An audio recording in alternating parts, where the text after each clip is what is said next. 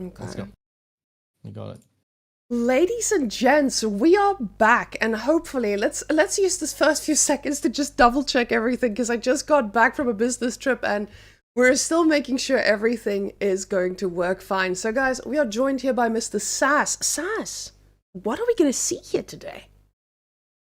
We have a lot of very high quality games ahead of us today, and I'm really excited to watch them all here together with you and with everyone else in chat.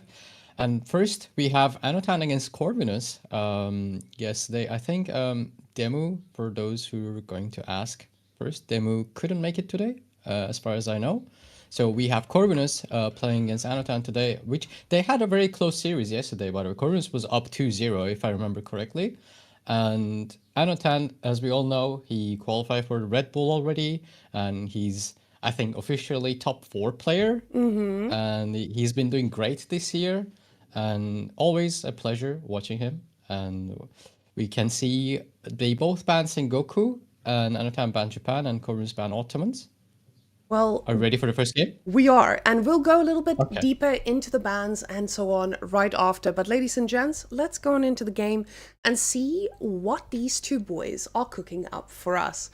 So, without further ado, Corvinus, guys, honestly, I know yesterday Corvinus, he looked a little bit feisty, and a few people were surprised at his performance recently as well. So, I'm really excited to see these two battle it out because, of course, Anotand is definitely a favorite here, but you cannot count out Corvinus. He's the man who finds the deer, goes on them directly, even when he knows he is most likely going to be under a lot of pressure, just trying to capitalize pretty early on. And Anotand not being a greedy goose at all, just getting the right amount of wood, not going for the extra house that we see out of so many pro players. But Sassy, why does this happen? What is the difference between doing something like that with the Malians? Well, pit mines work depending on how many buildings, how many houses or mining camps around them, right? For those who don't know, I'm sure a lot of people in chat already knows that. So if you get extra one more, because it works on percentage, so if you put the maximum amount of buildings around it, so you get like more and more benefits, more buildings you put on it. And because it's very early in the game, you can just kind of afford being a little bit more greedy because it's a passive income, and that's where Malians excel at.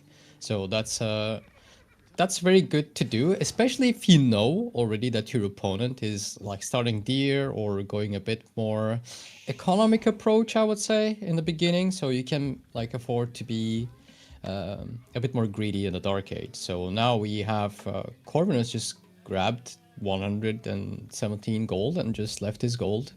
Wayne, this doesn't look like it's gonna be fast castle or anything like that to me. No, I'm actually really excited to see Corvinus playing something like the Macedonians, because of course everyone's Yeah. going for the same landmark. You get an Imperial Hippodrome, but when you're seeing someone like Corvinus on it, already not staying on gold, we usually see Macedonian dynasty players stay for a little bit longer. Now, with this, I'm already expecting this man to just go full face, especially with the fact that he wants to punish Malians, and I think this is the issue when you're playing against the Malians. So, if Malians is getting ahead and you're just letting them boom, very quickly this spirals out of control, and we've all seen Malians in a late game, and especially with Anotand being in the driver's seat as well.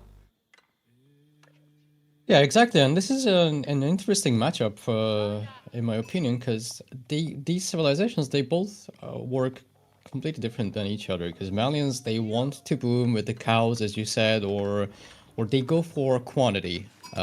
Whereas on the other hand, Macedonian dynasty, the whole concept there is to have a really strong army and being a bit more versatile with the upgrades, right? So we have like two different.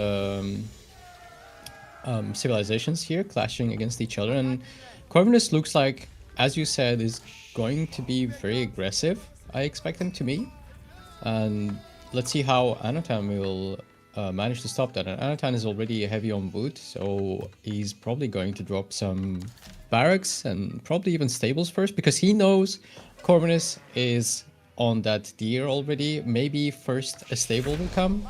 Oh no, he's making a ranch, and first cow going in, and the second one is on the way already. So he goes for the cows, the cattle first before the upgrades. So I've seen a lot of players going for upgrades first and then the cattle, and some players go for cattle and then upgrades. So Anotand is going for cattle first and then the upgrades, and there we have the stable first. And I think he's just going to harass Corvinus's deer because he's not on gold anymore. Oh wait, but do you see what I see on Corvinus's bank? There's something increasing there. There is a little bit of a sneaky play, and this is something I don't think we get to see too much. But Sassy, you're the pro. You're the one practicing against so many of these players. And going for a 2TC in the Malians matchup, I think a lot of players are using this as a response to the very healthy, booming civilization. The only way to outscale a Malians is to have significantly more villagers than him. And I mean, that's exactly what Corvinus is saying, but at the same time, he's like, hey, I don't mind playing a long game against Anotand, which is very, very brave. It is. I think with any civilization, going 2-2 against Malians is a very brave move. Macedonian, English with White Tower, or like all the defensive capabilities. I think any civilization going 2-2 against Malians is very brave. And I'm waiting to see how this will turn out. And Corvinus already dropping his town center on the gold, and he has his berries next to it as well. So that's kind of okay spot, I think, but it's very harassable by the sofas. And Anotand is also going for the Donzos as well, because Corvinus is on the Hippodrome already. And this is very interesting to me, because if this works, I'll be happy for 2TC. I mean, playing 2TC against Malians is not really, I wouldn't expect that to be viable, but I'll be happy to see it's viable, you know, I'll be happy to be surprised. Yeah, I think a lot of players have been asking the question, hey, what am I supposed to do against this? And maybe Corvinus is giving us that answer. Now, the usual playstyle we see is those instant horsemen that you do get out of the Imperial Hippodrome as you get your champions to be researched. Now, Anotand coming in with a little bit of his own sofa action, but we do have a Hippodrome Scout, and the bad boy is going to be hitting not that hard, but it is still something that you're not going to want to lose HP over, especially as a sofa that just can't heal up like a normal old Scout. But with him having 8 on gold here, we know exactly that the man is still going to be going for a pretty standard lifestyle into the fast castle, or in this case, I would call this a little bit more of a responsible castle. Going for a Varangian stronghold here at the back as well, making sure he keeps getting the wood so that he can produce something if that pressure arises. But look at that, already getting a little bit of damage done to him. Yeah, indeed, and Anotand is on a second pit mine. He's filling that one up as we speak right now, and he has 4 cattle already. So I expect that number, now it's 5, is gonna rise up very quickly, because he's basically just free to get as many cattle as he wants right now, right? And they're both aware. Well, oh, that scout is a bit lagging, I guess. And yeah, they both know, they're both aware what's happening right now, and now it's time for both of them to decide. Corvinus looks like he already made his choice. He's making his way towards the castle age before Anotand gets all his cattle in. Maybe this is the play. He's like very heavy on gold and food, but he's gonna run out of those food sources soon, and Malians is gonna keep having that food income trickling in thanks to the cattle. So I expect Corvinus to drop his golden horn tower on the right side or in front of his base. So either case, on the right side, there's deer, there's boar. He can secure a lot of food for him, which he desperately going to need, is my expectation. But then his main base will be unprotected, and I don't know. Anotand is also going towards Castle Age, not going extremely greedy on the cattle numbers there. A little harassment on the wood line. Oh, one cattle just went down. Yeah, getting deleted. And Corvinus is... Yeah, Ooh. sorry. Corvinus is using this champion really well because it can heal itself. It's basically... Oh, trapped. Beautiful, beautifully played. I think that villager should survive, but horseman couldn't outrun. Okay. Okay, never mind. Now, ooh, with the Hippodrome Scout, though, he is finding a villager, and this is not Malian Scout, but it's still a pretty scary one. So he has to back off, and that villager might actually go down, but the horses are in position, and if he didn't right-click, this Scout is going to change target, but he right-clicks, and he might pay the price of 2 champions already, as we do see all the Donzos in position as well, and another villager gets out a little bit damaged, but still a happy camper. And like you said, the Golden Horn Tower being placed on the right, but very, very far out, which you talked about leaving the main base exposed. This is not what I think you were talking about exactly, right? Well, you have to have enough units to, right now, soon to contest some relics, plus defend your main base and be able to kill some units and like deny some relics. That's going to be the objective in the next 3 minutes, I expect, because Anotand will keep trickling in some cattle, keep increasing his income, plus the Grand Fulani Corral as well. But Corvinus is getting more and more ahead in the villager count. Maybe this is good because I'm looking at the collected resource value on the bottom left. Thanks, Devs, by the way, for updating it.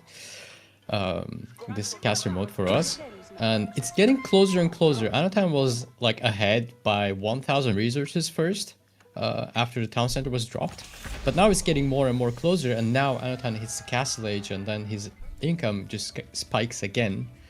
And yeah, this is the whole point, right? Like, you want to get more resources, therefore you want to have more army, and you want to beat the other army and win the game. So that's a very important thing right now for both of them, because we're not seeing big clashes, no one is going all in. Oh, that champion just killed a villager. That's the first villager going down in this game. Now, getting your champion this deep in usually means that you might pay a pretty heavy price, but these things are made of steel. And we can see, even with a few of those Donzo shots, he's slowly regaining HP. So if he doesn't get the death blow soon, that's just going to be another champion that is going to be pretty hard to handle. We do see that Anotand is thinking about landing some damage, but the problem is just with this Golden Horn Tower, there's not a lot of damage going around. And I already like the fact that Anotand is thinking about the fact that, hey, I'm going to be dealing with these tons of crossbows that will come out for free. So, with that being said, we can see the Bogma Majir is being upgraded here as well, which just means a ton of archers in the mix too, because prioritizing that tells me he wants this, at least a bit of them. But now, the Donzos are coming on out, and with those numbers, he's still gonna need to find a lot of units pretty quickly. Anotand doubling down on those sofas though, and I'm excited to see how that will land. Both of these players, though, prioritizing the relics and not waiting too long, because they know how quickly that can spiral out of control. That relic grab was very close, and there is a sofa harassment going on. There will be 2 villagers already going down, maybe 3 if it gets trapped there. Third one goes into town center. Oh, there's another one. Okay, that one. Oh, there were 2. There were 2 of them. Okay, that champion, by the way, still alive on 65, now 45 HP, and just keeps regenerating health. That first relic was very important for Corvinus, because when you're in this situation, in general, there are 3 relics, not 5, that you want to go for. Then 3 relics that are contested, because one is, as you can see on the minimap, they're both very safe. So you want to just save those for later. And you want to go for the ones that are contested. And Corvinus and Anotand just both went for the same relic, right? And then Corvinus grabbed it just by a few seconds. But now he's going to be a bit punished for that landmark placement, as he's losing 1 villager on the berries in front of his base. Now, he gets to afford that though, Saz. So, yeah. With all of this, Malians is usually the one affording a few losses, and it feels perfectly okay. But you know that you killing a villager is going to mean you need to kill a few more to really equalize this. Now the Donzo's getting into position to snipe another vill, but Anotand is not going to find any damage just yet. That woodline though, that one looks a little bit juicy, and we do see with the Varangian Stronghold, he's still just able to defend himself. And I love this, getting yet another production building to keep his woodline safe again.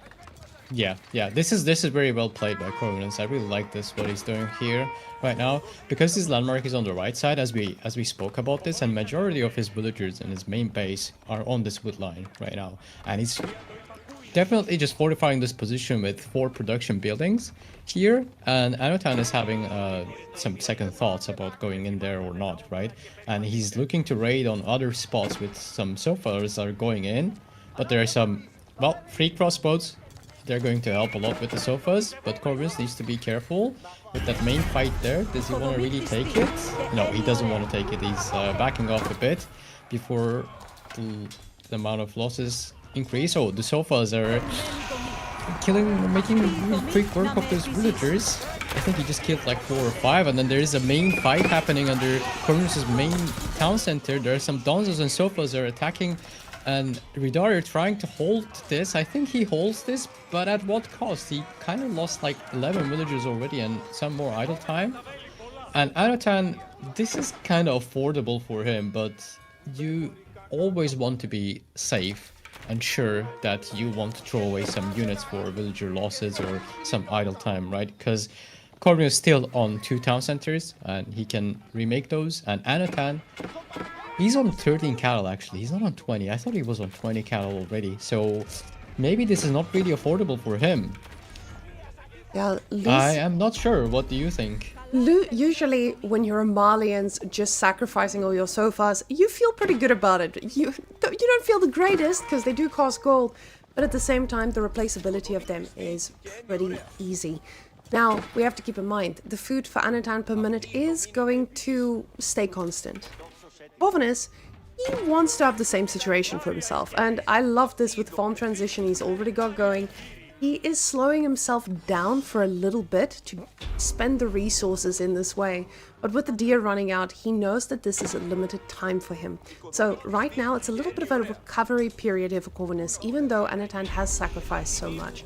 This also gives Anotand that bit of breathing room to be able to get the cows up and running. And that's exactly what he does. We do see a few villagers intercepting these cows as they are desperate for a little bit of food. But this is still a pretty scary raiding party. And Corvinus needs a bit more time to be able to find the answers to it, but he actually decides to get the army at the front to respond to anything that might try to sneak in here, because that little wall is at least going to give him a little bit of time to react. Yeah, indeed, but looking at this right now, I really like Corvinus' spot.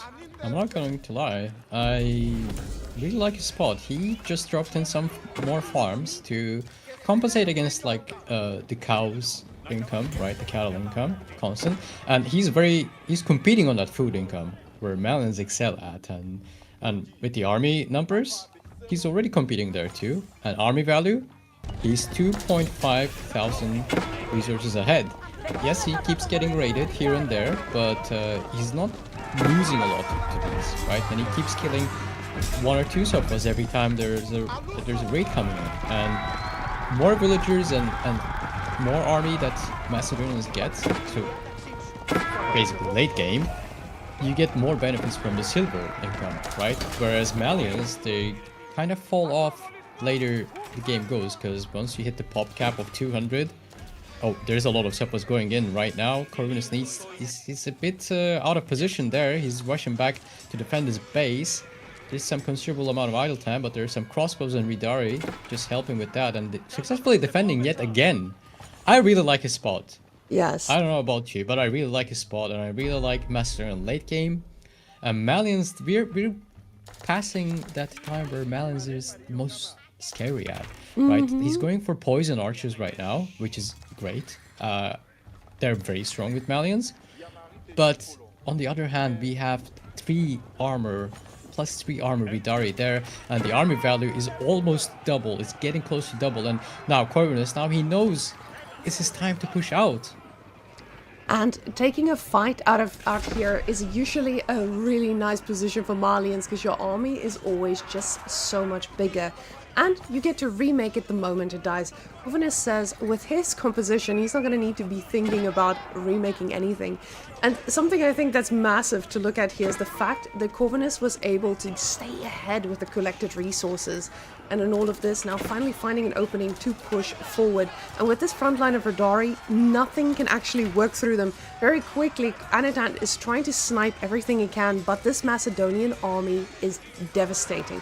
Anotand queuing up as many units as he can behind it, but it just feels like there's never going to be enough. The Radari, they just don't die, Sassy. They just sit here, take the damage, move on with their day, and keep going. That second TC from Anotand that he snuck in, he wanted to find a way to get into this late game, but this feels like a tough one already. This is a really tough one, and Corvinus looks like I think he played this pretty clean. Maybe Anotand allowed him to play this that clean. Maybe it's questionable that he followed him and the GG gets called. Obviously, we expected that. Well played to Corvinus and of course Anotand. But maybe the better play was to kind of force some units out of the Macedonians first and maybe prevent that landmark spot. I don't know. Anotand surely will be asking questions himself and surely will find answers. But we're gonna be heading to game number 2 and Corvinus is ahead 1-0 in this best of 7. And this is a pretty tough one to already lose out in the first round. Now, of course, like we said before, Anotand is the clear favorite between these two, but Corvinus, I would call him a little bit of the 2-game curse that he's been in for a while. We've been seeing him take 2 games off of people, but that best of 5, he just hasn't been able to secure it yet. And I'm really hoping for his part that that is exactly what he aims to do here. But let's take a quick look at the drafts. And I know people are saying the relic counter is broken. Yes, guys, it seems like the perfect caster overlay has yet one flaw. We will have to survive between all of it, though. Guys, not everything can be perfect. But this does mean that we're ready for our second game. And you can see the picks here between the two. So we have Ottomans versus Japan. Two civilizations the pros haven't been letting through much at all. Yeah, I haven't seen this matchup in a long time actually, because whenever I watch a series or whenever I play myself, I don't see Ottomans and Japanese getting through, and both of them getting through and on the same map. That's very rare. But we have 2 bans here, but we have the snipe system as well. So I really wonder what they picked and what got sniped there actually to let Ottomans and Japanese be played on a map such as Frisia Marshes, because they both like to make docks. One of them has cheaper fishing boats and the other one has cheaper docks. They both can start spearmen, and the Dark Age is pretty important here on this map, I think. So it's going to be a very interesting match for me. I'm looking forward to this one. Now, when I think of Frisian Marshes, I think this is something that most of us, when we're a Twitch pleb, we don't really know how to play it all that well. But in competitive play, it is absolutely crazy to experience. Because what you see coming out of players is usually that very, very aggressive early game. And guys, let's go see if that is what they have decided they're going to be doing as we hop into game number 2 of the Homestead Cup Qualifiers. Look at that stinger. Isn't that cute? Oh my goodness. That's very cute. I really like that one. And now we have Corvinus on the eastern side playing with color purple again. Thanks to players to keeping the same colors, by the way, throughout the series. And Anotand on the north side of the map playing as the Ottomans in the color yellow, and he's already starting with the barracks as we just mentioned. And he's going for... Yeah. The crazy part for me is the fact that we are looking at an Ottomans with spears, great, but a Japan without any Dark Age shenanigans. So what is this? The fact that Corvinus... Okay, I cannot ask what is this. Nobody knows, because Corvinus has reinvented playstyles, as we can see, with him going for that Macedonian 2TC as an answer to the Malian economy that was usually seen as something that's almost undefeated. He's showing us that there's a sure answer to it, although getting into a position where you're fighting against those early game spears, it is gonna feel pretty tough to do. He does get that extra villager out there on gold to make sure he gets what he needs, but losing access to the gold in the early stages of the game is gonna be pretty tough. So we also see Anotand with the follow-up on getting more on a little bit of wood, which means he's going to go for a dock behind this as well.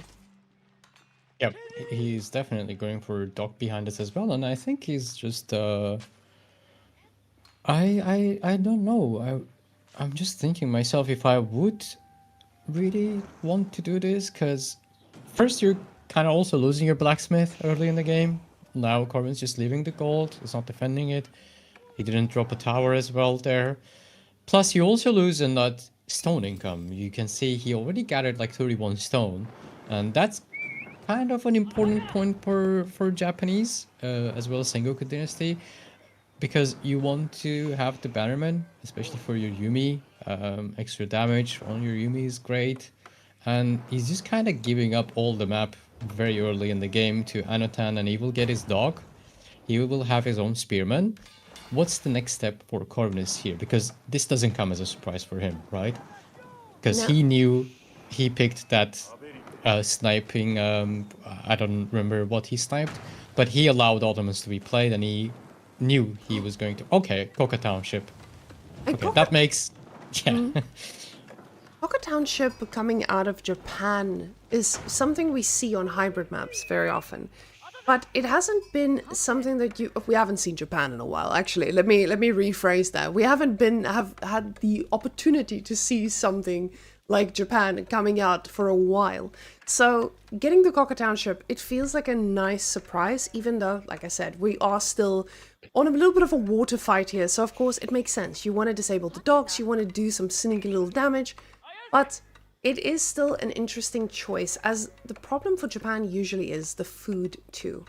But with him not being able to get a dock out just yet, he's probably looking at doing it a little bit more commanding. How do the Shinobis trade against the spears, especially in the early game?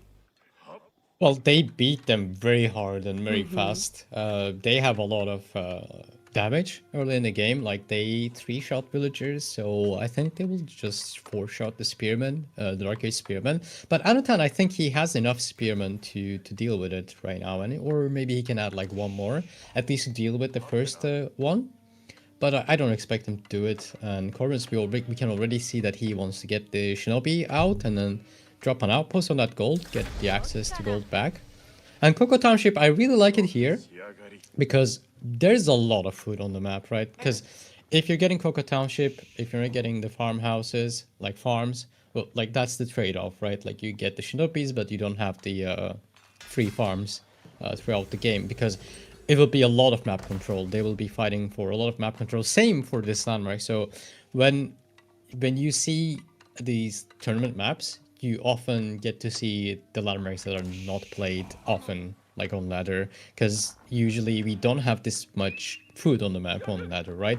We don't have this many fish, except water maps, obviously. And Anotand is going up with Sultan 100 trade network. He doesn't really care about that free berries, it seems. They both are going to compete for that extra food source on the map, and I really like this map for it. I really like how active it is and how much players fight for the outside resources here.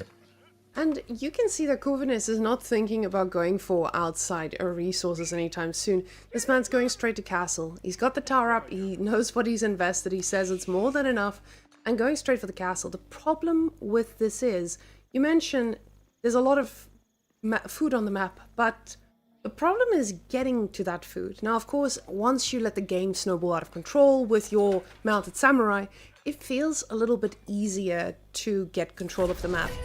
But the problem is going to be, is Corvinus going to have the food to actually get there? And I want to take a quick look here. Let me just look at our... Oh, give me 1 second, guys. I'm on the observer desk, so you know, this is going to be a little bit harder. We do see that second tower coming in. He wants to go straight to the fast castle. And the other option we've been seeing quite a bit has been the Onamushas, instead of just going for the mounted samurai. When you're playing against something like the Ottomans, what is the option that you go for? Well, it has to be mounted samurai. You really don't want to be starting on the mushas, I think, against well, you can see in the queue, there's a Sipahi coming in. I think it's from the military school? Or from a stable. Oh, it's from a stable. He doesn't have a military school yet. Oh, speaking of which it could be nice to have a military school count on the overlay, don't you think? Yes, yes, we should definitely let our overlay developer guys know, like, hey, Yeah. military school, please. Yes. Yeah, getting the choice of not going for the military school, we've seen a few players do this, Yeah. and this is usually when they are not expecting to stay in the game for the full duration. They know they need that aggression a little bit earlier than usual.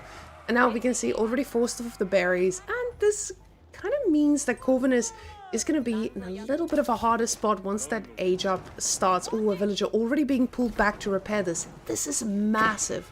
Because as you guys he can needs that. see, he cannot afford to repair this. Those villagers, they are supposed to be the ones already getting out here and starting to build a lumber camp. But now, and he gets caught out. Oh, one villager just went down for 2 spearmen. Maybe that's an okay trade because he really... Oh, one shinobi's fighting the Sipahi. Did you just see that damage? Because the 42 was active with the shinobi's damage. That Sipahi is just almost dead. He just needed one more hit to take him down. And Corvinus is only defending with the shinobis. This is a really interesting play. Oh, is he gonna catch? Oh, the teleports. And he gets it! That's huge. He gets one of them. That's a huge blow. But does he get another one? And One more if hit. he does, this is Oh, all, he's gonna get it. this is such a massive pickup for him. Oh, the guy survives by the skin of He his teeth. started his attack. Dude, did you see? He just lifted his hand up to finishing for the finishing blow, but he couldn't finish. Oh, but did you see the landmark from Corvinus, by the way? As that was happening, he's going for Temple of Equality, which I really like this landmark, though. Although I like this landmark after I have my production ready, after I played for some time for in feudal age, I have some army, and you know, like I don't need the production speed from the Yorishiros. But he's going for it. I really like this play. It's different. I'm all in for it. I mean, this is what Corvinus has been showing us non-stop. He's like, I'm not going to play the meta, don't you worry. But Anotand, at the same time, he went for that range defense because he knows he's going to need to attack by some point. And now you can see Corvinus is not going to get this all for free. Now, with these Buddhist monks only costing 80, they're going to need to... They're going to cost quite a bit to get out. And now he only has a handful. Villagers trying to repair here. They have to be careful. And quickly the shinobis are going to be the damage dealer completely. These monks, they have a goal in mind. And they're going to take a while to get there. The problem is just Anotand's army is scary. And with him going for manual Sipahis, as I will call it, he definitely has everything he needs to keep this going. 2 more villagers going down, and the shinobis trying to take this fight, jumping out at the last second for some. But the problem is, this is not something that Corvinus can sustain. He's got no gold in the bank, I say, and then I see Buddhist monks generate 25 gold every 60 seconds. And now I remember a game where this happened, and it was so traumatizing for anyone to watch. And for those of you who know the game we're talking about, I believe it was Beastie. And he made a lot of Buddhist monks, and it was really scary. Yeah, a lot of Buddhist monks they're quite good as supportive units because they're going to both heal your army and they're gonna generate some gold for you, and they're gonna debuff the enemy army. So on paper, this landmark is amazing. It's, in my opinion, it's just much better than the other one, which is Floating Gate, if I remember correctly.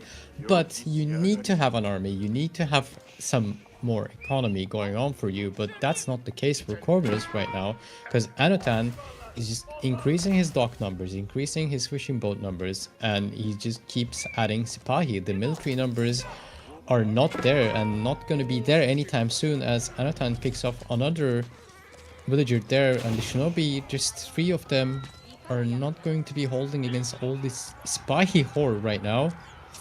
That's this is looking rough for Corvinus. I don't think this went according to the plan. Now for Corvinus, he is sacrificing these monks as quickly as they are coming out, and unfortunately they were his win condition, and with that, losing those monks is basically like losing one of your little bit of economy that you needed. So very quickly, he is now putting himself into a spot where it feels like he doesn't really have an answer of coming back here. Now we can see the gold per minute's looking healthy enough while the villagers are up here, but with all of this, he's getting more and more Buddhist monks and finally saying, hey, I can get some mounted samurai to try and seal the deal. But we can see these Buddhist monks, they're standing so far out.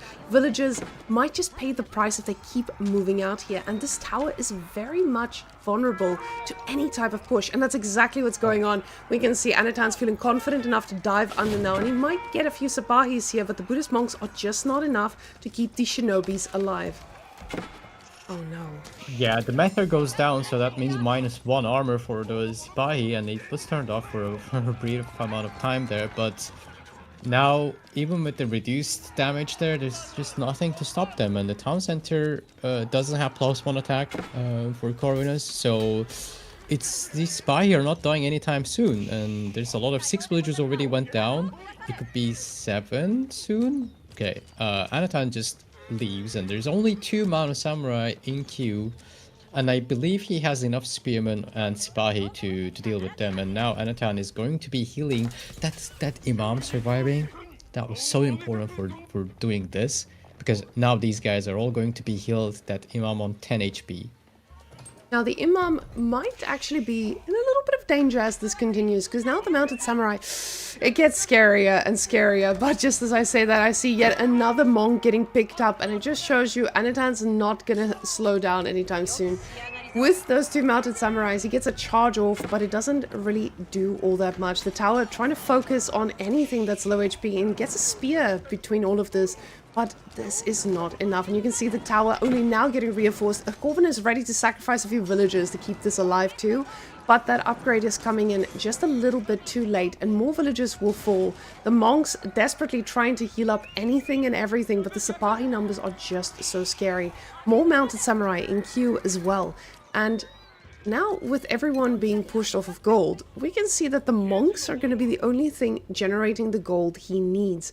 So, I'm a little bit worried. I mean, we've been worried for Corvinus for a while here, but the monk production, it is just non-existent right now. He needs to find just a bit more military to at least keep himself hoping and coping. Because behind this, Anotand has expanded into the depths of the water, and he is just snacking on every bit of fish that he can. With the food being out on the map, like you said, there's a lot.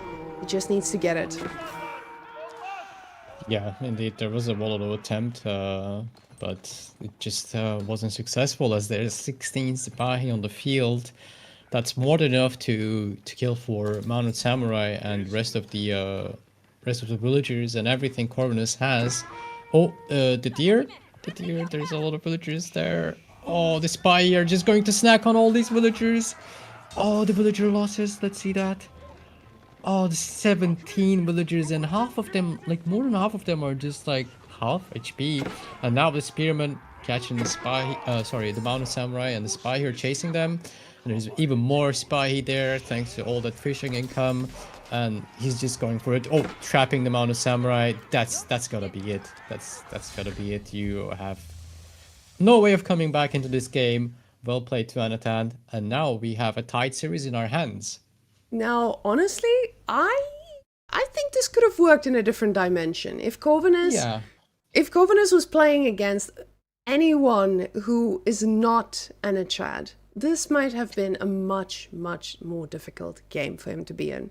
So definitely looking like Anotand was not ready to lose another game to a Corvinus shenanigan, but he made a very good show of it as well. Now, guys, let's hop back into the lobby and quickly see exactly what the rest of this draft is going to be looking like. John, though, thank you very much for the raid, and for those of you subbing throughout all of it, appreciate the support of the channel. So now let's quickly see what is in store for us in the next one.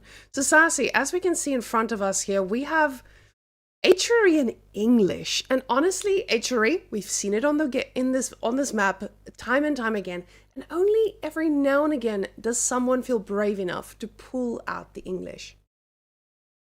Well, I like English here because if you get to survive for first few minutes, you get to use the Admiralty, right? And then basically all your fishing, sorry, not fishing boats, your boats, not fishing boats, your fighting boats, your hogs, your archer ships, they all get +1 range, and they just become longbows. Yes. And suddenly you're fighting against English on water, and that's not great because you can see the map preview there. Uh, the water lane is very long. It's not like Baltic. It's not like Four Lakes, or it's not like obviously Frisian marshes or anything. So there is a lot of water that you can kite backwards to use your extra range. So that's why players often go for English here. Plus your ships are cheaper, and you get to use the king to do some harassment on the opponent's side, probably on the woodline or on the gold vein there. So I like English here, but Mm-hmm. needs some time to get going. And the longer the game goes, it's going to be better for English here, thanks to the discount on the boats.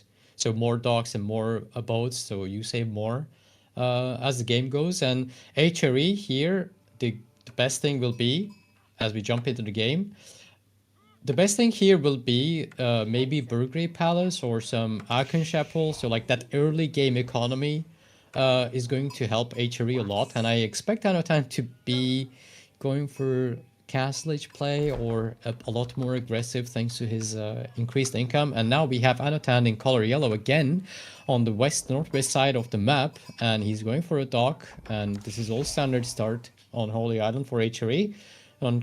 On the east side of the map, we have Corvinus playing with color purple, and he's also going for his own dock. So nothing crazy is happening here. No Minotaur rush, no spear opening from either side. And yeah, Anatan, although he is going for kind of safer dock first, just to be sure, because there's no way of knowing if your opponent is going for dock or some aggression early in the game. I mean, there's And yeah, there's a way. And yeah, usually, there's a way, but like not in the first minute. yeah, usually with these guys, I think there's the opportunity to see, but not always the opportunity to react. And the Yeah, respect coming out of Anatan for this is so important. Now, this could also be because he just scouted that the fish is not going to be too optimal if he places it a bit deeper. And when we see the early game, usually a big decider can also be how effectively you can fish here. So a lot of the time, you do get a bit of a spawn where your fish is a bit deeper than it is for your opponent, which just means that you're a few seconds behind with gathering the food that you would need. Now, Corvinus, he does have a little bit of a god spawn here when it comes to having the double deep sea fish quite close to the dock, and Anatan only going to be able to rely on that one.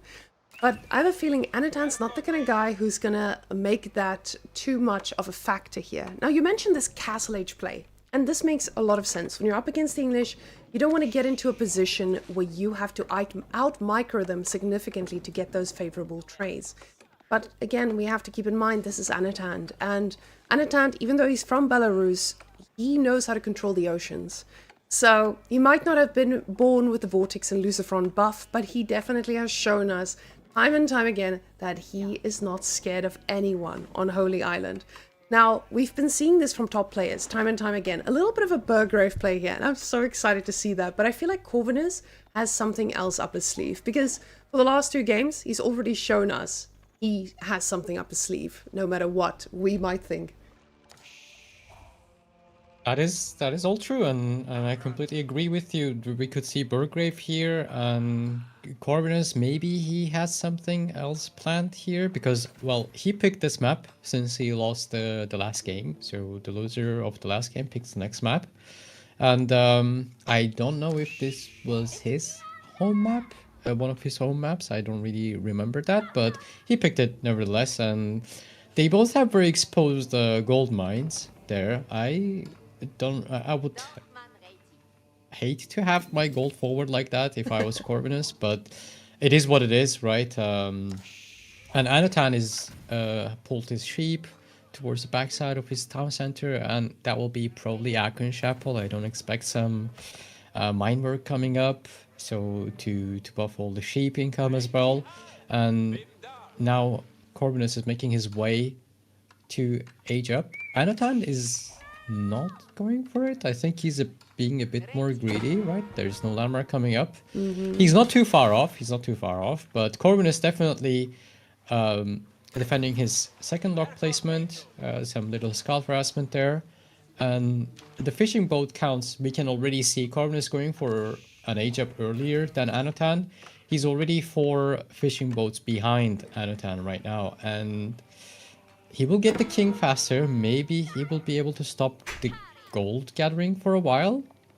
But he's going to be behind on fishing boats and food income. And that's quite important here, since there's a bit of distance. So I don't really like to go super aggressive on this map. Now, going super aggressive on this can be quite costly, because of course when your opponent just sits back and ecos up and defends himself, it gets out of hand quickly. Ooh, but the Whamenqt Palace is chosen. Okay. And see, Sassy, when you set the Arcane, I get it. I completely... This is something we've been seeing as standard from most players out there. But the Whamenqt Palace, it just... With all the specific upgrades you get out of this, it makes life so much easier, and especially with the costs. So with him already pulling off a few villagers from gold, it tells us this man wants to cook on water a little bit more. But Corvinus, he's aged up first, so of course the first boat is going to come out from his side. Now the king from this is going to make sure that you have that land presence you need to force off yet again. But Anotand's forced to make a barracks to respond to this, or a stable, which I would not be expecting usually for this, but at the same time, you know that you went greedy. You know your fishing boats being 12 to 6 already, you're ahead enough for this to pay off if you can survive for just 2 minutes. And then you should be able to overtake pretty quickly. Yes, and we have the king on the field already making its way towards Anotand's base and chasing that scout away first. Getting that speed buff. He just used that scout to be faster, to charge and to be faster on the other side. And you're absolutely right. I think he can respond to this with some stables. Yeah, he does actually, because you need something that will keep up with the king and that can fight against it, right? The spears needs to be like running after it and it won't catch it. And the archer ship already harassing the fishing boats on the other side and idling out Anotand's fishing boats. But there's a Hulk out. The king is very close to grabbing a first villager. Nope, he changed his mind. And let's see on the other side on the fishing boats. Well, he killed one fishing boat and he's running away now.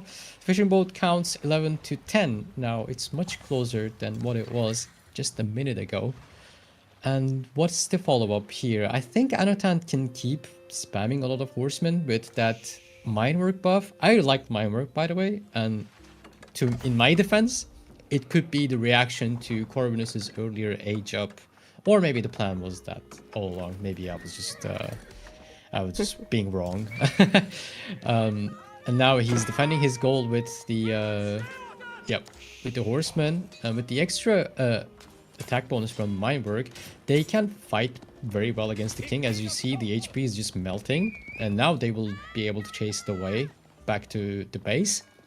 Plus, they're going to do a lot better against the villagers, right? For raiding on the woodline, because there will be a lot of villagers on the woodlines that you can grab and harass there. And on water, things are looking pretty peaceful for now. Yeah, usually if you get out of the top 8, you don't see as much action on the water, and Anotand, he reads this perfectly. Lets that eco just kick in that he knew he invested more into. So of course for him, this is very quickly something that can snowball out of control, and now he's ready to do that pushing. Corvinus has been a little bit of a greedy goose. He hasn't invested as much into the boats, so Anotand is going to be a little bit ahead in all of this. Now the villagers do get chased off of gold for a little while, and one of the villas does pay the price, trying to get that extra dock up, but this is going to give Corvinus a little bit of a heads up that, hey, water is in session and you need to respond to it. So now with the few spring ships he's got, he wants to make sure he gets more than enough to handle this. But the spears in the mix is going to make this a bit easier to push on over. And we do see the tower response coming from Anotand. He respects these king raids, and even though the horses are doing an amazing job at keeping him at bay, they do need to be careful. One paying the price already. This is massive. Luckily, it's only wood and food, so nothing too crazy. Yep, and on the other hand, Anotand is using this kind of as a distraction, and that's a really dangerous demo going on towards Corvinus's boats. No connection there, and he's trying to defend his third dock placement as he's also harassing. This is getting chaotic very fast, and Anotand doing some just hopping in and out of the outpost, and Corvinus defending on water for now, I think, without any losses there, and finally getting his dock, third dock up. And Anotand is defending his own gold position, and the king, rest in peace. This is something that can scale pretty quickly, just these raids, but from both sides. Because of course, Anotand is someone who's been doing this for ages. Going for a market here, you can see this poor man needs to balance his economy. He realizes I might not have access to all of this for too long. But Corvinus, now he's the one pushing over. And let's go see if he's got his upgrade as well. Yes, he did. Yes, he did. He did. And now he's just going to... So there is no, in my opinion, there is no winning for Anotand here on water in the long term. Right now he can hold for a while. He can hold with maybe some arrow slits, which he bought, just as I said that. He just bought stone and defended arrow slits for a while until maybe he makes his way towards Castle Edge. Because that extra range, there is almost little to no counterplay for Anotand there, because not just hulks but also archer ships will fire from a greater distance, and Anotand is bringing in big raid. Corvinus is aware he's bringing in spearmen to defend, and Corvinus just wants to make a fast work of these docks. Horseman raid happening, they're low HP. There's fighting happening on both sides, and the horsemen, I think they picked off one more villager there, losing the rest of the horsemen and the HP that they have. Corvinus needs to use the range. He's trying to use the range himself. Anotand, beautiful split there on his hulks. And boat count, the hulk count looks very healthy for Anotand, but he's not adding more. As you can see, he's making archers right now. He's trying his best to delay, I think, this is just what I think, delay the loss on water, because eventually, just like longbows do, these boats will just tear you down, pick you apart, and just win water eventually. Oh, the spearman connection while That's chasing massive. the king. Ah, that's a lot of HP lost for Anotand there, and I'm starting to like Corvinus's position more, and he's equal on fishing boats. He has a massive advantage on water. He's just healing his boats there, and I think he killed the dock up there. Yes, he did. Yeah, So yeah, he did. he probably feels Yeah. pretty confident about this. After training like that on water, you know you've already costed your opponent quite a bit. But Anotand, he knows where the power is going to be, and increasing that horseman damage when he's invested so much into it and investing even more, this is not going to feel too bad for him, especially with the archer combo. These spearmen, Anotand will be able to pick them off pretty well. He's amazing at his micro. We just need to see if the Corvinus or water play is going to be a little bit much for him to handle. The archers, though, they are being a little bit spicy, trying to get more damage here onto the vills, and more damage they find, but are going to need to back off just a bit. I like this from Corvinus, though. We do see a little bit of a switcheroo here, and the men-at-arm play, it's just not something I think Anotand is emotionally or militarily prepared for. Yeah, Manatam's switch, I think he just wants to make it quite a bit harder for archers to pick off the spearmen, as he's adding his own longbows now. He just added 5 more fishing boats, and he's just set for the water economy. And now he's just knowing that some aggression coming on land, he's feeling that he can attack on water right now, and we can see the purple dots advancing and trying to hold this tower there. The spearman and the king is just helping there quite a lot, and now an aggression on water happening. Repairs coming on the outpost there. He needs to be careful. You need to be very careful in these type of situations. It can go either way very fast. You can like 10 seconds. Oh, guys, I pressed the wrong button. Oh no. We're coming back, I Oh no, promise. oh no. We're back, fine. back. We're fine. We're fine. We're fine. We're here. No panic. No panic. No panic needed. I panicked. Okay. Resources check. Anotand is going Castle Age. And that's really good. it's a big choice here. Usually going for Castle Age means that you give quite a bit of control back to your opponent, as they can now decide to commit to something like the water. And it feels like this is exactly the timing that Corvinus was waiting for. So with this, the moment he hears that Burgrave coming up, I feel like he's going to try and take this water fight instantly. Now the dock, it is doing quite a bit of damage here, and the demo ship is a looming threat. But getting a little bit of idle time out too is exactly what you need from your opponent to just let the Burgrave start doing the work. But Admiralty, it's doing every bit of work he needs. Yeah, maybe he's a bit too late to win on water now, because you really need to work your way through. Like you have a massive advantage of water with the extra range, right? And you're taking down docks, taking down ships, demos can't catch up to you. You have that's a massive advantage, but you took your time winning it, right? And now Burgrave is in, and you have to win water as fast as possible before you get attacked on land, because you really need to give your 100% on water when you're trying to win it. That's what I'm talking about, because there will be demos coming in, and like 1 or 2 demos, and then suddenly you just lost the game. But that's not happening right now, and Corvinus is paying attention. He's right on the spot. There's 2 more demos coming in. He's doing his best to snipe them. Oh, the demo. Okay, he's fine for now. I think he just wins now on water. He should. And Anotand just so resilient on water. I like this a lot for him. And he's adding more docks, and now the Minotaurs are running in. And remember, he has mine work. He can get second ranged armor really fast, and more even melee armors against spears, against anything. And spears are kind of out of position against those archers, and longbows are getting jumped on by the horsemen. Those are my horsemen with extra damage, and there's a lot of fighting on water, dodging demos, but land is what's where it's at, because if he loses access to gold, he's not going to be getting White Tower anytime soon. But he has the gold. He's dropping the White Tower on the other gold. He's trying to delay. Will Anotand be able to catch him? He's losing on water.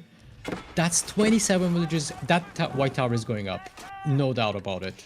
White Tower might go up, but Sass, you know what follows, and that's exactly what Corvinus is expecting as well. He's like, they're coming, ready or not.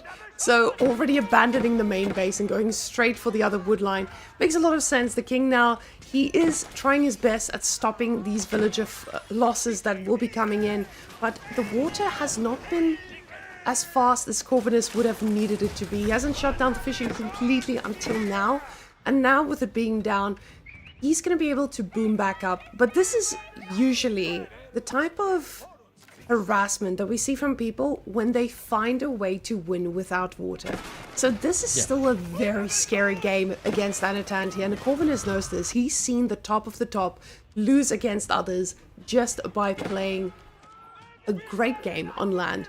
And Anotand, he's in a lot of trouble. Don't get me wrong. Both of them are, in a way. But I like this a bit for Anotand. He is in a spot where now he can just suck up every single relic on land and then slowly try to find his way into damage, because all of this is something that he needs to rebuild. There's still a lot of villagers that are not going to be safe forever. Yes, and you know what I would expect from a player like Corvinus there? I would expect him to drop the White Tower on his wood line, because that's where he's vulnerable right now, not on gold. And because he's winning on water, he could just transport like 20 villagers for the big gold on the Holy Island itself. That would be the play. I would really love that play, but it is a split-second decision almost, because everything happens very fast there. We were almost having trouble catching up with everything happening. So his spot is really good right now. Anotand still has some deer available for him. With the map control, he can grab a lot of relics right now. I expect him to grab like at least 4 relics Oh, he's dropping rams, and he has boar, he has deer to compete against this water economy from Corvinus. As you can see, the food economy is there, but it's not extremely high for Corvinus right now, and he has only what 10 crossbows and few knights. He's going to need a front line against those men at arms no matter what. And there's a lot of archers as well to pick off the crossbows, so he really needs to invest a lot of resources into frontline, basically. And the archer numbers is not something Anotand's slowing down on. Even with Yeah. 15 men-at-arms, your crossbows might counter them, but you still need to be able to micro against all of this while the archers are just having a great time shutting you down. And the water shutdown I talked about a little bit earlier, with him not shutting down the water properly, this is showing you exactly what happens next. You just get a little bit of extra food. You make a little bit of an extra unit. And just like that, Corvinus will need to invest more and more to shut this down. But this is such a scary push. There was a demo connection apparently there, as we see two Hawks going down and the rest just barely surviving that hit. And he just keeps delaying that. That's like, he has a demo in queue there as well as he's pushing on. He's not going for relics, he's not trying to go for Imperial Age or adding a town center or anything. He really wants to push on his advantage here. That's the choice he's making, as he's also adding horsemen, men-at-arms and archers. That's a very scary army. But Corvinus, he has a really powerful tool, but just not enough yet, especially for English. That's the men-at-arms. Men-at-arms from him can do really well, even against the HRE's men-at-arms. But I'm not 100% sure on what I'm just saying now, because he has Burgrave, and I haven't seen them fighting against other men-at-arms with the Burg. Oh, another demo. Like, that's so important for him, because Corvinus keeps investing on water, and you really don't want to do that. Is this a landmark victory approaching on the horizon for us? Well, there's still a White Tower, and White Towers, they take a lot of... Ooh, but I see he's pulled the boys, the villagers, the ones fighting the ram. Now, the boar, every bit of food access that he has, puts this in a little bit of a harder position for Corvinus to make that comeback, or a comeback on land, at least. Now, the knights are going to be scary. The archers, they respect it. Men-at-arms, though, doing an amazing job here with the front line. But you can see Anotand, he knows what he needs to kill. And the target fire I talked about earlier is exactly where it's at. He's making quick work of any crossbow that dares step out here. A lot more horsemen coming in, but the men-at-arms numbers from Anotand is not quite high. But this is a very close fight. I don't think Corvinus would really love to take this, but he has more fishing boats, and he has more food available for him right now. So slowing down Anotand's push, especially killing those 3 rams, and finally cleaning up on water. And he's actually, never mind, he's actually even winning it. He had a lot more knights, which I wasn't apparently aware of, and he's cleaning up some archers more and holding him away from his base. That's all he needs. Just hold Anotand away from your own base, and he has gold. Like, he has gold from the islands. As long as his landmarks survive and his infrastructure survives on land, he'll be fine. You can see he tells us exactly what he feels like he needs to invest in, which makes a lot of sense. More crossbows, and crossbows gonna be hoping to do enough damage, but now with the archers being right there, they're going to be able to quickly pick off anything that pops out. The TC fire instantly going towards the archers, as he knows what's the only thing that can take him down.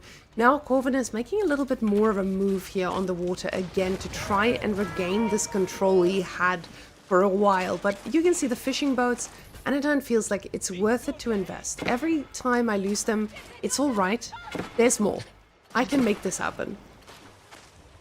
Yeah, Anotand, every time he's trying to add dog, he's playing this very strong, actually. Like, not a lot of players would be able to hold this long on water. So, but there is something that's maybe misleading us a little bit on the military count because of the boat numbers, the Hawks and archer ships. It looks like it's close numbers on land, but it's in reality it's not. There's like 10 men-at-arms from Anotand, 13 archers, and he's adding his own crossbows now.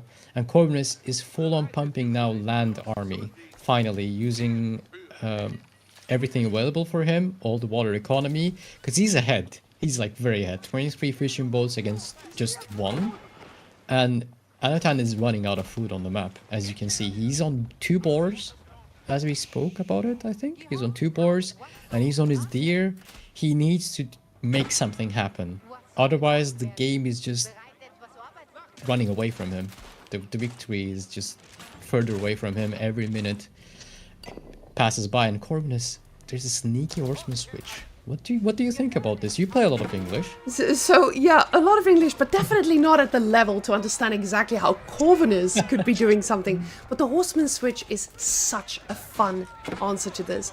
Not just because it's going to be fun, but it's going to be great to see on the back line. Because with all of these crossbows, you can see the knight numbers are scary. Anotand is respecting it. He's respecting the English men-at-arms too.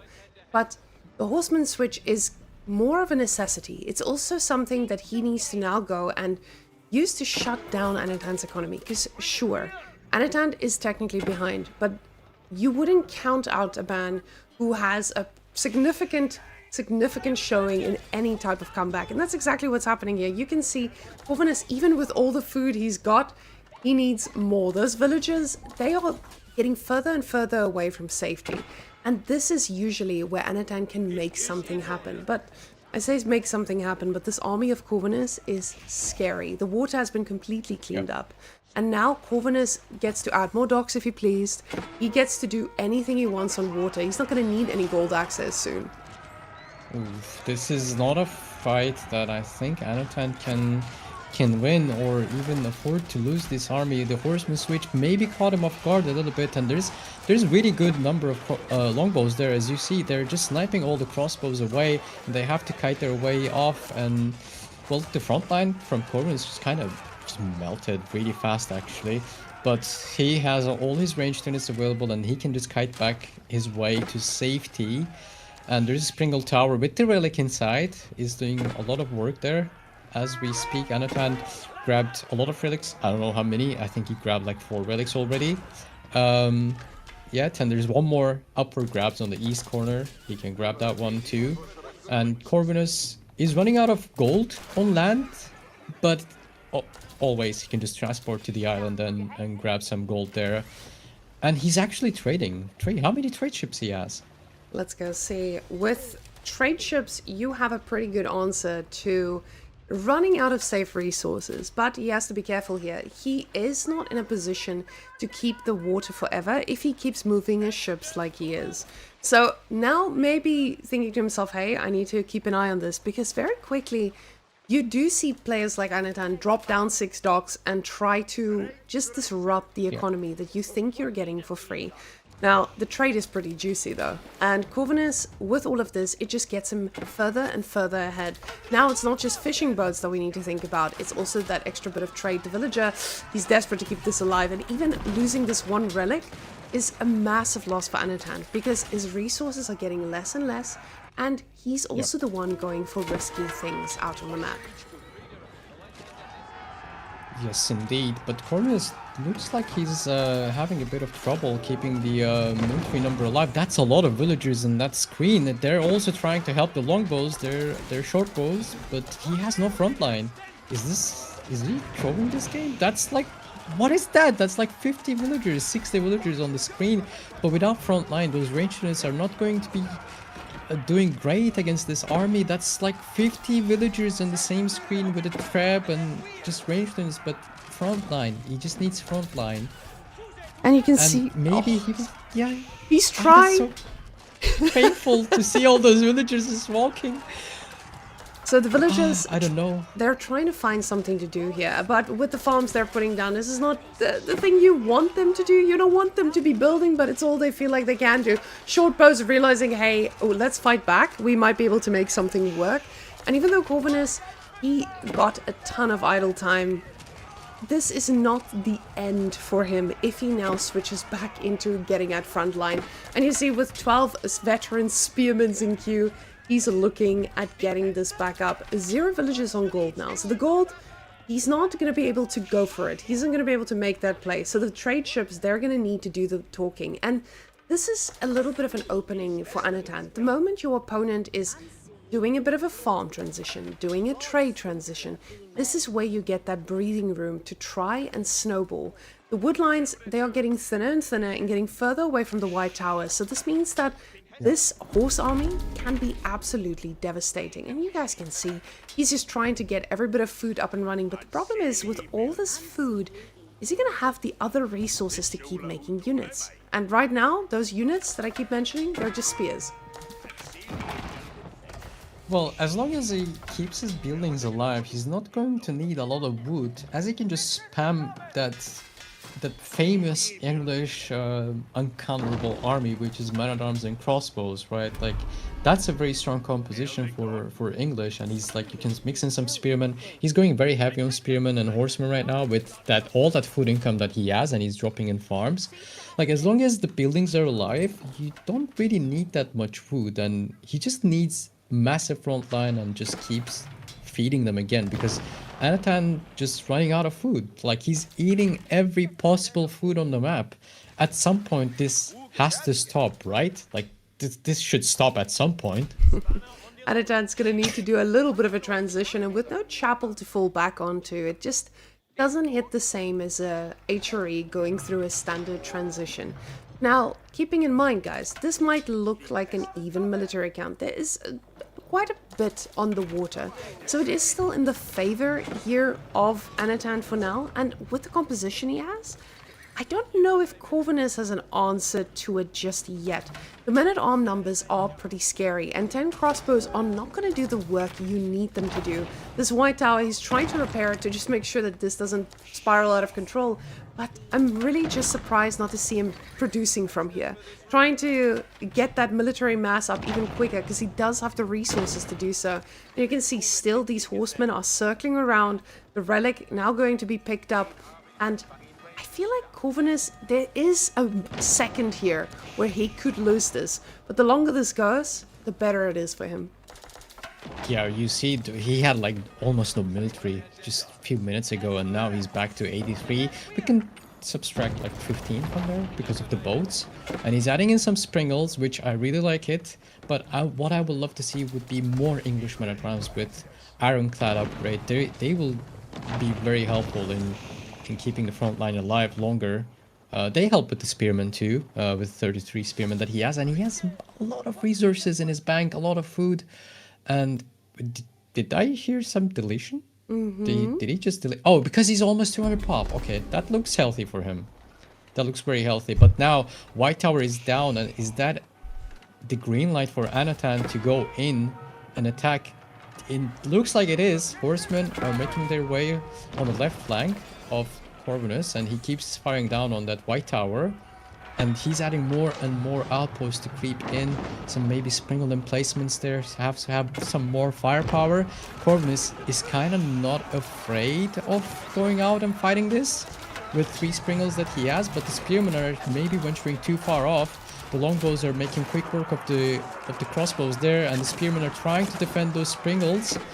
And the horsemen are struggling to find a way. You can see the yellow horsemen, they're just like in the front line now against the spearmen and the other horsemen. And the springles are doing a lot of damage there. The longbows are sniping all the crossbows.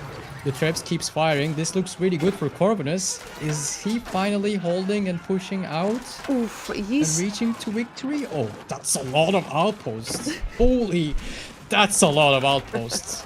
And getting these upgraded is exactly what Anotand feels he needs to do, but it might just be a little bit too late as the army is pushing through with nothing really looking at stopping them. A few villagers being the next victims here, but with all these towers on the front lines, they are going to be able to pick off a few units. These upgrades finishing just in the nick of time, but the springled numbers really showed us they mattered. The fact that the flanking was just not possible, Anotand needs to learn from this, and he needs to find critical damage very quickly. But like you said, he's out here on the map. He's not letting anything slow him down food-wise. He's just saying, I will fight this until the end of food. And the end of food is near, as we only have one little berry patch here at the front left that he gets to go for after he's depleted poor Corvinus's deer. But Corvinus still just on 6 trading ships, which I'm really surprised about. But at the same time, when you have this much of an economic lead, you feel okay about it. The trebuchets, though, it feels like they're mostly irreplaceable. Yeah, the end of food is near, as you said, and if Anotand starts eating his Corvinus is starting berries, you know, that should be your cue to start using your horsemen and raiding. Oh, do you see what I see? On the top right? Ooh, the top right, we see a Whamenqt palace, and a Whamenqt palace, it feels pretty good to put down because we know with the English you just get access to these very unique units that Anotand will not have an answer to. It being rangers, it being footmen, or just getting your cavalry nice and cheap. At the same time, you want to use those very unique units because you know your army is already healthy enough to do something about this. But the Palace of Swabia being the choice for Anotand, it makes sense. If there's a comeback mechanic for him, this is the one. I just don't know if Corvinus is going to give him that bit of breathing room. Oh, he's getting raiders from the Ringer Palace because they're produced really fast. It doesn't save you a lot of resources, but it saves you a lot of production time. You can just spam this really fast and increase your cavalry numbers very rapidly, and you can just start raiding. And that's kind of what he needed all this time to some raids to happen because Anotand was gathering all his food on the map everywhere.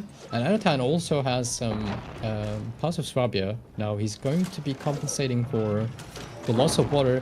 Speaking of water, I wanted to ask you, can we check the fishing boat situation? Is he overfishing? Is he overfishing there? Can we look at those boats? Are those like maybe a little bit? On some of maybe them, a little yes. bit of. But Sas, you have to keep in mind, 20 is not too crazy of a number for this. So while they are still running around a bit, they are, I guess with the huge numbers, it does end up being a bit of overfishing. But the food income, it's still pretty solid. So we don't see any heavy tanking as he's not making more fishing boats, which would be a critical situation for him here. Now, I love this. With the cavalry, he hasn't felt the need that he needs the upgrades too fast. Now, getting his horsemen upgraded, but he took his time. He made sure to wait for when it was exactly right. And did he prioritize anything above the others? Or was it just horsemen and now getting longbows as well? I'm never sure if it's crossbows or longbows, but yeah, it makes sense. With the longbows, you have a cheap unit that you can just pump out non-stop. That mobility you talked about, though, this is what we've been missing from Corvinus. Now he's going to be the one who's raiding. He's been the raided, not the raider. So he still needs to be careful here with these raids, but if Anotand wants to delay this, this is the way how. Elite men-at-arms, though, they're going to be hard to kill. Well, yeah, both players, when you think about it, except the water, both players' economies on land are very much raidable and very much open to raids, except the White Tower spot, right? And like Anotand has a lot of outposts, or had a lot of outposts in the middle, pushing forward, but they're not protecting his economy, right? They all can be raidable there, and we see Anotand, I think, will keep doing this attack on the woodline because he knows it's been 37 minutes, and the woodlines are going to start disappearing. Although there is a lot of trees, it will be more and more exposed as the time goes by. Corbin is also adding the university. He went for one batch of Whamenqt footmen. I really like that, and if he gets to like 20 of them, that will be a great frontline for him. But the food incomes, you can see the Corvinus is on 2.5 thousand, whereas Anotand is struggling to drop in some farms, and he's actually throwing away some of those longbows. And the footmen, you see, there's very sturdy units. They're holding their own against a lot of those men-at-arms and wasting their time to make way for the crossbows. And Corvinus, I expect him to just do massive raids with these horsemen as he is building up more and more bank at home. Yeah. Getting this huge amount of food in your bank is important for the replaceability, of course. You're putting yourself in a spot where you are going to need to sacrifice some units to find damage, but you're up against someone who has the Palace of Swabia. And the Palace of Swabia, usually this means you don't mind losing a few vills. Now, Anotand and Corvinus being completely neck and neck with these with the villager count is pretty wild considering that economic boost that he had. Now the trade ships, they feel fine, right? We do see that optimal little dock also coming on out. But the horsemen here at the front, there is no answer for them just yet. Say that. But now, look at that number. Elite Yeah, Knights. That's catching my attention there, because those are not just any knights. Those are HRE knights with minework now that they have extra HP, and there's almost nothing on the field that can kill them. The Corvinus has a lot of army, but he doesn't have an army that can kill 20 elite knights from minework, and they can be also inspired. If Anotand inspires them, they'll be even more powerful. Like those knights, none of them are going down right now, and they're just eating through the front line, and they will be jumping on those longbows. Corvinus, maybe now is the time to have. Yes, he's adding hand cannoneers, winger footmen, and spearmen. Anything to stop those knights, because his problem isn't the archers anymore. When you have access to the footmen, your only problem is the knights right now. And we can see that they're just pushing those longbows further and further back. Now the problem is when you push into the English base, those reinforcements are going to hit extra hard, and the footman is providing that bit of a front line now. The archers, as quickly as they got into the base, they are getting deleted. Anotand, he sees the value in remaking them though. Now of course, when you see your opponent going for those very expensive hand cannoneers, you need to find an answer. But these knights did their job.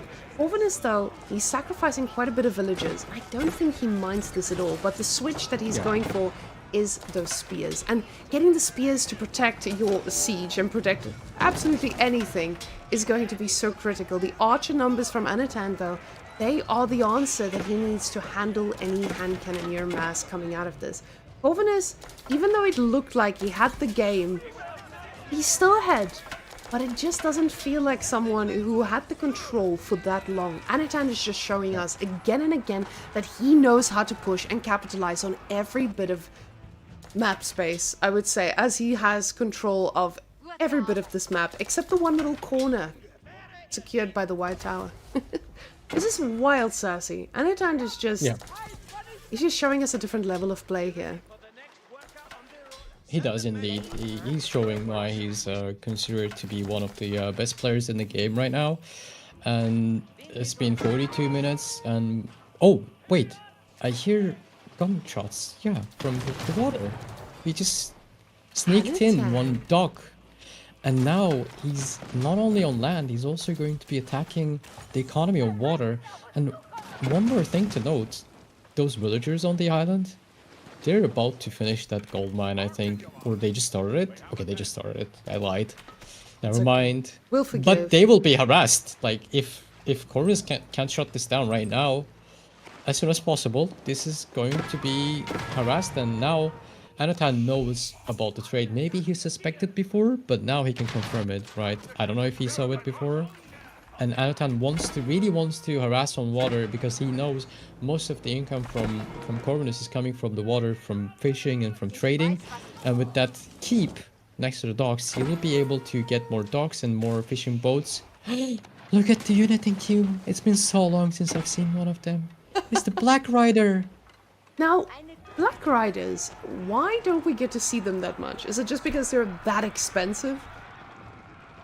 They're that expensive, and we don't really see HOE getting like super late game where you get like, you know, post-Imperial Age game where you can't afford them. Well, Corvinus is pushing as we speak about this, by the way. Black Riders are exciting, but what's more exciting is that units just getting chased and dropping one by one as they're trying to kite back the spearmen one by one. The Anotand, is he paying the price for the harassment on water? But he has like 22 elite knights. I don't think that's enough spearmen now. That's looking scary. There's only 6 hand cannoneers that I can count off, and they're getting sniped from the archers. And this front line is just almost non-existent from Corvinus. He kind of has to run away soon, and he's adding his own knights and a horseman. And he's I think those focused. are from the Raiders. Yeah. He's focused on the water though, and that's where exactly Yeah. where the attention is focused. So this is with the longbows, you're gonna be able to harass, you're gonna be able to do a little bit of damage, but there's only one person here who has the replaceability, and that is Anotand. Anotand with his, I would say, 4 relics behind it. He definitely is not feeling too bad about letting this go longer and Yeah. longer. There was a long time where Corvinus was going to capitalize on every bit of time that ticks by, but now that time has passed, and Anotand is the one just exploding with his economy. And I love this. He's got his prelates everywhere he needs to inspire that economy, and it forces Corvinus to react to this, because the gold, there's no more gold that Corvinus gets to go for. Yes, sure, he gets it from his farms, but at the same time, it's a tough one to be in. Now, he does get control of the water. The archers perfectly target firing what they need to get, and it just feels like Corvinus is not breaking Anotand.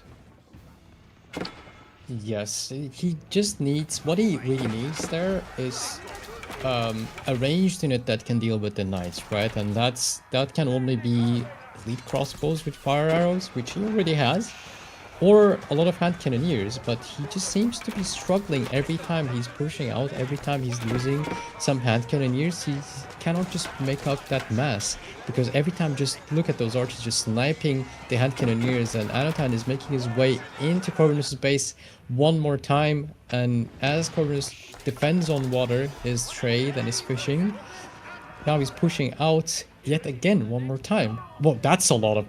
maybe that's an overreaction, or that's a lot of boats. It's You just a made a great... ton of them. You just made a great fleet. Yeah, 7 carracks, that's a lot of... That's not just a lot of resources, that's a lot of population space that he's spending on. And maybe he's okay losing 5 of those against that keep, but that keep was getting repaired. And So he needs a lot of hand cannoneers. I don't see any other way out of this for Corvinus right now. And I love this about Anotand. He's just absolutely relentless on the water. He says, you're not getting this Yeah. thing up. I know you want it, but nah. So with the horses though, he's like, I will just keep making more. And I mean, this is probably his best answer. With the huge amount of horses we see on the field, you said it's the speed, and the speed is really showing. Now Corvinus' push is looking a lot scarier, and that gold that he's going to be pushing, it needs to get shut down. But very quickly, the front line feels like it's melting a lot quicker here. Anotand losing the units a lot faster than before. But I say this, and the elite knights, with all of the beauty of the mine work, they have that bit of an advantage in these fights. And Outlast, it seems that that's exactly what they'll do.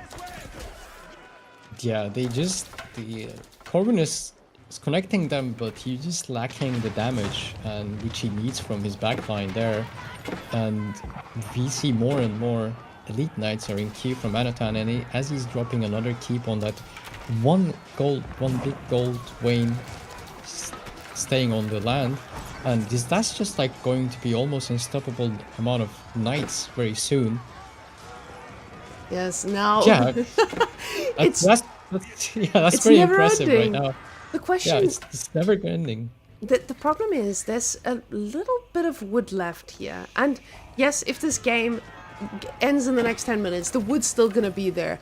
But honestly, after watching this, I feel like we could be here for still a while. The docks did get shut down, and Corvinus says, I want my water. Anotand not going to be having control of that for too long. But both of these players constantly sacrificing a little bit of the frontline villages here. The Culver now making his way out here to try and snipe what he can. Villagers falling here with Anotand being the raider yet again. Now, Corvinus, he hasn't been able to break Anotand. It felt for a while that he was doing exactly that, but Anotand is just every time he pushes in, he's doing a lot of good damage, and you have to ask yourself, is the gold from the relics going to be enough to just keep him ahead? Because eventually, this will run out, and the trade, it's just not as effective as other civilizations. Well, yeah, that's a big... Well, like Corvinus was very ahead, and then Anotand is kind of ahead on that availability of gold and all those resources, and now more and more it looks like Corvinus will be ahead with the trade protected on water, but we see that keep on the right side that made you oh, he just laid some of those villagers. That keep is also locking down like further wood income like later on in the game. We're thinking way ahead because this game is not ending anytime soon. I say that, but Anotand is going up to almost 40 knights, and that's, I think, why he deleted some villagers. He's also getting elite horsemen. I think he wants to get on top of those rangers, but there's only 5 of them. Corvinus has 4,000 gold. What I just want to see is like 50 hand cannoneers and an endless amount of men-at-arms just running, willing to die for them. That's what I want to see from English. That's whenever I play English, that's why I play it. You know, like I want to have that in the end game. And I'm not gonna lie. here he is now actually just being raided on every side except for the water side, as Anotand hasn't let up, but he is not able to do some significant push here. But with the wood line he's got secured, this just means that Corvinus is going to get he's going to struggle a little bit the longer this goes. The spearman numbers quickly getting thinned out by all of these elite archers doing an amazing job. And the villagers sneaking to the back, absolutely disgusting here by Anotand. And he wants to get that spot at the Homestead Cup. I can't believe I'm about to let a man like this into my house. Disgusting, Anotand. Well, make sure he doesn't drop a keep when he's there in your room or something, because like he just dropped a lot of outposts and a lot of keeps like everywhere where they shouldn't have been on this map, and that's a lot of villagers. That keep is gonna go up, and that's a big distraction for Corvinus. Not just distraction, it's gonna be destruction soon. We say that, but Anotand is actually running out of gold somehow.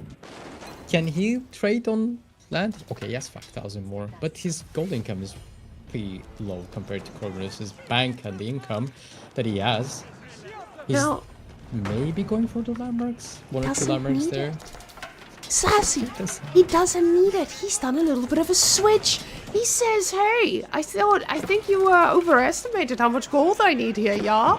And goes exactly for horseman. And the elite horseman switch is the answer we didn't know we needed. The problem just is, he is going to be up against a lot of spears, and the archer numbers are not where they need to be to handle that, but the villagers, they are getting sacrificed so quickly. Elite archers diving very, very fast, getting met with a handful of horses, but the landmarks, they are the target here. And sure, the keep was placed at the back. It delayed, it kept the army engaged, but now the push is constant and never ending, and Anotand is going to be in a great spot to keep this on going. Now, he doesn't have the siege to actually get here and deal with the White Tower, and the villagers being all around it means that they should be able to repair in those critical moments, but Anotand, with every bit of gold he's got, he's making tanky units that he knows Corvinus doesn't have an answer for.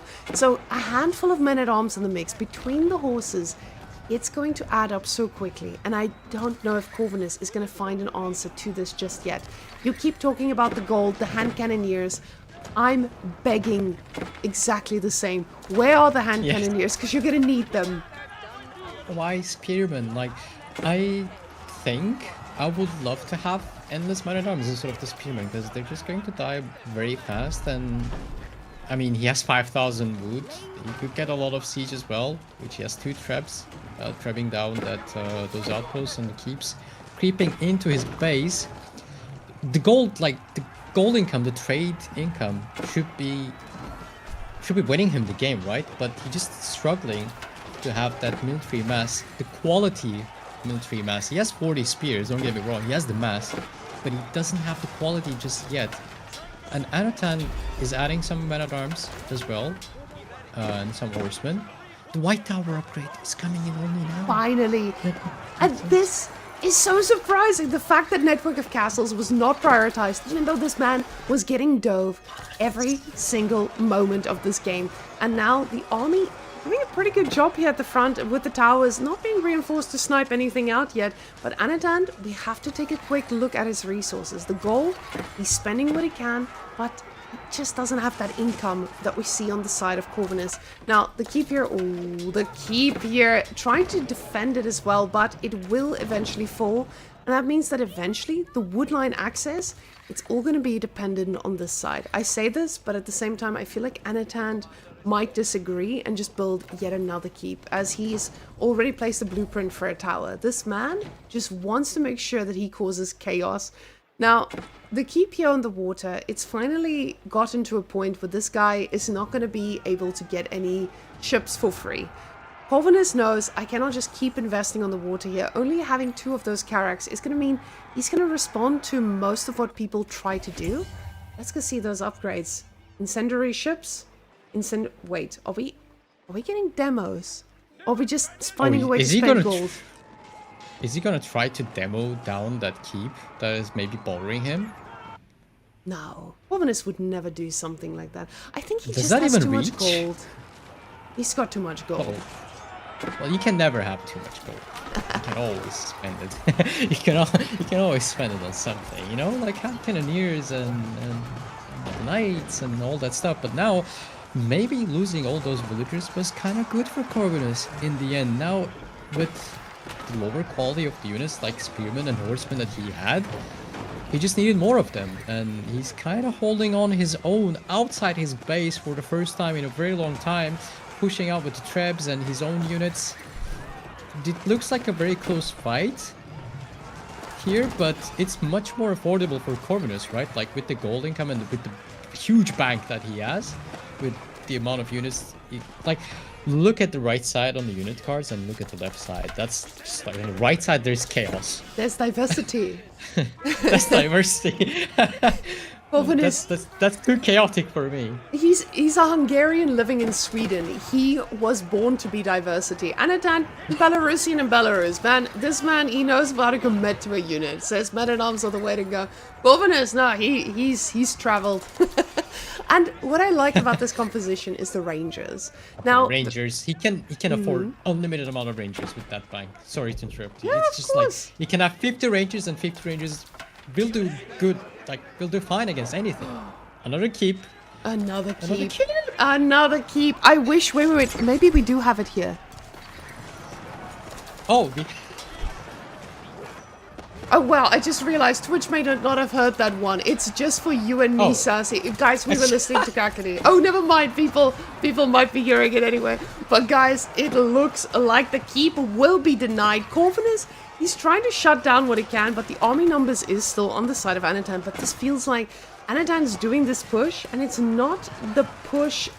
It's the push that needs to win the game, because there's nothing that you can do to replace this. This white tower, if only it had a little emplacement or two to handle a few extra things under of it. But Corvinus is just not able to produce anything. Yeah, because he won't be able to get more units out, because before, every time we saw Anotand going in Corvinus's base, he had like 20 or 30 units in the base that could get melted by white tower and all the defenses and the reinforcements. But now he has like 70, 80 units now in Corvinus's base, and every unit that he pops out, it's just getting sniped by archers and even black riders. 5 of them, they're on the field. And there's unlimited amount of men-at-arms coming in from Anotand. You can see the yellow dots are everywhere in Corvinus's base, and his gold bank is not looking that strong anymore. It's just military numbers is not gonna go up, and if he can't find a way to get more military out, this is going to be it. Finally, for Anotand, it looks very close right now for Anotand to grab the victory, and that keep went up in the end. And guys, Twitch chat, I fixed it for all of you as well, so now you guys can enjoy the sounds. Oh, another keep! There we go. Another keep! Amazing! Huge! There we go, guys. I put that one in for you. I knew you deserved it. But the Whamenqt Palace is producing rangers and rangers only. And I understand why. They deal with most units well. But now, with all of this is still the replaceability. For a second here, it feels like Anotand got ahead, because with all of the food income he's got per minute, he's getting just enough to sustain all these men-at-arms production. And this is something Corvinus has not had an answer for in a while. And I see now he's making more fishing ships, and I'm so glad to see the man transitioning, because he realizes, hey, these farms, they've been a little idle. My villager count not doing too hot. I'm not getting any vills out of this TC anytime soon, but I'm still gonna try. Well, now even the torches are out from the villagers, and there's a cauldron, and I loved that little palisade wall to keep those alive. And Anotand really doesn't want to be in this game anymore. You can tell he wants to protect those, even though he's gonna win in like a few more minutes. He just wanted to keep those cauldron alive and just finish the game. As we see the main town center going down, White Tower is on half HP. Corvinus getting some more units out. Revolducans are in queue. But he's just clicking every button and just not being able to find the right answer throughout the game. Like, he was ahead. He put on great effort, I think, but there are yellow dots like everywhere on the wood line. Not that he needs it anymore, but it's going to be more and more. The map is going to feel more and more smaller for Corvinus, and he's going to be on his almost last landmark. That's good amount of the Rangers, but can he get out of the situation, because his food income isn't looking that great anymore with these farms being emptied right now. White Tower is gonna go down, and the men-at-arms are rushing in on those rangers and longbows. Arrow volley is coming in. The arrows are flying really fast, melting those archers very, very fast. And there are Revolducans against those men-at-arms. Is this yet another hold for Corvinus? He has 2 traps to take down that keep. He's making quick work of those archers and Revolducans. There's nothing that can kill them besides the cauldrons, and even the cauldrons can be taken down. Is this yet another hold? Corvinus, this might not just be a hold here, though. The culverins going down is massive because, Sassy, that little wood line I was talking about, it's getting thinner and thinner. Getting siege back out here is going to be harder as time progresses, and the keep finally going to look like it's going to go down too. Now, the villagers, this is not a healthy gold economy because, of course, this is not an English farming economy that is fully sustained. This is a very barren one. So, of course, Corvinus is not in the same economic spot as he was before, but he's got trade, he's got the food income set up again, and all of a sudden, it feels like Corvinus is putting himself into a spot where he may, yet again, be able to win this. And honestly, hats off to Anotand, because we've seen this now so many times. He was dead again and again and again, but no, he's held on. And honestly, I look at these games and I'm thinking to myself, if this game crashed at so many stages of this game. No. I don't even want to hear it. I don't even want to hear the rest of it. No. But yeah, you're right. You should tell that, because we should have reconnect, for these type of games, just for this. Imagine if this game crashed at some point. Let's entertain that idea for a minute. We would miss all of this. Right? I mean, like that would be very sad. Sassy, I love games we like could this. get I love 2 watching of players. these. Yeah. We could get 2 of these games, but I do see that you guys are getting fired up there in the chat. Sorry, guys. I was just spitballing here. Sorry. I didn't want to traumatize you all. But yeah, this best of 7 could get quite long between these two. And honestly, we told ourselves, okay, it's a best of 7, right? We have 3 best of 7s today for 3 qualifying spots. And of course, it won't take all day. Corvinus says, no, we're going to be here all night. And I hope you guys have gotten your popcorn, you've gotten your snacks. Corvinus is giving us one hell of a ride. And that trade is looking healthy. Anotand is stuck on just... he's stuck on just having the gold that he is still now tapping out. But there's a sneaky shenanigan coming on in. And Anotand, pop capped and all. Where very are the soon. Carracks from Corvinus? They're on the left side?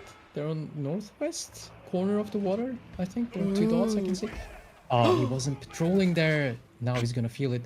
Anotand deleting some villagers to make space for the ships. And Corvinus is on 4 trebs, 2 Revolducans, and 3 more in queue, mind you. And he just queued up 8 demos. He just realized there's been some docks happening. Ooh. Oh, okay, Docks and a little bit of harassment. Elite archer raids coming in. Disgusting. But look at that. The demo ships, they are looking feisty. The Carrack from Anotand now going to be shutting down a bit of that trade. But the Carracks here, they see the dock. They know what's cooking. And this means that Corvinus, even though he's been ahead, or he is ahead yet again, now the one with the gold income too, it might just be shut down. Oh my goodness. Oh, that's disgusting. Oh, he's gonna feel it. That's so annoying. I mean, he can afford some boats. He has the bank. Look at his food bank suddenly. Look at his... He's just healthy. He looks very healthy. And Anotand just only got the last food upgrade, and he's getting the last wood upgrade right now as we speak. And now his food income and his food bank just spiked. And he's back on 50 archers and 30 knights again. We're back on knights and archers again. And... I don't know. He can still get some wood on Corvinus' side, right? You would say that, right? Yes, you would say there's still some wood on Corvinus' side. But this doesn't feel like an opportunity that will be open for too long. I say this, but again, now we're seeing all the income being shut down here at the back, and it doesn't feel like Corvinus is going to be able to shut this down. He's not planning on it either. He's trying to get a few boats, but it looks like the push is happening. And with him getting shattered projectiles for his trebuchets, I love this.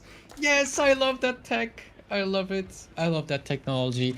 Every time I play English, I'm confessing. Every time I play English, I want to get to late game. I want to get... Is he going for landmarks? No, don't do it! No, why would you? You're okay. Why are you going for the landmarks? Oh, and he's not in a good position right now. He just overstepped his welcome. Rebaldequins. No, Randy's. They're in a very bad spot. No, he has to watch out for those. Like, knights, they will kill knights, but knights charging on them, they will just evaporate.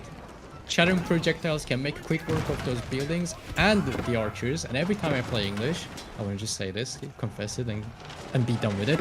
I want to have this. I want to have snowballs and I want to have shattering projectiles. This is my confession. And now the arrow volley is coming in. The knights will be coming back from the left flank. I think trebs are being protected by the Rebaldequins, and the archer numbers they have to retreat away, maybe making way for those knights to flank. But Corvinus, I think the water trade is gone. The water trade is a relic of the past. The Carracks are gonna be there to try and make something happen, but Corvinus just stepped a little bit too far out of his base. And trebuchets, Randy's, they are the... Yes, every single angle. The archers, they know exactly what to kill. The only thing that can stop these knights are those Randys, and those Randys are not getting the time of day. They're chasing behind another group of knights.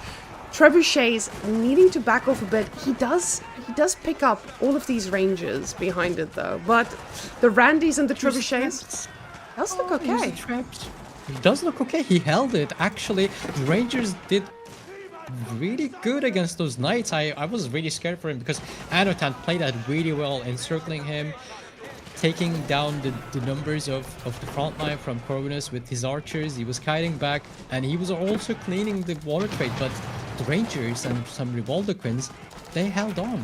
And now there are 2 relics on the map, I think from outposts that are destroyed or a monastery, and Anotand, he will not be able to make knights again anytime soon. This is finally looking like the move Is this it? Sassy, I just want to point out, you and we assumed that was a bad push. Corvinus, he read this game like a book. He read this better than anyone has ever read before. Say what you want about any bit of Corvinus' play, but this man is literate AF, just showing us that we did not know anything. But yeah. I'm so shocked at this. This has been a really entertaining game. Really entertaining game. A really good map. I love Holy Island. Now, Corvinus is the one taking down landmarks, and he's going step by step, not rushing it. He's not overexciting this. He has Rebaldequins holding down those trebs, and front line he keeps feeding units, and archers are trying to snipe those Rebaldequins, but they can't go too far forward. And as we have, the lights are on. The outpost is up, and now the attack speed is there for everything, including the trebs, and they're taking down the landmarks. I think this is it. Okay, this is it. Stop, Sassy, stop! You're cursing it. Corvinus is now about to lose his whole army as Sassy says these vile things on the cast. Now Corvinus, finally looking like he's a little bit more confident in all of these fights, but we see the resources per minute is pretty much in shambles both ways. Corvinus, though... Wait, what happened? Oh, he lost the trade. Okay, sorry. Yes, But yeah, this yeah. is it. I'm not backing down. Okay, this is it. This has to be it. Now the villagers are pulled. He knows this is it. The boys, Anotand pulling the boys, making sure that he might have an answer to this. But the Randy just mows them down, and there's nothing left. There's only a dream. But the dream is now on the side that I would say none of us expected. Corvinus taking the third game on Holy Island I say confidently, but he looked like he was playing his game. There's no man that plays the late game in such a crazy fiesta, apparently like Corvinus. I am shook. I am absolutely shook. But to quote a very, very smart man, Genius play. That's from Crackety himself. So guys, if Crackety says it, you know it's true. Yeah, what a game it has been. It has been very entertaining, and I'm very, very glad that we get to watch this together here. And I think players may need few minutes after this one because it's a long series and it has been a very long game. But without losing much time, we have Coastal Cliffs, Aegids for Anotand against Byzantines from Corvinus, and this has been repeated quite some time. And Byzantines here, without the stone being close to your base, I think maybe he will go for some more different approach. I don't know. I'm just always curious how Corvinus would play any civilization on any map. Wait, let's not talk about for the next game. Let's talk about that game, what just happened there. Sassy. That was crazy. After that break, I think most players would be like, all right, I need a minute. These guys actually just looked at the game and they're like, let's go again. Just like, I feel like Anotand would be like, well, it's not a problem. We are going for the next game. Next game, easy. And Corvinus is like, don't worry. I can't do a Hungarian accent. So Corvinus and Anotand are already in the next game. And we are going to be joining them pretty soon, but we do have to give them a minute. We did get a 3-minute break from what I can gather. And I am absolutely shocked that these two can just keep going after that. That was intense. And I think Twitch chat also said, yeah, you need a minute, Monkey. Exactly. I need a minute. I'm sitting here with my bottle of water that I have little vitamin water thingies inside. I got really excited about these because finally we get a point where it tastes like juice, but it doesn't make fat like juice. So I'm sitting here sipping on this water, just trying to calm myself. But oh my goodness, that was crazy. And Corvinus, he looked stressed there for a bit. I wish we had player cameras. But he looked stressed there for a bit, but he needs 2 more games, Sassy. 2 more, and he will qualify. But Anotand, he's got a civilization that doesn't worry about Byzantines too much. Well, yeah, we can say that, and really shout out to these players, both these players. They only take 3 minutes and then keep going. And that game, I think that could be one of the games that I've been wrong the most time. Plus, I think we saw like every unit possible for both players, maybe except Spearman for a Mage Cherry. I think we saw almost every unit that game, including Black Rider. We got to see Black Riders in the game. Like that was a hell of a game. That is, what is it? Just like bucket list ticked off. Guys, before we go into the next game, I need you guys to tell me of bingos. I need people to submit bingos to us. We want to make a bingo card generator. Boy is coding it, so 10 out of 10 boy. Basically, what will happen is we'll have a ton of options that you guys can go and say, generate bingo card. Then you will get a bingo card, and during your tournament matches, you can then track whether you're gonna hit a bingo or not. We have some cool things for giveaway in that case as well, but we do need help setting up that bingo card. And I feel like Black Riders might just be the bingo card we were looking for. So I'm going to post an Excel spreadsheet in the chat that I would love if you guys can fill in for me. I'm going to make it open to anyone and everyone, which I feel like might be a mistake. But it's fine. We're going to do it. I trust you. Twitch chat, I can trust you, right? I can trust you. So yes, we want this to be a community bingo card. So make sure that you then actually make a copy first. I am gonna that's a really good idea. What if I just make a Word document? There we go. Okay, so just put in what you think. Bingo ideas. Yeah, guys, this is on the fly production brought to you by Whamenqt with all her many skills of existing. Marine Lord Spawn. Put it on there. There you guys go. Go fill in your bingo ideas on our document. And you can give yourself credit if you want to. But Sassy, our matchup. Yeah. We have Aeobids versus Byzantines.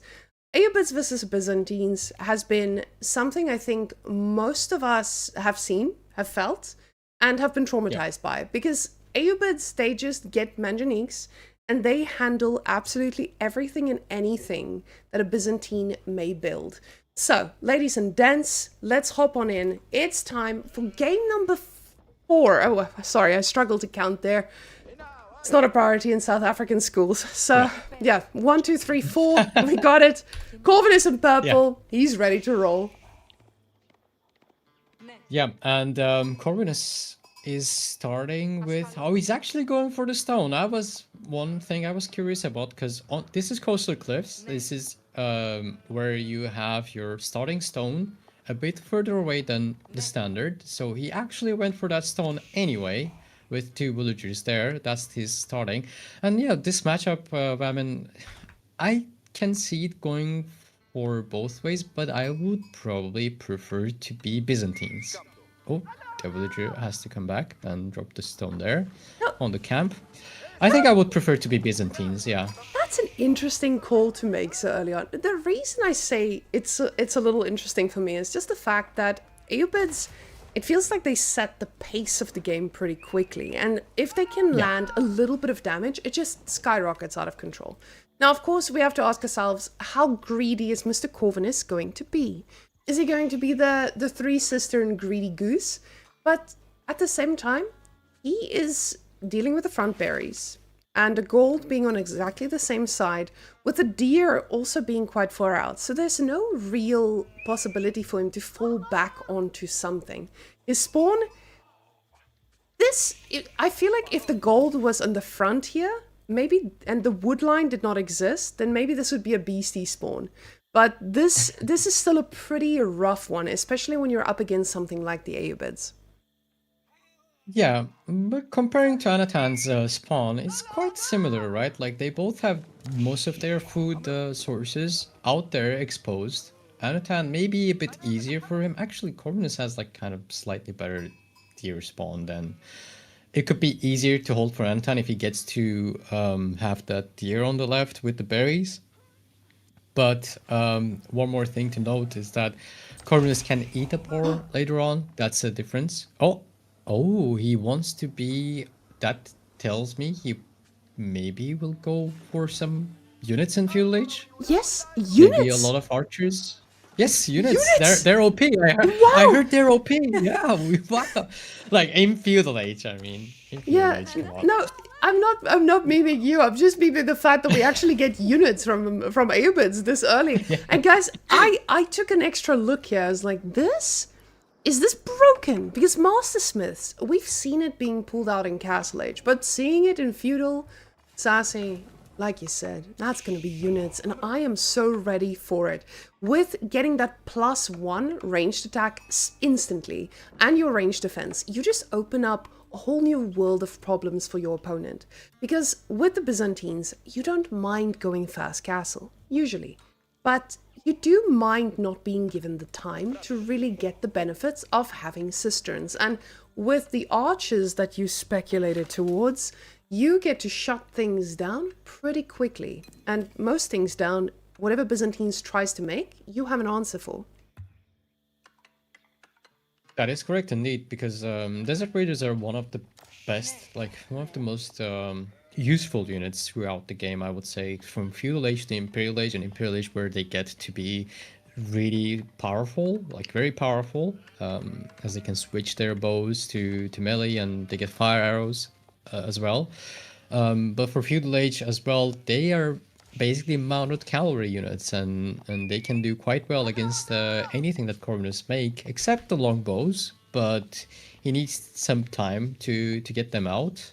So the longbows, I think, could be the only problem for Anotand. But with Master Smiths, he can have the edge with his archer numbers and the upgrades that he will get for free for now, range attack and defense.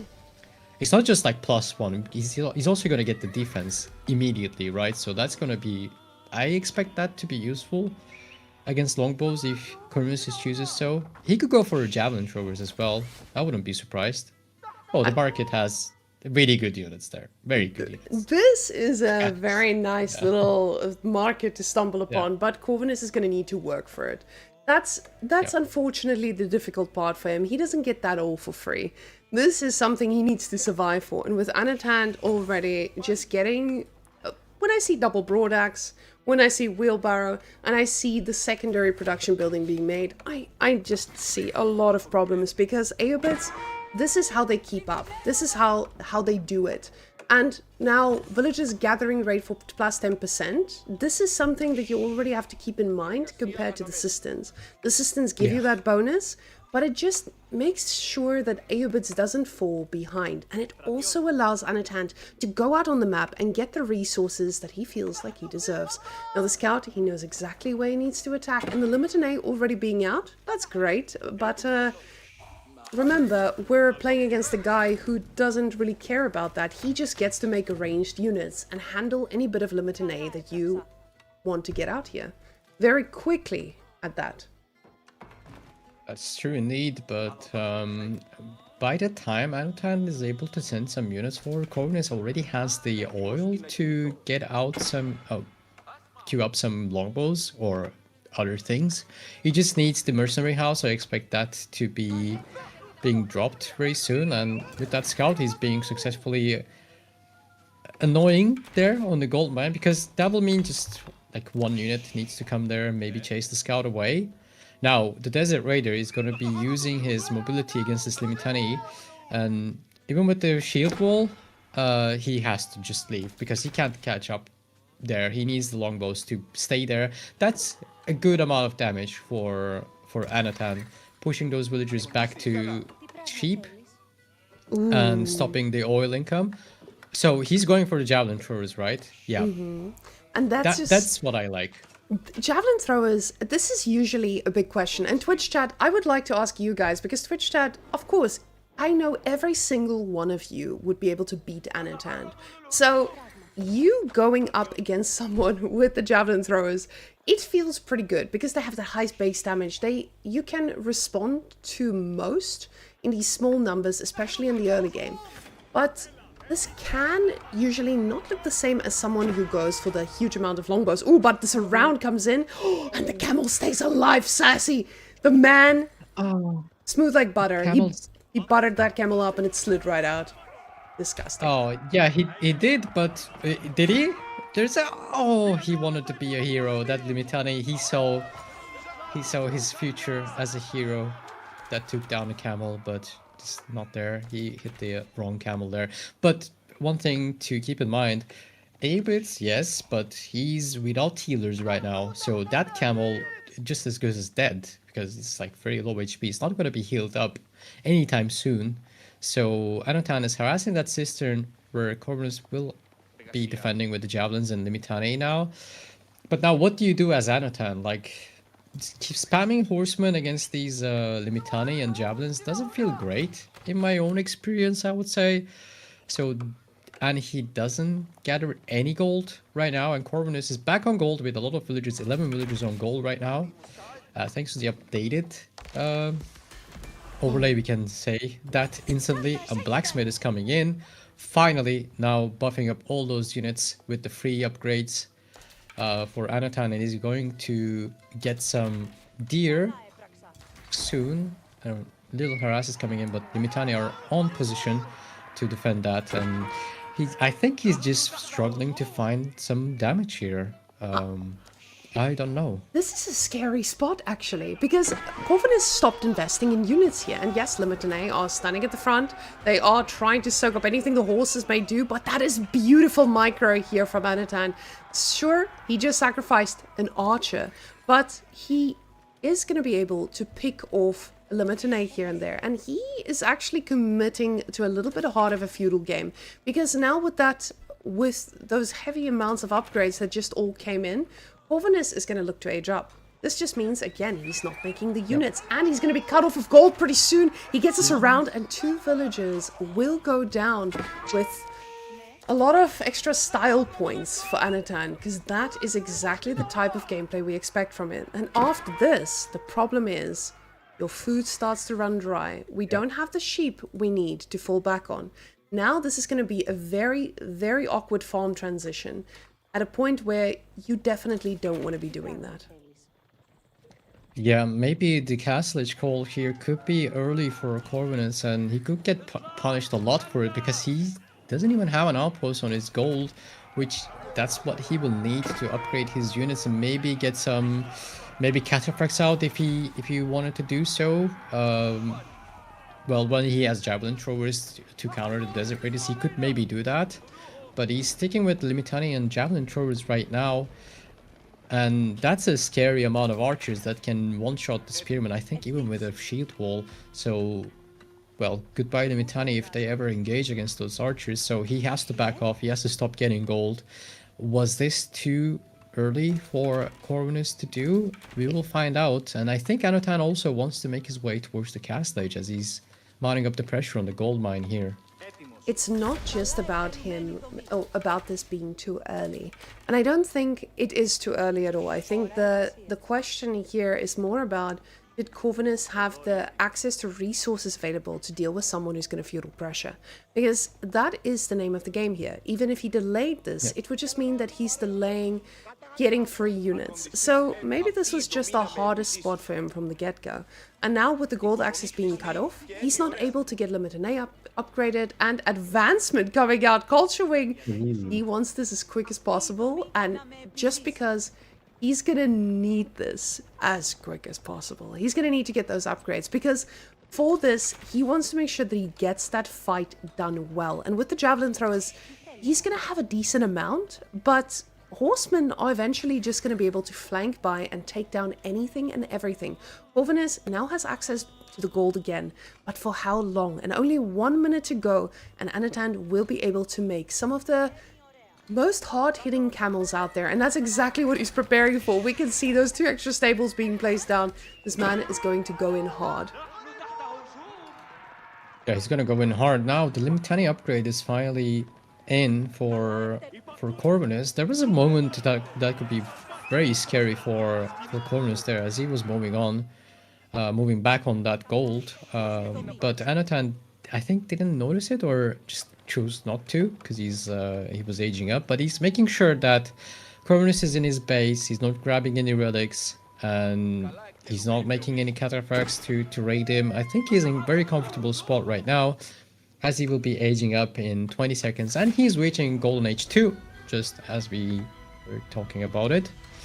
Ooh, yeah, and that will mean, yeah, exactly that. This is a problem, because the moment research speeds get in faster, it just means your units are going to be chunkier so much quicker. And with the gold he's got in the bank, he's going to be able to queue up everything he wants, plus the camels that he desires. And that's exactly what we see. Camel Lancers coming in, plus 2 attack, archer upgrades. Horsemen, they are being forgo at the moment, though. So even with the huge amount of horses he's got, he doesn't feel like they need any upgrades. They're just there to be a little bit of a front line, for now at least. Yeah, Corvinus is making some monks using his advantage from the landmark, but look at amount of upgrades coming in for Anotand. That's a lot of upgrades, both economic and military upgrades for archers and +2 attack, and some economic upgrades. Well, research speed is fast, and why not, right? And he's not making a landmark as he's aging up the Castlage, so that's why he had the huge bank there. The monk is getting spotted, but there's only just 1 horseman nearby, I think he will make his way safe and sound, but there is a big army coming up on Corvinus's gold vein there, and he has a lot of villagers on the deer that can be spotted by Anotand very easily. You can see that through Fog of War, and he's sending one horseman to check and make sure that there are villagers there. Thank you for that. That's great. I really love to see this, both as viewer and as caster and as player. I really like to see the Fog of War through the players, and he's just, you can see he's in control of this map right now. He's controlling the map. He went to advancement wing to make sure he keeps Corvinus in his base, and he's dropping in Manjanique right now. And he's not rushing to get some relics, as we see A-Bits do that a lot with the wing. I mean, he's making dervishes right now to get it, and Now- he's just in total control of this game. To me, it feels like. Yeah, this is the point where Corvinus is running out, trying to respond to raids and possible harassment on those vills. Now that Anotand knows that he's a hungry little goose, he's going to be able to punish that. And this is exactly what he's doing. Getting a horseman in and out here to make sure that that harassment hits. It's not looking too hard, but the Manjaniques, we've seen them on farms. I think we've all been traumatized by this. And you ask yourself, okay, what am I supposed to do? Well, Corvinus, he knows what to do. Get cataphracts. The question is just, how many are you going to need against this very scary army? And now the Camel Lancers, they're standing and looking pretty scary here, because with those javelins, you need to be so precise to make this matter. And it looks like there's going to be a fight, but the villagers are the target, and cataphracts is standing at the front lines, javelin throwers cleaning up anything and everything, but the limited A numbers are not that plentiful to handle all of this. Cataphracts are on the Manjanique, as you mentioned it, but there seems to be not enough Limitani numbers there to take care of the Camel Lancers. The archers are making quick work with them, and they have the Whamenqt upgrade. As they kill more units, they get more damage and more speed. And now Corvinus is cut off from the gold, and javelins are fighting against the camels. That doesn't feel great, and the villagers are getting taken down by... Corvinus is trying one last maybe Wallow attempt, but he's just completely getting idle and shut down. His economy and his military is barely alive. This looks like a clean game from Anotand. To me, if I'm not wrong this time, this looks like this Sassy, is it. stop! Sassy, okay, sorry okay. guys, I'm sorry for the 1 hour game that sorry. Sassy just condemned us to. Corvinus, he's doing everything to try and clean this up, and it shows you what that small decision of just not getting a handful of extra limit in A and rather investing it elsewhere can look like. So with these archers, he picked up 18 villagers total already, which is crazy. But Corvinus, he's staying in this. He says, hey, let's see how this goes. What is very surprising to me is that he hadn't gone for any economic upgrades. So far, now what he gets is military upgrade. Ooh, but the Camel Riders, they connect. Camel Lancers doing a pretty good job at charging.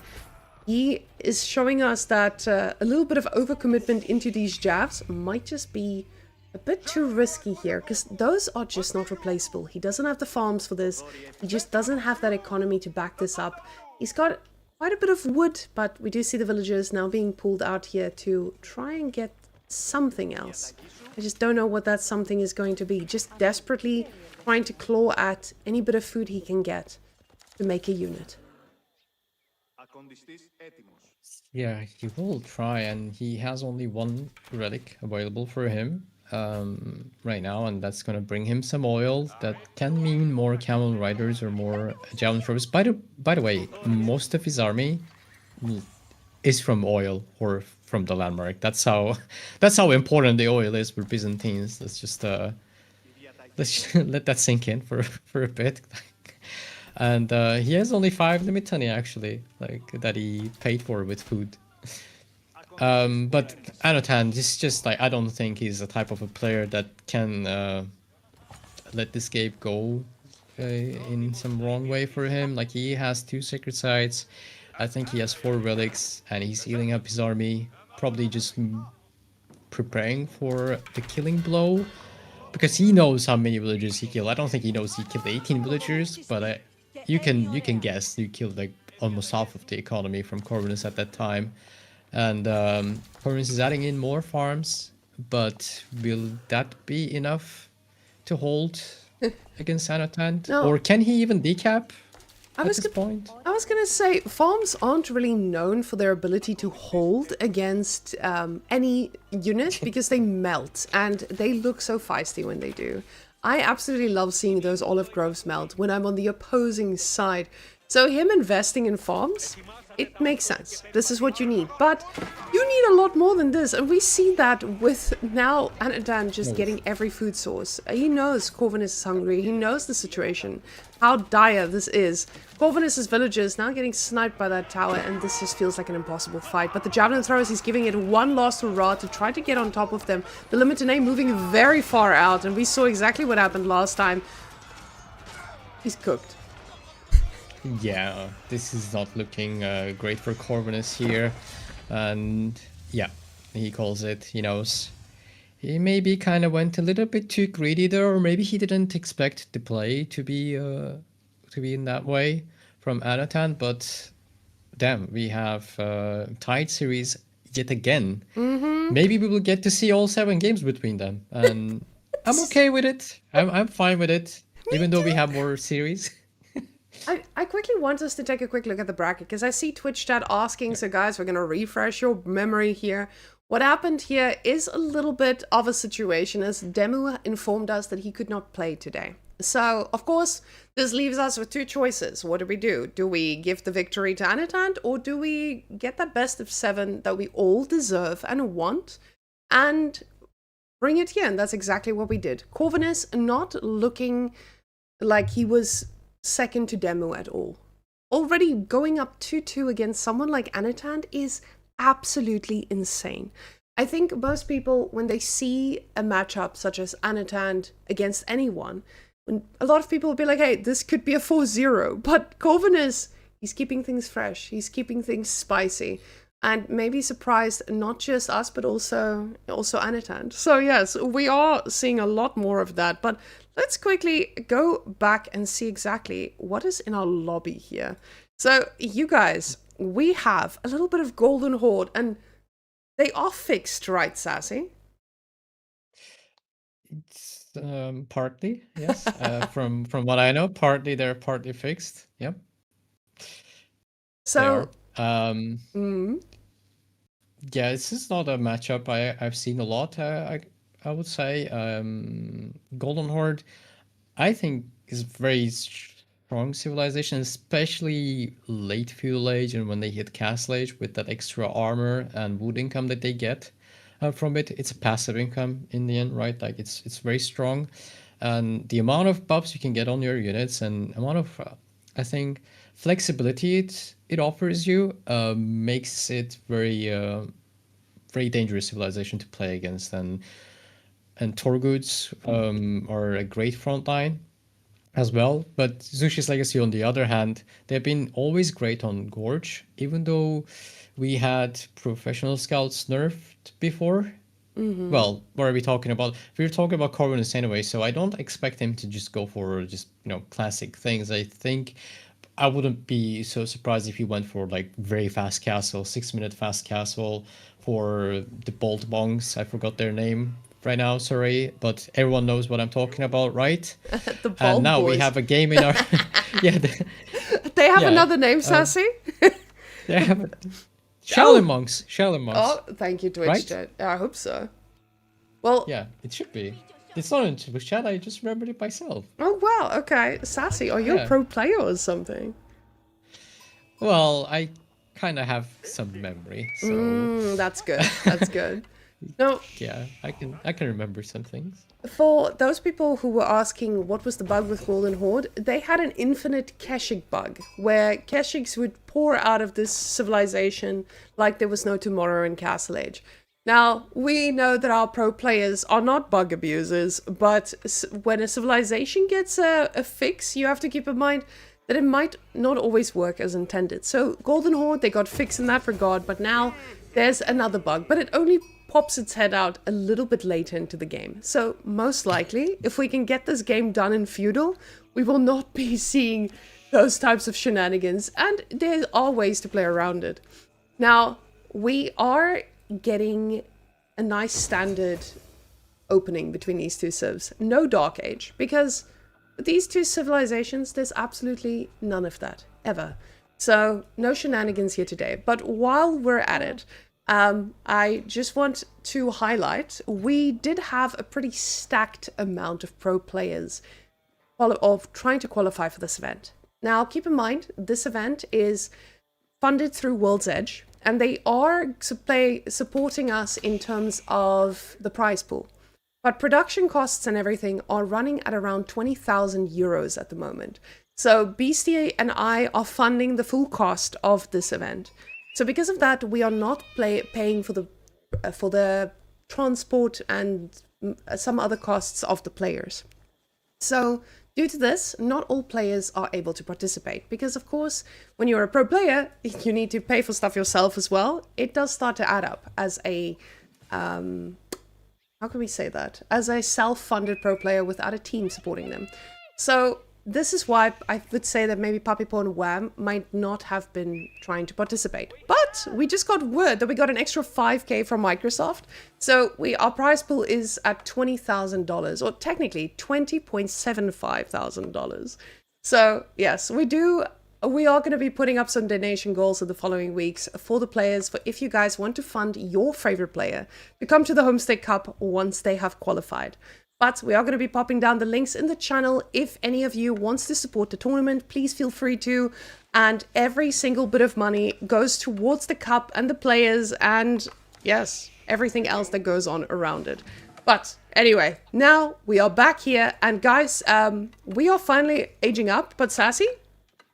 I don't know if the game's broken, but... Huh? Well, I've told you, this Corvinus is not going to play just standard there, and is going to play different. Well, it kind of makes sense in a way. I'm thinking about it right now, that Golden Horde is known to be a little bit slow just in the beginning of Feudal Age, if they haven't gone for the building cards. Because building cards kind of give them a lot of tempo, and Corvinus playing Sushi's Legacy, maybe with the Jangnan Tower, he's looking to pressure Golden Horde a lot and deny him from getting some fortified outposts on the deer, maybe on the east side of Anotand's base, and maybe harass the Ovos as well. Maybe that's what he wants to do there. We will see. We're about to find out. Oh, Anotand needs to deliver some sheep very fast because he was just running out of them. Maybe a bit greedy with the scout there before. Oh, actually, he had one sheep next to the gold mine. Never mind. So let's see what Corvinus does, like what type of buildings he will drop. He has an extra scout. Yes, because he's not making buildings. Come on, Sassy. What do you think of this man? Making buildings after the Zhangnan Tower. So Zhangnan Tower, it gives you a free unit for every building or military building you pop down. But he's not planning on doing that anytime soon. The man says, I just want to get pro scouts and then start bringing food home. So with all of this, usually your Zhangnan Tower means that you get units. But now, already, he just wants to get pro scouts up and running. Goes for a barracks as the first building here as well. I am absolutely shocked. But with the barracks, you're going to be able to respond to the horsemen that you naturally will get from the Golden Horde, or at least the Torguds. But the barracks is also the opening building here for Mr. Anotand. Yeah, he apparently started 2 scouts, and without the stable, he's just pro scouting with only the 2 scouts that he had from the start. That's an interesting approach, and I like to see different things every day, actually. And we have Anotand coming up with Torguds, and Han is already on the way halfway across the map, looking to harass these scouts that are bringing in deer. And Corvin is already up to 3 spearmen, and he should be having an easy time defending against this, but you still have to be careful because the mobility is on Anotand's side, and he's adding his own spearmen, and maybe some archers will be added soon. Yeah, archer range is coming up. What I like about this is Anotand's response to the pro scouts, and this might have just been a response that he would naturally make. Yeah. But the response to the pro scouts is, let me secure a deer pack so I am affected less. So a lot of players, they feel like, okay, I just need to go kill the scouts, but Anotand's like, hey, I'm gonna do that, but at the same time, let me capitalize, because you have just spent an insane amount of units trying to secure that. But now the archery range coming out, and ladies and gents, it's time for Jugonoos. And I think a lot of us as well has had trauma with Jugonoos, so we know what a Zushi spamming Jugonoos can look like.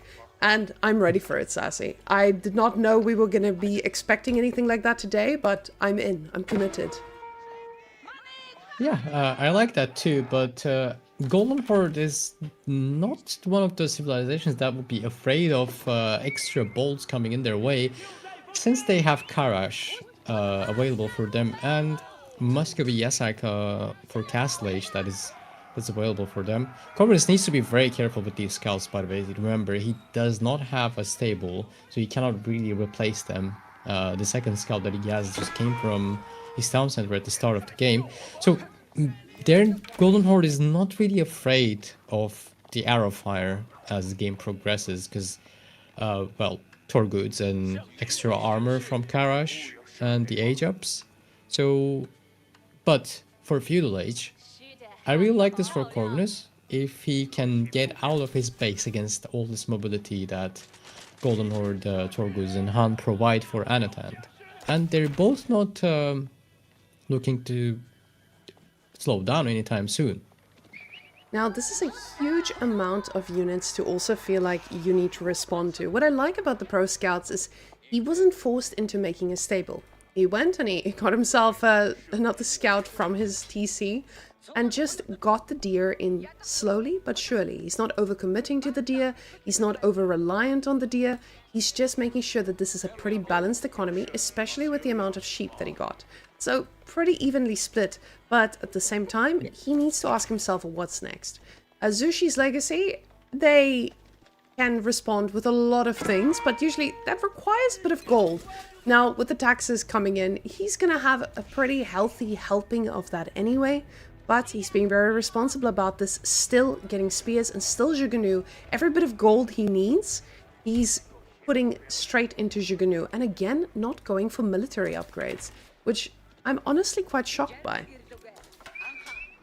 Well, it's just maybe about time that you want to get some upgrades yourself. Because he already has like 15 Chikunos, and +1 damage will mean a lot for them right now. Like, not when you have 5 units, but when you have like 30 units. Maybe that's the time when you're thinking about getting some military upgrades. But I think he wants to make sure, because he's been pro scouting all this time. We can check his point of view. I don't think he's aware of what Anotand is doing right now. He doesn't really know, I think, if he's deciding to click up or not. Oh, little charge there. That was very well defended by Corvinus. Well, awareness of the situation. And he's pushing on to this... well, he knows he's on deer, and there has been a stone mine before. But he doesn't know the size of Anotand's army, I think, and that's under the fortified outpost. That's maybe too optimistic. The spearmen are charging on the archers, and the edict, I think, just got changed to the extra HP. The Torgoods, one of them just get impaled, but the number of spearmen just going down very fast. Chikunos are trying to snipe the archers down, and maybe some of the Karash there. The tower, the fortified outpost, is not gonna go down anytime soon, and now just upgraded with the arrow sets. I think this is the position Corvinus needs to be more careful of, and needs to go back and think how to approach this position again. Sassy, no. He Yes. does not need to think. What this was a feign of commitment. He just told That's really Anotand, you need to keep making units, sir. You need to keep making units and make units that can handle mine. And that's exactly what Anotand does. He takes the bait. He takes the bait, he makes more archers. And behind it, the Mount Lu Academy is coming on in. And unfortunately for us, that means we won't be getting any bold monks on the map just yet. But at the same time, I was gonna say he could now make a ton of horses, but he still doesn't have a stable. The man's committed, he's going for the archery range upgrades, and those archers are gonna be able to handle quite a bit of what that is. But now stockyards coming in for Anotand. He's slowly doing a little bit of that transition himself, and Governor is still very responsibly pro scouting. I'm honestly so shocked that he didn't go for a stable yet. Well, I'm kind of more shocked that... Okay, that's a big raid coming in. Lord Corvinus is aware, and he has some villages that will help him secure those villagers' lives for now, and his army was coming back. Well, oh no, he's actually pushing forward with his army, with his remaining army, but I'm not sure his whole economy can get idled here, which Anotand is rightfully doing so, seeing this army in front of his door. That's a lot of archers that those spearmen maybe not really wanting to go in, but the Chukunus with +1 attack now, the veteran ones, are really dangerous to engage for any feudal unit there, but maybe he's a bit too brave with those units because the outpost was focusing them down. The Torguds, look on the minimap, they're coming back with the Han, they're coming back to just jump on these units and clean them up, and Anotand is not taking the bait this time because he's cleaning this up. He doesn't need to reinvest again, and he just needs to get back on gold, and this is a cleanup from Anotand right now. And it doesn't make any sense. Corvinus knew exactly how many units there were, and he still decided to go for it. Now, going for his stables, finally realizing, hey, I might need to change it up a little bit. And Anotand, with his own spears, he's going to already have the natural counter to this. Now, of course, keep in mind, these stables, they do give you a little bit for free, but it's not a lancer that you want to be getting. It's just going to be a little all horseman, and he still needs to get an upgrade. So with all of this, he's putting himself into a spot where there's not a lot for him to gain in all of it. Now the gold here at the back is still very healthy. Corvinus is not going to need to run out of this too soon, but the lancers very quickly switched over towards, and still going to be going for those Jugonus, which I'm quite surprised about, considering he's not making any more Jugonus yet. Yeah, and he had all this time to use this castle age advantage against Anotand because, well, he can't age up faster because he's not aging up with villagers, and he was very low on food income because he was idling him there on the tier. So he bought himself good amount of time, but maybe that was a lot of units that were thrown away, because you can see on destroyed value already, Anotand is all ahead by 900 resources, almost 1000 resources ahead. So those fights were really good for him, and now he's going to be clicking up now with Muscovy Yasak, and that will give his heavy units +2 ranged armor, and he already has like you can consider that 8 farms that he has under his town center, which is very good. And he has his position looks really healthy with those walls and that deer with the large gold vein being This protected. Sassy. Oh, wow, that's YOLO. Corvinus is just the bravest person I know. If there is a man out there who's gonna fight a boar in the wild to provide for his family, this is the guy. Maybe he was ready for anything, and he is assuming that Anotand's not going to punish it. Now the punishment has arrived, and a beautiful surround. They don't do a lot of damage, but they do enough. And 4 villagers will go down, 5 total, but yes, 4 for this last fight. And that made me realize he didn't kill a single villager in that previous push.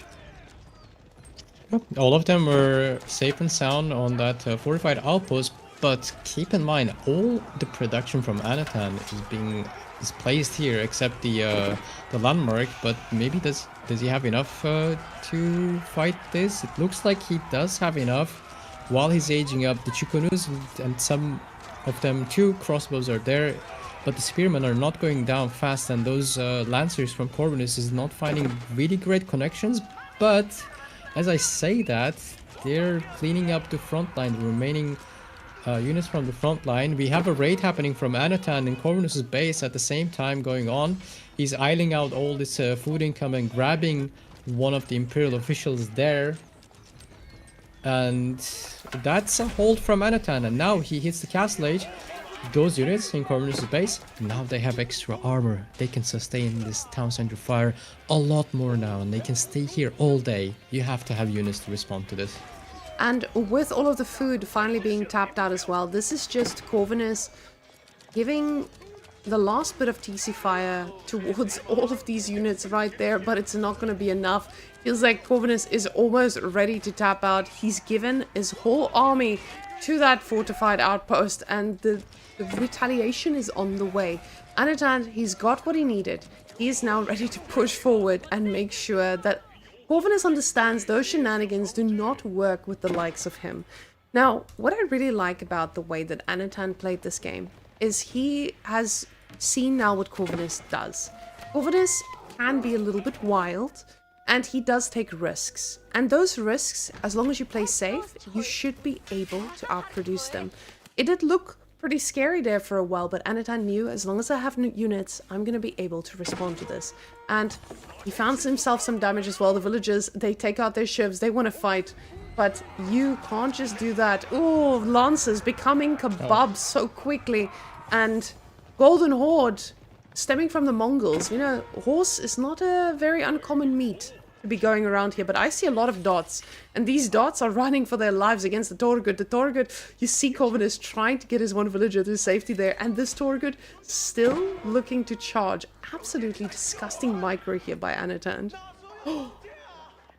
Yeah, and he keeps, and even the wolf is helping him there, taking little bites off those villagers, and he's trying to hold his best. But this is where Golden Horde normally gets very scary, even if you're in an equal position, which Corvinus isn't, because he lost 16 villagers already and threw away a lot of valuable units before.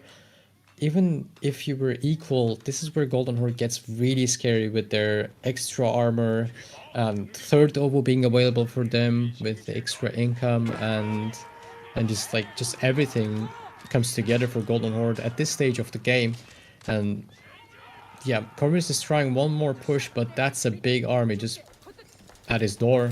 And what does he do? He doesn't have the numbers or the quality to stop this army, and that's gonna be all his food income. That's all his villagers. That's so painful. All of these villagers running for their lives, hoping to get a little bit of damage towards this. Anotand, he is in a dangerous position here as the Lancers connect on top of the archers, and the archers, they melt significantly. The crossbows living their best life. Nobody is going to get on top of them just yet that are not going to get taken down quickly. So the Lancers do a pretty good job at this, but the spears are there to help. And even the problem is, even if Anotand loses all his units here, he's going to be able to reproduce without breaking a sweat. He's still got access to all of these, but we do hear a Wallalor coming out, just a bit of a deterrent, and nobody will get converted today.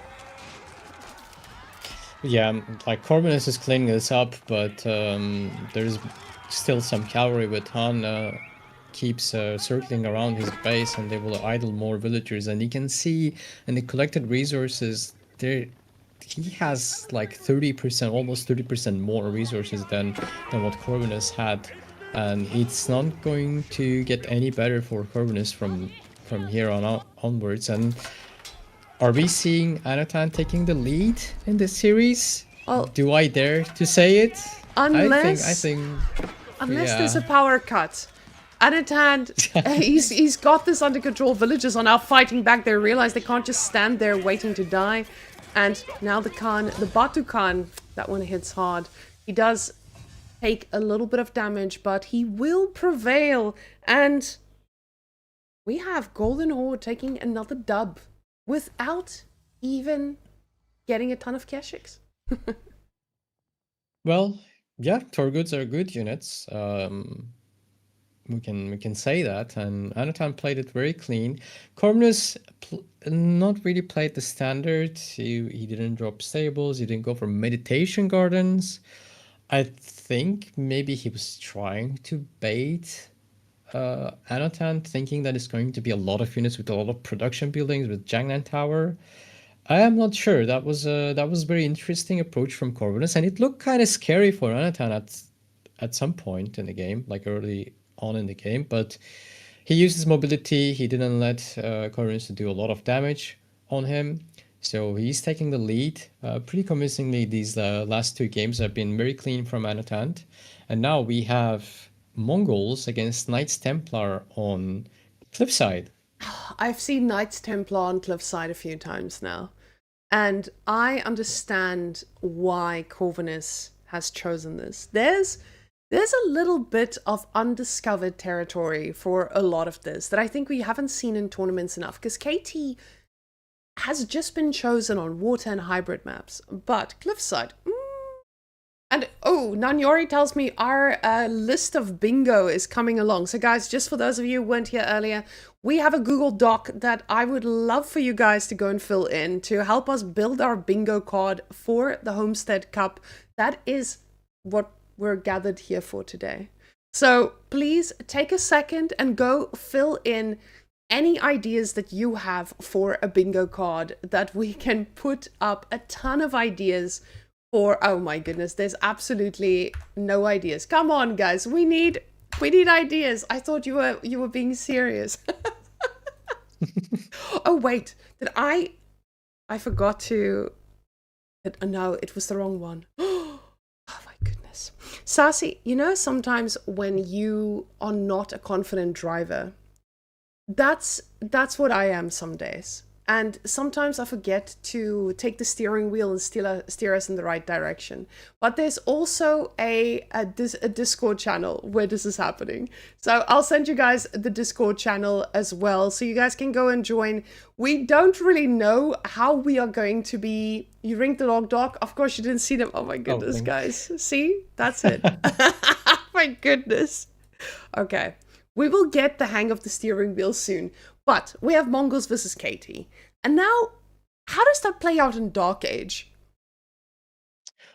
Well, that's I think Knights Templar could try to fight against Mongols in Dark Age, just because they don't have any problem switching into archers in Feudal Age, and that's where you want to be as Knights Templar, right? You want any excuse, in my opinion, you want any excuse to spend some wood, because that's where your economy is at, that's where all your buffs are at, and that's going to be just great for you if you can hold against the Mongols. But the thing is, the Keshiks are, I think, are a big problem for Knights Templar, especially early on in the game when you don't have like a big number of archers. But let's jump into the game and find out what Corvinus would do. As we've seen already, we wouldn't expect something standard, and that's a good spawn for Anotand. The gold is kind of exposed though, so Corvinus is not going for any wood yet. I say it, and he's okay. He just wants to age up. He's going for mining camp. You can do this as well. You can age up very fast with Knights Templar. As you know, it just only takes like 45 seconds to age up. And you can get archers very fast, but then maybe you get towered on your wood line or on your gold. Then that's a decision you have to make if you're doing this. Maybe if the tower is not too far out, you can even maybe stop the tower from going up with your archer numbers, by the way. If you manage to get like a cancel with your villager pull or something. So Anotand is a bit more lucky so far, we could say, with the sheep count and Corvinus. I think there are a lot of sheep on that spot on Cliffside. Yeah, he'll be getting some himself. Ooh, yes. Yeah, there's more. Yeah, they're mostly around the markets here on this map, from my experience. And we see barracks coming up from Anotand, and he's going to be making some spearmen. Well, I expect the tower to be coming up after this. Maybe he just makes 2 spearmen and then just calls it a day there, because you really don't want to over-invest into spearmen, because Knights Templar, they're wood specialists, right? And wood equals like archers, so you can get a lot of archers very easily as Knights Templar. And let's see if Anotand will follow up with a tower himself, or just 2 spearmen into age up. He has a beautiful second gold. Actually, that's his second gold mine that he's going for, and that's really good. He has a really cute little base here, very compact, with the deer also nearby. And Knights Templar, one of the things that we can talk about Knights Templar, that they want pilgrims. That's their thing. That's why you're behind in villagers, right? And you want to have one of the 3 options available for you on this map especially, and they're all very contested here. So I think we could expect a very active game from Knights Templar here and the Mongols trying to stop them. Okay, that's Principality of Antioch, which is going to give him the sergeants. They can get very scary. Have you ever played against them?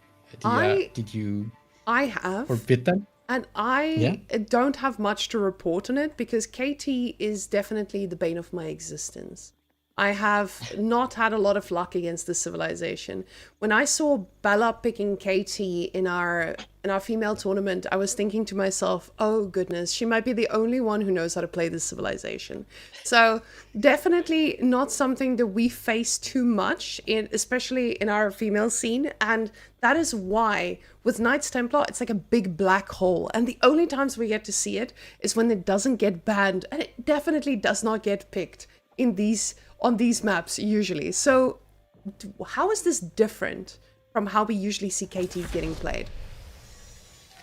Well, it opens up a lot of possibilities for you. Well, one thing that they're really good at, the sergeants, they're great at killing buildings because they don't throw torches, so you can take down buildings from a bit more distance, a bit safer distance, I would say. And they're really powerful units since they cost 50 gold for Knights Templar, and that is something, yes, that we don't see it every day, especially on this map. You really don't get to see it a lot. But the sergeants, they take care of, I would say, any melee unit in Feudal Age, including knights. They just need something a little bit more in front of them, such as horsemen or maybe spearmen or some archers supporting them. They need a little bit of support, but thanks to being them doing melee damage from a distance with the range that they have, they become very very useful in larger numbers because they don't get cursed by the pathing, let's just say. So they can be very useful if Corvinus decides to go for it, but maybe you can just use the bonus that you have from the landmark. I've seen people doing this as well. Your melee units have more damage now. Maybe he will go for spears and horsemen for a while. We will see, but now he just unlocked his pilgrim and sending it to the east sacred site, and on the right side, yep, there. And let's see what Anotand will do with his straight landmark. He's heading towards the west corner of the map, and that is actually really that can be very good for Anotand. I can see boar and 2 deer packs on the right side of the map that could be defended with the trade route that's going to happen there. What do you think about that? That looks good. I feel like this position that you put yourself in is so powerful as the Mongols, because the Mongols here going for the archers, pretty natural follow-up that we see. Archers are just so mobile. They're going to be dealing with sergeants as well. So it's not, he's definitely going to need a lot of them to make it work. But ooh, the master of micro just showing us exactly Anotand, just a king. Absolute king here. Yes, slay king. He's but with Corvinus now getting 2 of those pilgrims there, it feels pretty good. Now the archers, they are revealed, and all of a sudden you're like, okay, I need to do something about this too. Already having that archery range out, not something he feels too bad about, but you can see that follow up with the second barracks. Yeah. Does he feel that this is something with just going for the sergeants that he's going to be able to do? Yeah. I think he can feel comfortable with it. Well, Anotand is just spent all the stone that he had on a lot of archers already, and he's just gonna mount up the archer numbers. But still, when sergeants hit the archers, of course they get kind of countered by the archers, the crossbows especially, but you still need to kite against them. Sergeants with some like horseman sport or archer sport, they're very, very scary. They can get very scary, and your archers, you can be overkilling at some point. You see how many shots they just took for sergeants plus the archers to get rid of the spearmen. That's something very, very easy going for you as Knights Templar to get rid of the spearmen when you go for this composition. So in the end, if he gets to have some horsemen to be present on the map, because we don't see any Keshiks yet, this can get very good for Corvinus. I suspect that Scout needs to be very careful, and he's gonna spot Anotand going for the deer there, and I see one. Oh, The Khan definitely that's so being close. confident in all this. But I kept eyes there on the number of units that was trying to circle around and do some work. But you saw that he's still keeping those spears in the base, while the archers are the ones trying to find some damage. So with the amount of archers he definitely has an answer to some of it, but he realizes he might need something else too. So now with the Keshiks, he is gonna try to find that response, but the numbers from Corvinus is still looking pretty scary. None of these pilgrims got shut down, and as we can see, Anotand is still in his base. He's gone for the trade, so there is a little bit of a timer here. How does the trade scale up compared to looking at the pilgrims, for example? Well, you cannot increase the number of pilgrims that you have right now, right? It's going to be 2 for now. And one archer just too optimistic, I think, harassing those villagers, and goes down. But you can have unlimited amount of trade. Whoa, he pulled the boar on the trader. That's nice. And the trader, oh, just one more hit, and then it would be goner. That was very close for that trader. Oh. And he can keep doing this again. By the way, he can keep doing this again and again. So we talked about the boar being available for him on the trade route, but he kind of needs to kill that boar right now, and that's gonna waste his time a little bit here, because he moved on the deer, right? So like he wasn't gonna move on the boar yet, I think. Okay, he's just chasing the 9 HP trader. But the traders are ripe for the taking, at least. So this is the one negative now that he needs to consider. You have your trade, you've invested a little bit into this. Now the Keshik numbers are going to start spiraling out of control. Ow, and that first one making a connection. Now this is going to mean that the first pilgrim to get shut down, the second one might also get shut down. The charge is on cooldown, but the pilgrim will start running a little bit faster. But you can see that damage from the Keshik is just sublime. The reinforcements were not in position for this, and just because of that, now I feel like Corvinus needs to respect this. We do see the tower coming up on the gold, and Corvinus realizes, hey, with the pilgrims being shut down, I might not have a gold access for too long. Because of course, if Anotand commits to that spot, it's going to be pretty hard to shut down. But Anotand already going for his melee armor. With all those sergeants, it's just an upgrade we finally get to see being chosen above anything else. Yeah, and you don't get to see the melee armor often, but with the ranged, one villager just got taken down. That's a really nice find for Anotand there, really good timing, but it won't be the same on the deer since he has the outpost there. But finding yet another villager kill on the berries, Corvinus really needed to respect these archers a bit more. He knows that they're there and safely in the outpost, but now this time he's getting pushed towards his side of the map, and Corvinus, he's not doing the same mistake that cost him 2 pilgrim lives, and Anotand is rushing up an outpost there. I don't think he can fight this yet. Maybe with the next Keshik he can start thinking of fighting this. This army doesn't look too scary, but it should be scary because those sergeants can take down any building. Like, that's 15 sergeants that can take down buildings, as you see, very fast. You see that, right? Like, that's almost disgusting. Almost, he says. But with these archers, he's trying to capitalize on this. Already getting 6 villages. I would assume that 2 of those pilgrims were counted as vills as well. So Ranged armor. Oh, sorry to interrupt you. He was getting ranged armor. Anotand from the blacksmith that just went down. That's a big loss for him. But he's finding more and more villager kills. Corvinus, please just get some units to deal with these. They're looking for some pilgrims right now, and Keshiks are cutting off reinforcements. Counter attack on the wood line. the attacks coming from every single angle, and he does get 3 villagers. It does feel, ooh, and a 4th, the trader goes down, but the archer numbers are still picking off anything and everything that dare step out, and Corvinus is doing another Corvinus. He's going so deep. And he's overcommitted like this before, but we'll see. With sergeants, it might just be a whole different story. The archers of his own being a little bit more careful, not attacking anything to stay under that TC for too long, but the sergeants are just running. They're not attack moving. Oh, they're chasing the villagers. Well, that's a huge idle time. That is a huge idle time. But is it worth it? Because it looks like he's gonna get cleaned up here, Corvinus, but we can see that this is making difference. This is maybe gonna make a difference on the collected resources value. As he was behind, I expect him to be a little bit more ahead now, but is it worth of losing all those units? Like army value, I think he's already behind a little bit, and he's kind of running away. He gets away with this? There's no way he gets away with this, because there were like some Keshiks there that could just intercept them and slow them down so the archers could catch up. But it seems that he has gotten away with it, but now he has a big task in front of him. He has to hold against this possible counterattack and the mobility that's available for Anotand. I am scared for Corvinus now that he's pulling the boar one more time and trying to block the trader.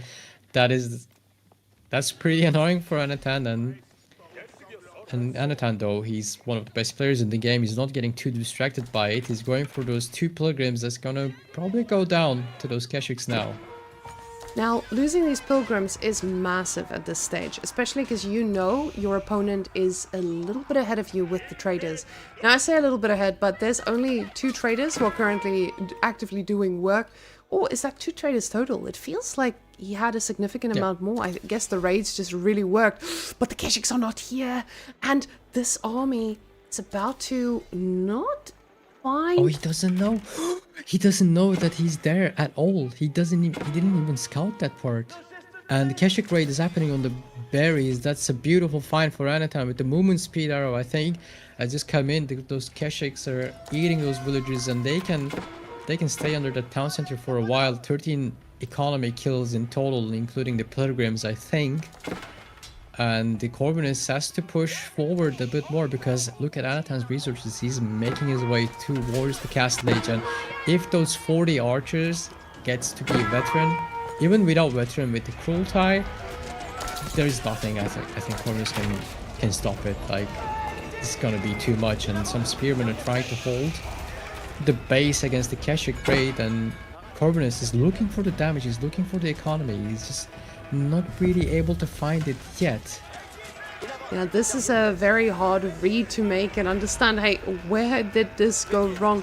Because on the other side, you have to consider Anotand knows exactly where everyone is. He's got vision on this. He knows exactly where the army is rotating towards, and almost gets a trader being left alive. Now, these Keshiks are constantly picking off everything, but Corvinus has something else on his mind. He's going to castle. He's got enough on gold. He feels like this is the moment, and that big army is still on its way home. The tower never getting finished. Not the greatest feeling, because you know that your opponent is going to be going to attack. Now, ooh, wrong button. And we are going to quickly take a second to see if Anotand's age up is going to be the problem here. Because now with the cruel tie, this is a very scary attack. In Corvinus, he needs a while to get there. Yeah, he needs a while. Not too long, though. He can age up pretty fast, considering that he's a Knights Templar. It's going to take 45 seconds for him to age up. Will he go Castile to have his own little cruel tie buff on the sacred site? Maybe he will go for that, because there's 40 archers on the other side. But with cruel tie, these archers getting veteran plus 2 attack plus cruel tie, he's going for heavy spearman and German Empire, because he doesn't have forges and docks, so that should be the heavy spearman. Will that be enough against the cruel tie archers? We will see, but I think it's maybe not enough. He's in position to defend. Cruel tie set up on top of that production. That is more villagers getting killed from those archers, and that's only 7 villagers inside that town center, so he just keeps running around.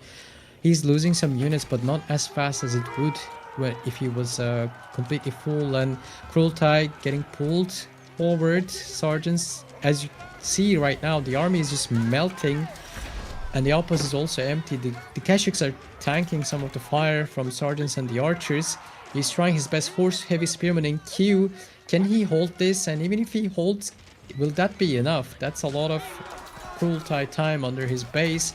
That's a lot of idle time, and his army, it looks like it's equal, but it's not going to be enough. Those units are not upgraded yet. This is a dream fight for Anotand right now. He's more than happy to trade all these units against Corvinus's units because he had a lot more feudal units available for him, and they're not getting upgraded anytime soon. Only heavy spearmen are getting, and the villagers are being chased off the gold. Even more villagers are going down. 24, 25 economy is going down. The archers are cleaned up. The Keshiks will survive and keep raiding, keep running away. Khan is killed, but not GG this time.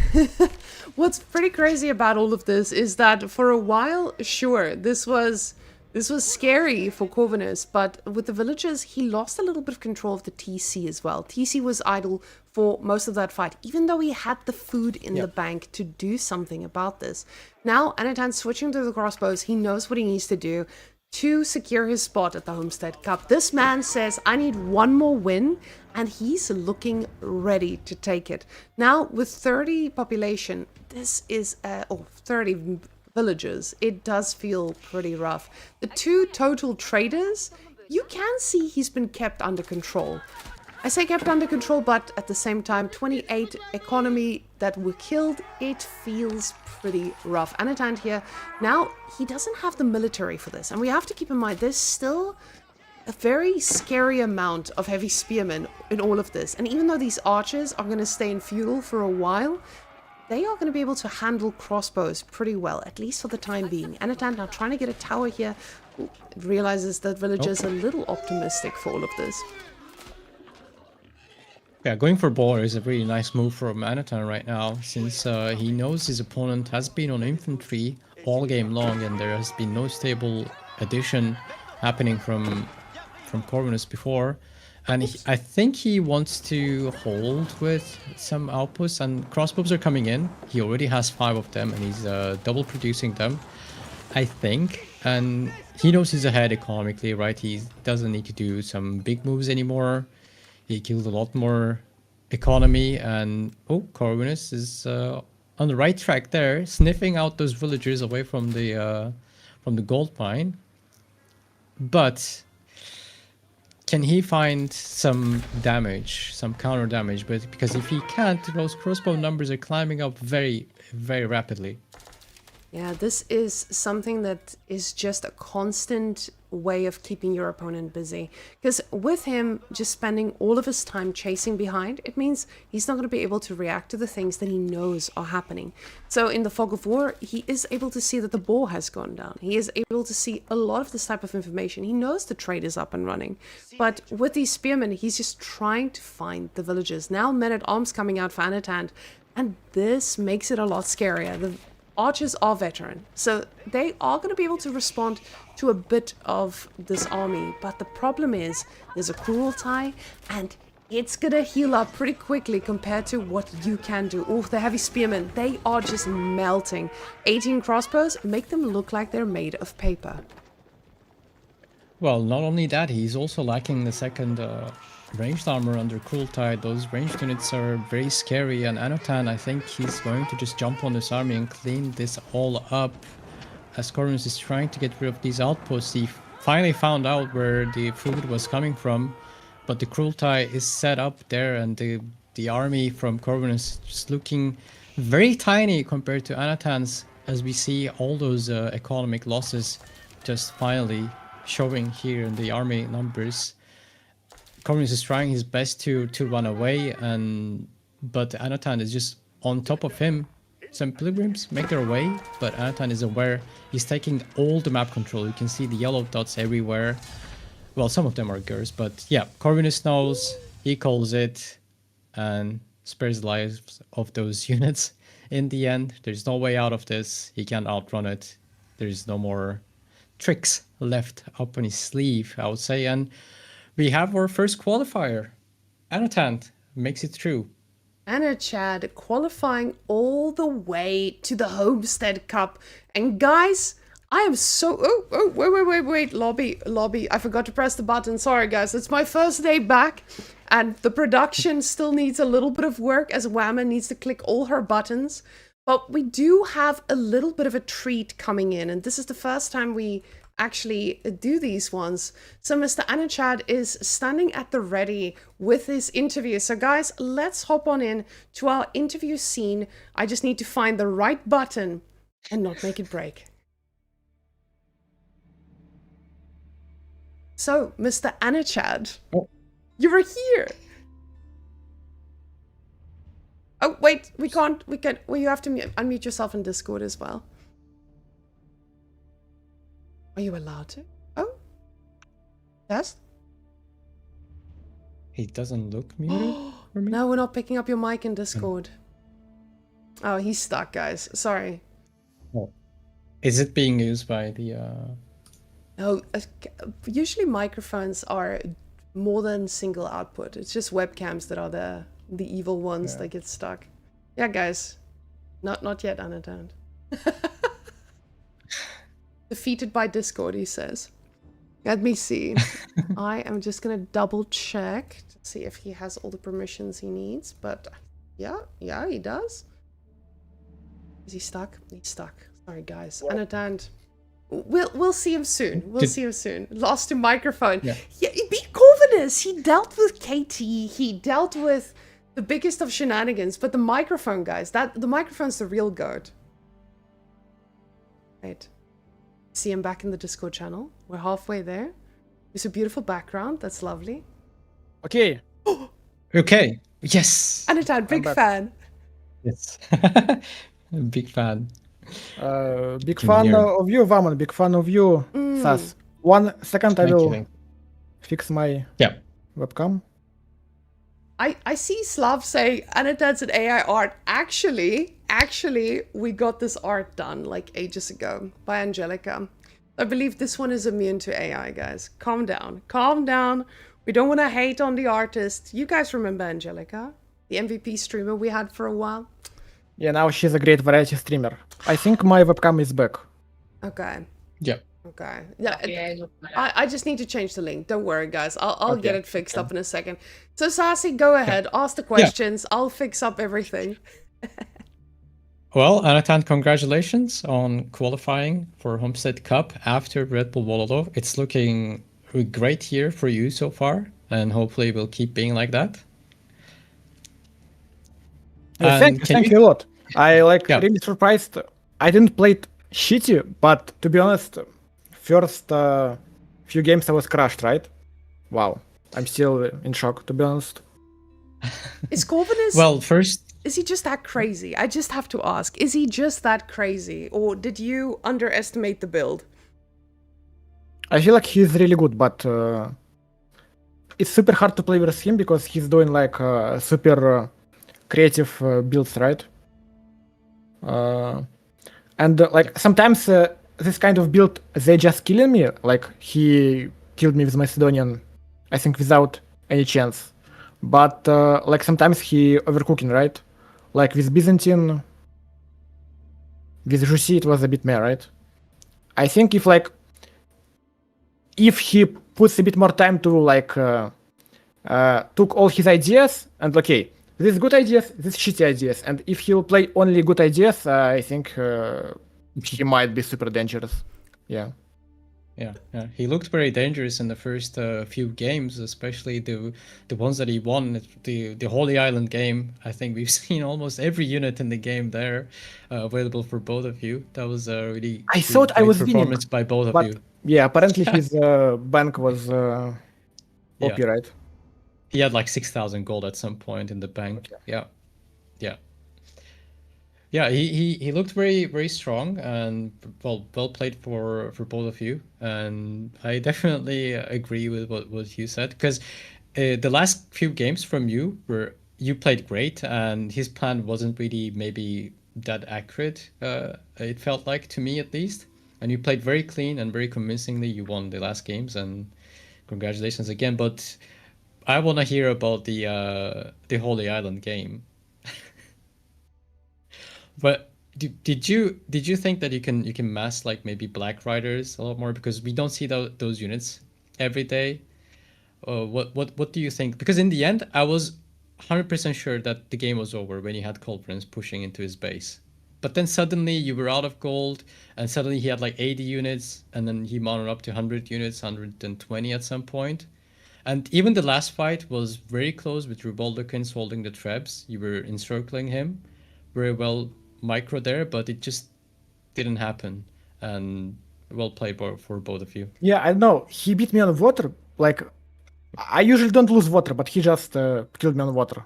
It was first shock for me. And second shock, I killed all wheels. He had like 10 wheels. I was okay. I'm just chilling, making nice. Bam, I lost. Yeah, like I was okay. I killed all wheels. I stopped the water trade. Now it's time for me to shine. Pook, I did. You cooked a little too hard there, I think. But it was pretty scary because we've seen a lot of players still win even though they lost water. Did you for a while feel like that was going to be you? You were going to be making that list of players that... Yeah.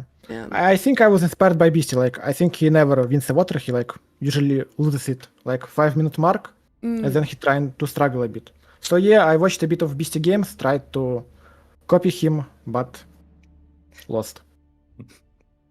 All right. Well, Anotand, we're not going to keep you here forever. I do have one thing that I think Beastie is very excited about and that I needed to ask you about. Do we have confirmation that you are going to shave your head for the right incentive at the Homestead Cup? Whamenqt, let me be honest with you. Yes. I'm scared. Like, you know, I'm not young anymore. I'm 25 years old.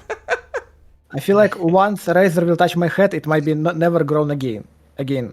But if fans want it, like, if it will be like some goal, like, okay, like all for the crowd, right? Because we playing the game, we have to entertain people, right? And like, if people want it, I'll do it. But then maybe I'll be bold for the rest of my life. Okay, I will just join Bold Club to Demo and Vortex. Never mind. It makes sense. I mean, Vortex did get the highest ranked hairline at Masters of Steel, so maybe the bald head is what Twitch chat really wants. It seems like Twitch chat is really into this, though. Guys, you're getting way too excited. So we will see how many people we can get to shave their heads. I'm out, though. Unfortunately, not that privileged, but Anotand, congratulations. I'm so excited to have you in Serbia soon. You'll get to meet Gigi Dog, and she doesn't like anyone, so don't take it personally. So, yeah, no, it's okay. It's okay. We'll get there, but I'm really excited. It's going to be a great live event, and I'm really excited to see you bald. Yeah, I'm really excited to present at Serbia. Big thanks to my World Esports team. They're helping me a lot. Yeah, I hope more people from my club will qualify. We'll see. Yeah. Thank you. We're really excited to see the rest of VES shine as well. And Beastie says we will get you a wife here, so... I have Liralia already. What more do you need? After Top Team Gamer mixed event, I don't know, like Liralia and Lamimi, we're always in contact. Yeah. Okay, so we already have a tier list. She's a girlfriend. Oh no, Beastie says wife, because in Serbia that's what we do. We bring you a good wife. Yes. Any questions from you, Saz? Are we good to go?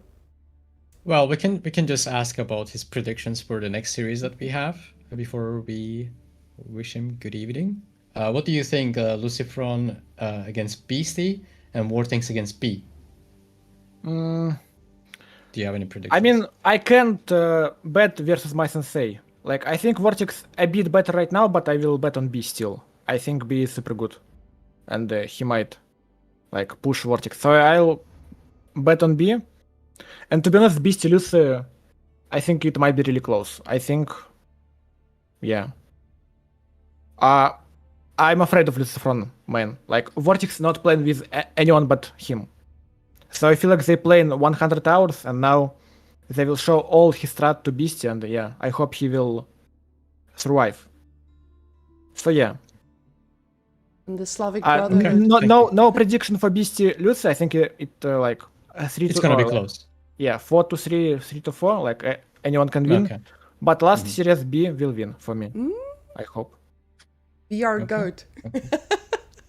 Well, thank you and congratulations once again. It's always great to see you play at the LAN events. It will be, and good luck. Have a nice evening. Thank you. Thank Do you. Now I have anything to else? go and book tickets. Yeah.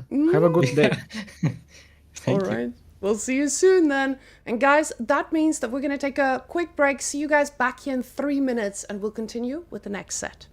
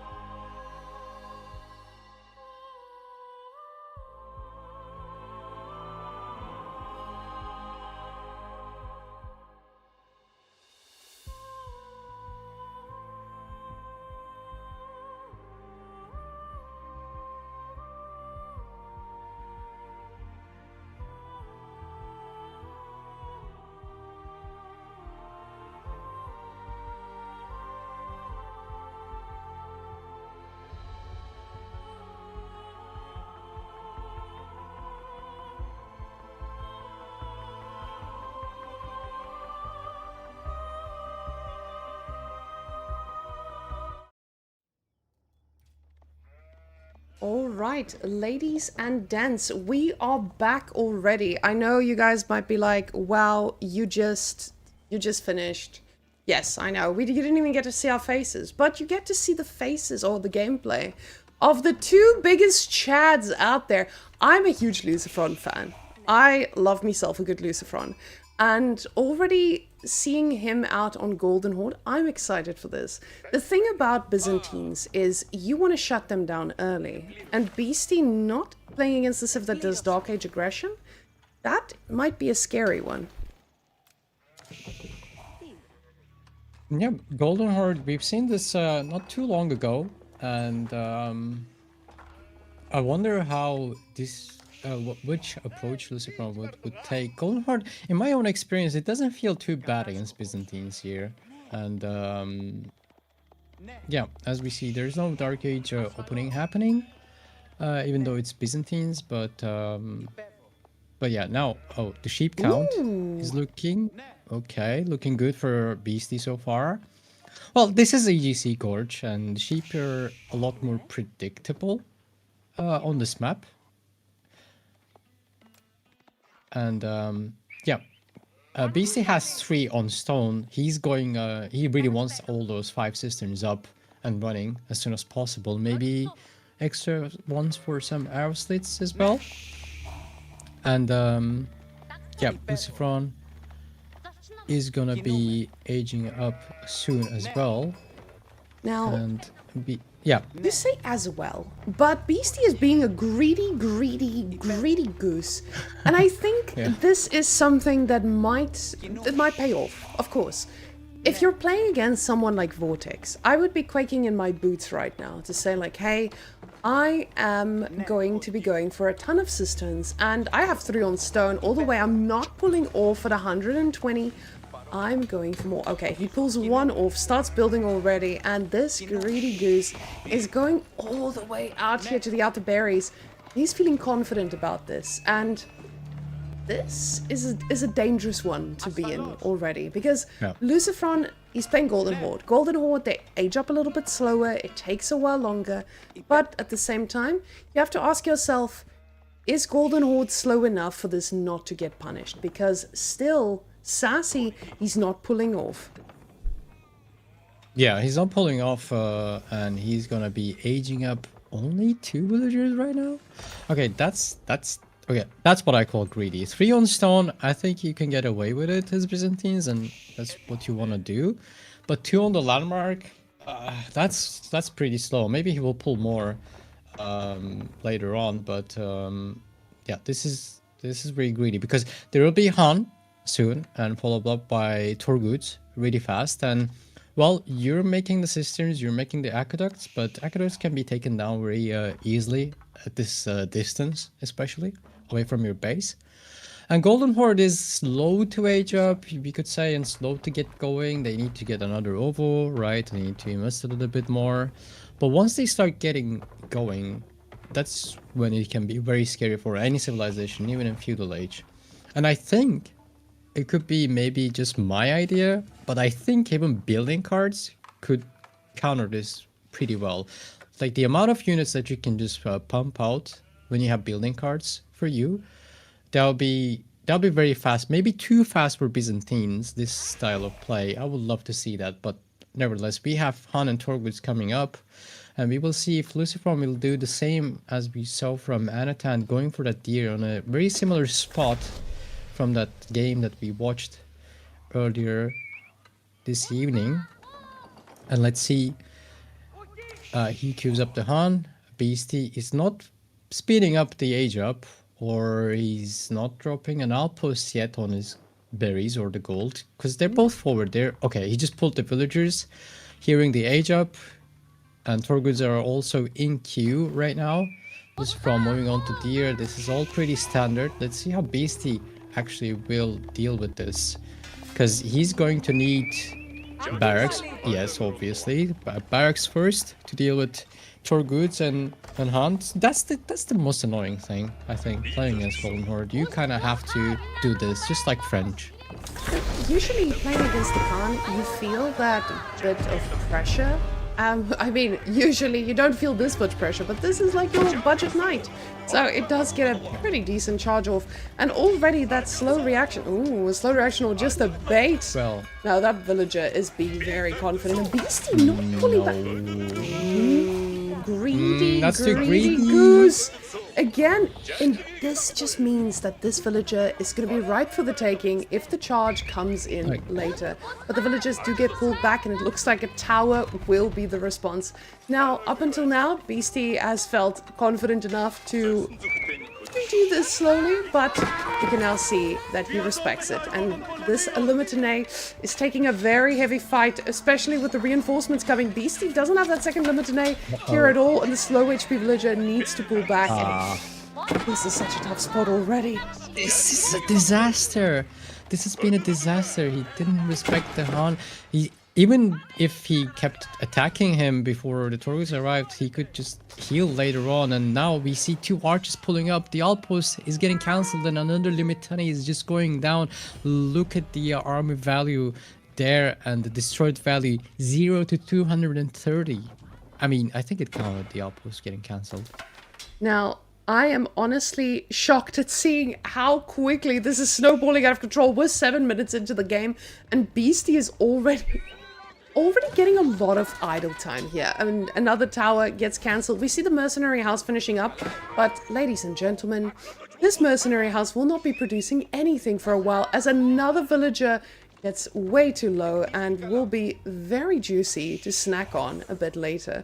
Now, with the stable, he's going to be able to eventually get a horse out there, but farms are the name of the game here. He needs the oil. He knows how important this is going to be, but these low HP villagers easily get picked off with the right amount of time. Now, with the total goods, he's going to have a pretty good answer to all of this greed that Beastie showed in the early game.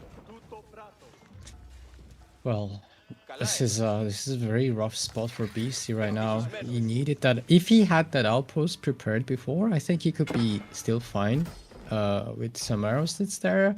But now he has a mercenary house that is serving nothing, and even the Limitani is not upgraded yet. Maybe that's a miscalculation that is costing him dearly here. And the archers, as you said, they're going for that low HP villager. Another one goes down. Another one is taken down on the farm. Olive grow, actually, not a farm. It's okay. We accept farm farm categorization here. Now, these Limitane, they are stuck in Dark Age because, of course, the village is getting pulled off of gold to try and build this. He knew what he was doing. He knew how desperate he was going to be. Oh, but these archers, they are just peppering away at everything. And even though more Limitane were made, they are just not getting their value done here. Now, another low HP villager is standing very far forward, and the archers step forward. They will get another one. Oh, he tried to drop off on the landmark because it was closer to him, and he got punished for it. Now, Poor villager. you have to keep in mind, this is still level 5 cistern though. So these villagers, 26% extra economy, that's great. Especially if you're at a deficit, you feel like this is the bit of breathing room you need. But the horses, they are not the answer he so desperately needs. The archers coming forward again. Luckily for Beastie, the drop-off is right now, and a villager does go down yet again. Oh my Another goodness. one is going down, and this is looking really rough. You only have 10 Dark Age Limitani against 9 archers already, and Lucifron is not only that, he's also adding his own spearmen, respecting the horseman numbers, even though he's super ahead, and yet another villager is going down. 5 villagers taken down in 10 minutes of the game. This is a bit unusual start from what I would expect. But Lucifron is not letting anything pass away, and those archers looks like they're in danger, but that's a lot of Torgoods. Oh, there's a nice wraparound from Beastie, maybe cleaning up all the archers. Oh, There. he does a decent job at this, and even with the Dark Age Limitane, he's doing a decent job at cleaning up what he can, but the archers are just focus firing with the very little attack power that's inside this army. They are not doing the fastest cleanup they could. The horses are pushed back, but wonderfully, the berries are back under control. But for how long? With the amount of units that we've got here, we see the Torgoods are feeling very confident to just charge on in, and this tower is... it looks like it's made of paper. This is just a constant pressure, and Beastie didn't use the time he had to go for the little bit of gold he needed. Villagers being pulled forward, and more are gonna die. Sassy, this was the shot. God, I feel like Lucifron really wants to come, or maybe it's just Beastie who says, "Hey, I already live here. I don't need to come to the Homestead Cup." GG next.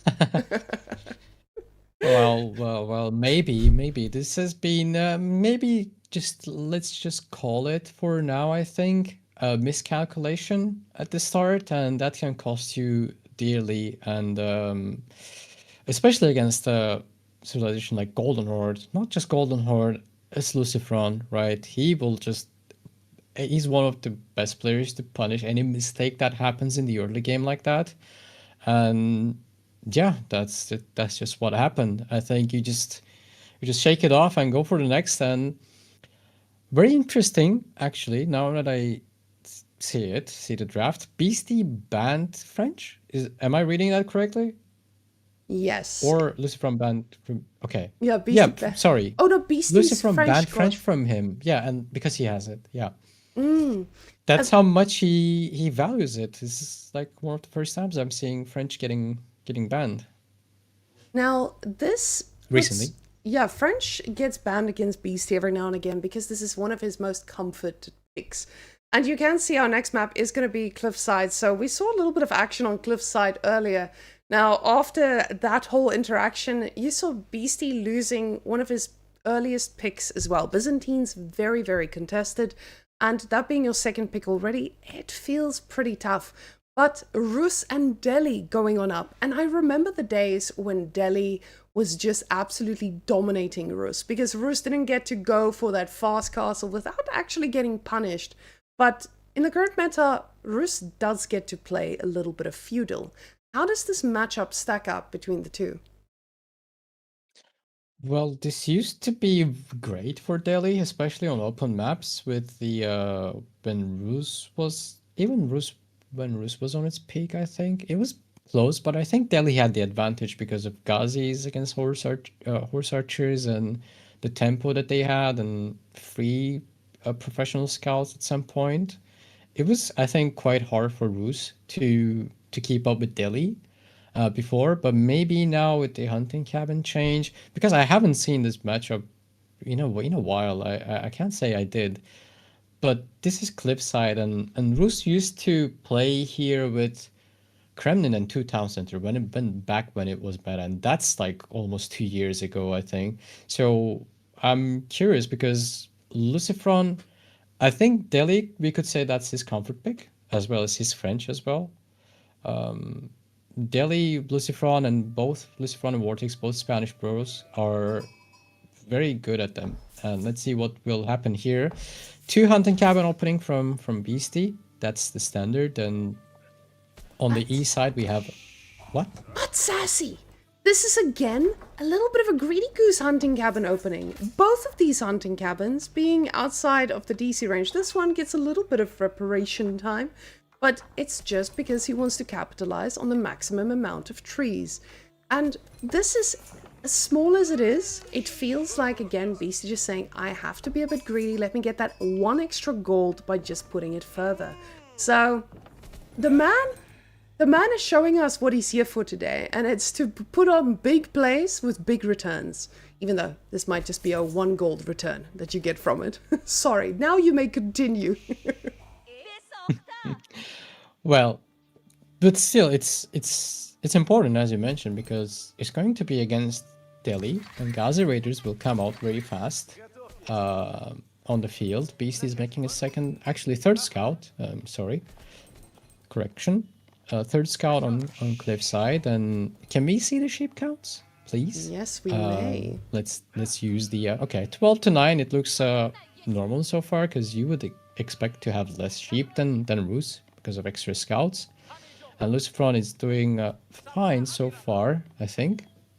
So the Ghazis will be harassing your hunting cabins. But one positive is that Beastie has the woodline at the back. Not that lucky with the deer spawn, I think, because Lucifron's deer spawn, the first one, is more available for him than Beastie, because it's more closer to the Lucifron side. And yeah, now the sheep lumbers are looking great for Beastie. That's what you want to have. As Rus, it feels really bad when you make extra scouts and then like you don't find the sheep, somehow like you're following the enemy scout or something. There's even more, 3 more just on the same screen there from Beastie. But I'm curious if he will try to drop like Kremlin, or I don't think he's going to. So you say he won't drop a Kremlin, but Sassy. But Sassy, this is Cliffside. He's going for it. Yes, there is. Oh, there's a healthy Kremlin here at the front, and with the Kremlin here, you have a very easy little bit of wood at the back that you also get to fall back on.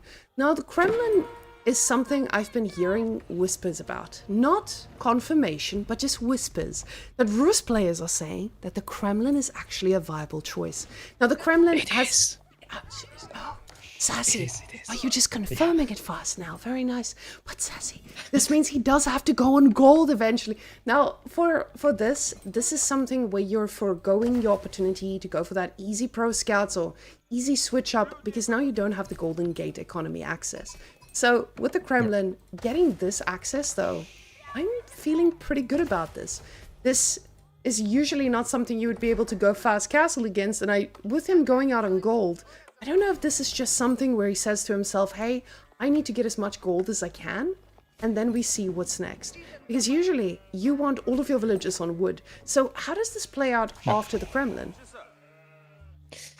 Well, the way BC is going with it, he's pushing in some deer already towards the Kremlin, which is going to be safe. I like pushing the deer in. You can still push the deer when you have like 3-4 scouts. Not spearmen. I think making spearmen to push deer is not really worth it anymore, obviously after the changes. But with Bruce, you can still push a lot of deer, and I love that BC is doing it right now, pushing in the deer. He did, I think, a 1 long trip to that gold. With 8 villagers. Oh no, he's actually staying. He's committing to it, Sass. He is very much committing to it. But what happens after that? This is where you get all the gold you need. He doesn't have a plan, does he? He must have a plan, because this is going to be. This looks like 8 villagers on that. It looks like he wants to have enough gold to get pro scouts. But that Kremlin, it's not going to be buffing his big wood line, so he will have to get the wood. Not have to, but he would probably like to get the wood from the wood line at the front, the little ones, towards Kremlin, and 1 more villager being pulled, just to make sure this time it's not that greedy. What's the follow-up? Is he going for... Fast castle. He could... He's going fast castle. Sassy, Really? he's going fast castle. I heard whispers of this. I heard whispers of the choice landmark that follows into fast castle, and not just any type of fast castle. This is an Abbey of Trinity fast castle, from my understanding. I am very certain that this is something that we could not have predicted, because this has only been done by the craziest of the crazy one. Because with this deer pushing, you just get enough food to last. But the problem is the Kremlin doesn't house that many people. Beastie is taking a big risk here. He does have to pull off of gold though. Yeah, he needs to pull off of gold right now, and those scouts will be harassed soon, one way or another. But now he's gonna lose 2 cabins. I mean, I expect him to lose 2 cabins for this play. And Abbey of Trinity, I like this start until it was fast castle. I think it's too much for my taste, but I'm all for it. I would really love if this worked. He's gonna be losing the first cabin, and Lucifron knows what's up, I think. But Abbey of Trinity, like, the food is going to be your biggest problem, right? And because Delhi eventually, as you can see on the top right, is trickling in the professional scouts for himself. So he will be pretty safe under his base, and he will be grabbing 2 sacred sites for free. Okay, you denied 1 in the center, but like you can try to delay it a little bit more with the scouts. But Lucifron can also get to Castle Age pretty fast, I think, after grabbing the sacred sites. He has 7 Gazis though, maybe that's an overinvestment. Okay, the Abbey of Trinity, you were right, is coming up. The villagers are going for those deer, I think, or the wood line. Sassy. Yes. Sassy, I'm so sorry that I'm right about this. Honestly, I was hoping that I would be wrong. I was hoping I'd be wrong and we would all just go back, sing tra-la-la, go on with our day. But no, this is an Abbey of Trinity. So guys, the Abbey of Trinity, how this plays out is you get the Delhi's relics just faster. And with the fact that it just has Ghazi Raiders, keep in mind, the Abbey of Trinity, it has a horse. Or well, the horse relic gatherers. But now there's a little bit of a charge here.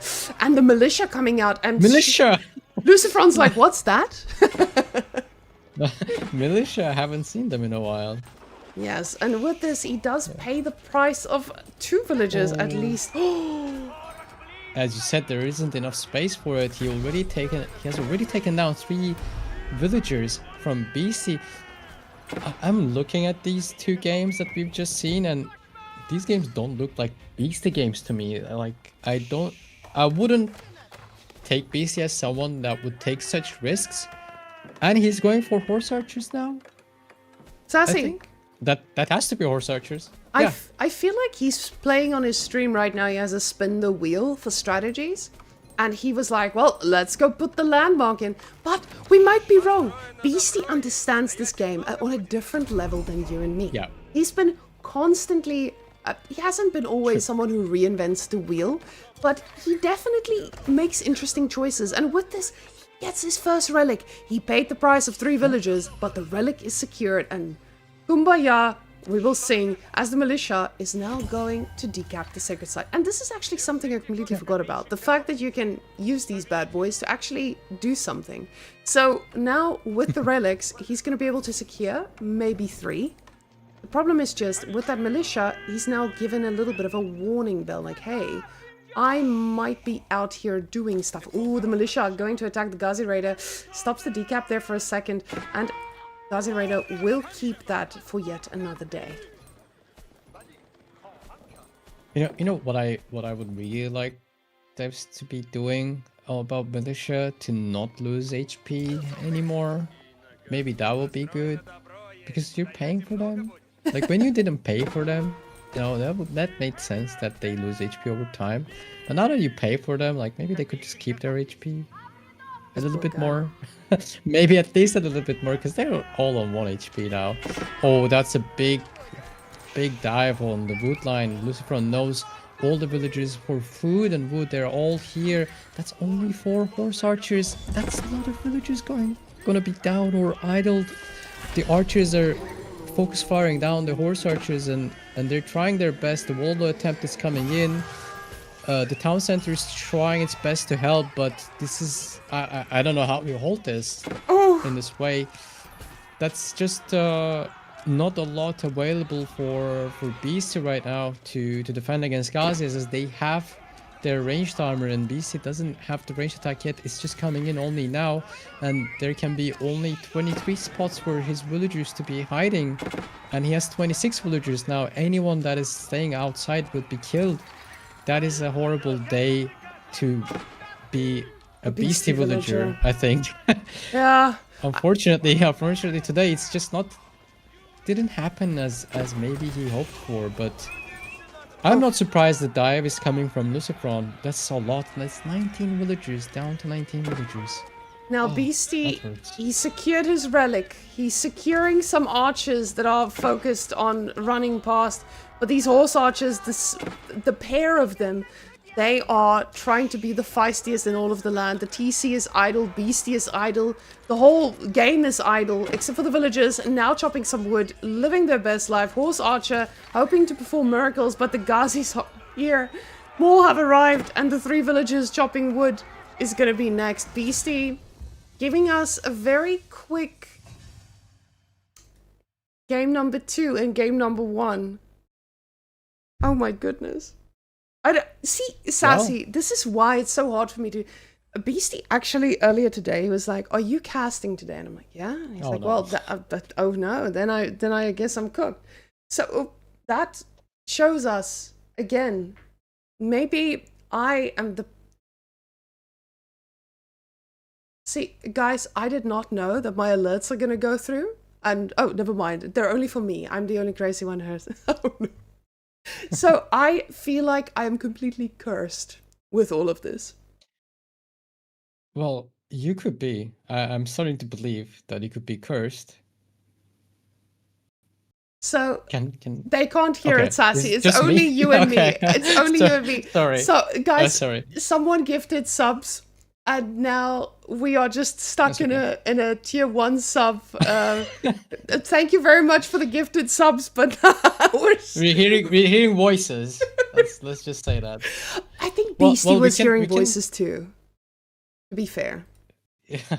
Well, maybe he's hearing voices that you're casting his games, and that's just like making him lose. Well, it could be the curse. It could be the Lucifron is being really on point and being very clean. He has been very clean so far. And Beastie, maybe this was like experimental 2 games, we could say. Or sometimes it happens. So sometimes you just wake up one of the days and it just doesn't feel as good as the other days, you know? And sometimes it's just like that. It could be that too. And ups and downs, it's just such as life. It happens. But we still have the series in our hands. This is best of 7. Let's not Yes. forget that. And we have Coastal Cliffs coming up first. And both players, Beastie has his own HRE, Malians, and Chinese, and Ottomans, and like Rus wouldn't be like the top picks, right? And yeah, he still has a lot of good civilizations. Now, Ayyubids against Macedonians, I like that for Ayyubids. I don't dislike it for Ayyubids, and especially on a map like this, where you can maybe get to use a lot of manganiques. This is going to be maybe the time to come back and get into it for Beastie. Let's see. Yes, and I think this is also why we got a wonderful rate from Beastie Cutie. Thank you. Maybe the Twitch chat was the one driving him. Keep in mind, this is a best of 7. Lucifer needs to win 2 more games. So Beastie losing his Rus and his Byzantines to this, it does feel a little bit heavy to already come back from. But he's got Ayyubids. He's going up against Macedonians, which we've seen Ayyubids be an absolute force. But at the same time, we've seen the Macedonians be something that a lot of people are struggling with. Now, they did get a little bit nerfed. So there is a little bit more hope after all. And Ayyubids, they have a strong economy when they hit that castle timing, when they find an opening to do damage. But a lot of people feel like Ayyubids falls off quickly if they just cannot hit hard the moment they hit castle. Yeah, and remember, Ayyubid is one of the most flexible civilizations that we've seen today already from Anotand. Unusual choices recently, right, for 2026. There are a bit unusual choices. The military wing, the blacksmith wing first, and then the heated advancement wing next, right? So those were some unusual choices, but it showed how flexible they are, how flexible they can be, and that's the type of flexibility sometimes you may need to play against civilizations like Macedonians. They can be a bit predictable because who goes for the Grand Winery, right? Like that's something to keep in mind, maybe. See, now with Beastie and Lucifer going into game 3, I can already tell you Beastie is being more serious. He's put up a delay, because usually we tell the players, if you are streaming your game live, don't put a delay so we can watch. But Beastie, he's putting his full focus face on, because guys, I'm the one, if you see me looking that side, it's my second observer PC. So I'm trying to go into the game and I see there's a 5-minute delay. This man is taking it serious. So with that being said, thinking about the wings that he's gone for in the past, there's definitely a lot of work, a lot of strategies he gets to work with. You said that they're diverse. They get to make a lot of different choices. But in this scenario, I know that Beastie feels really, really comfortable going for any of them.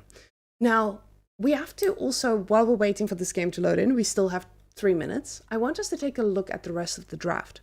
Beastie's first pick, China, and I would say his actual first pick, Malians, are still open to him. He loves Malians. So also having Ottomans all the way until the end, he's got some crazy civilizations to carry him through. And Lucifron, he also does. He's got French, he's got Japan, but comfort pick-wise, I think Beastie, if he plays his game correctly, this is going to be an uphill battle for Lucifron. Well, surely. I mean, both these players are. I played against them. They're not easy to beat at all. Even though when you're ahead, they always find a way to come back, and it's just at this level of games, it's just giants just clashing. It feels like when players are this good, anything can happen. Any reverse sweep can happen, or sometimes you're like we've seen the previous series as well, and sometimes it's just too close, even though sometimes the score doesn't tell the whole story. But yeah, we'll find out how the Abids will approach this. And on the other hand, Lucifron has some strong picks, like I would say Japanese and French would be. Lancaster, recently people have been thinking Lancaster is kind of bad, but I think they're still okay on a lot of these maps that are in the map pool right now for this tournament. I think we can consider that to be one of the strong picks as well. Maybe. now, with a lot of the picks that you do have for the rest of them, it feels like there's a lot that you can really work with.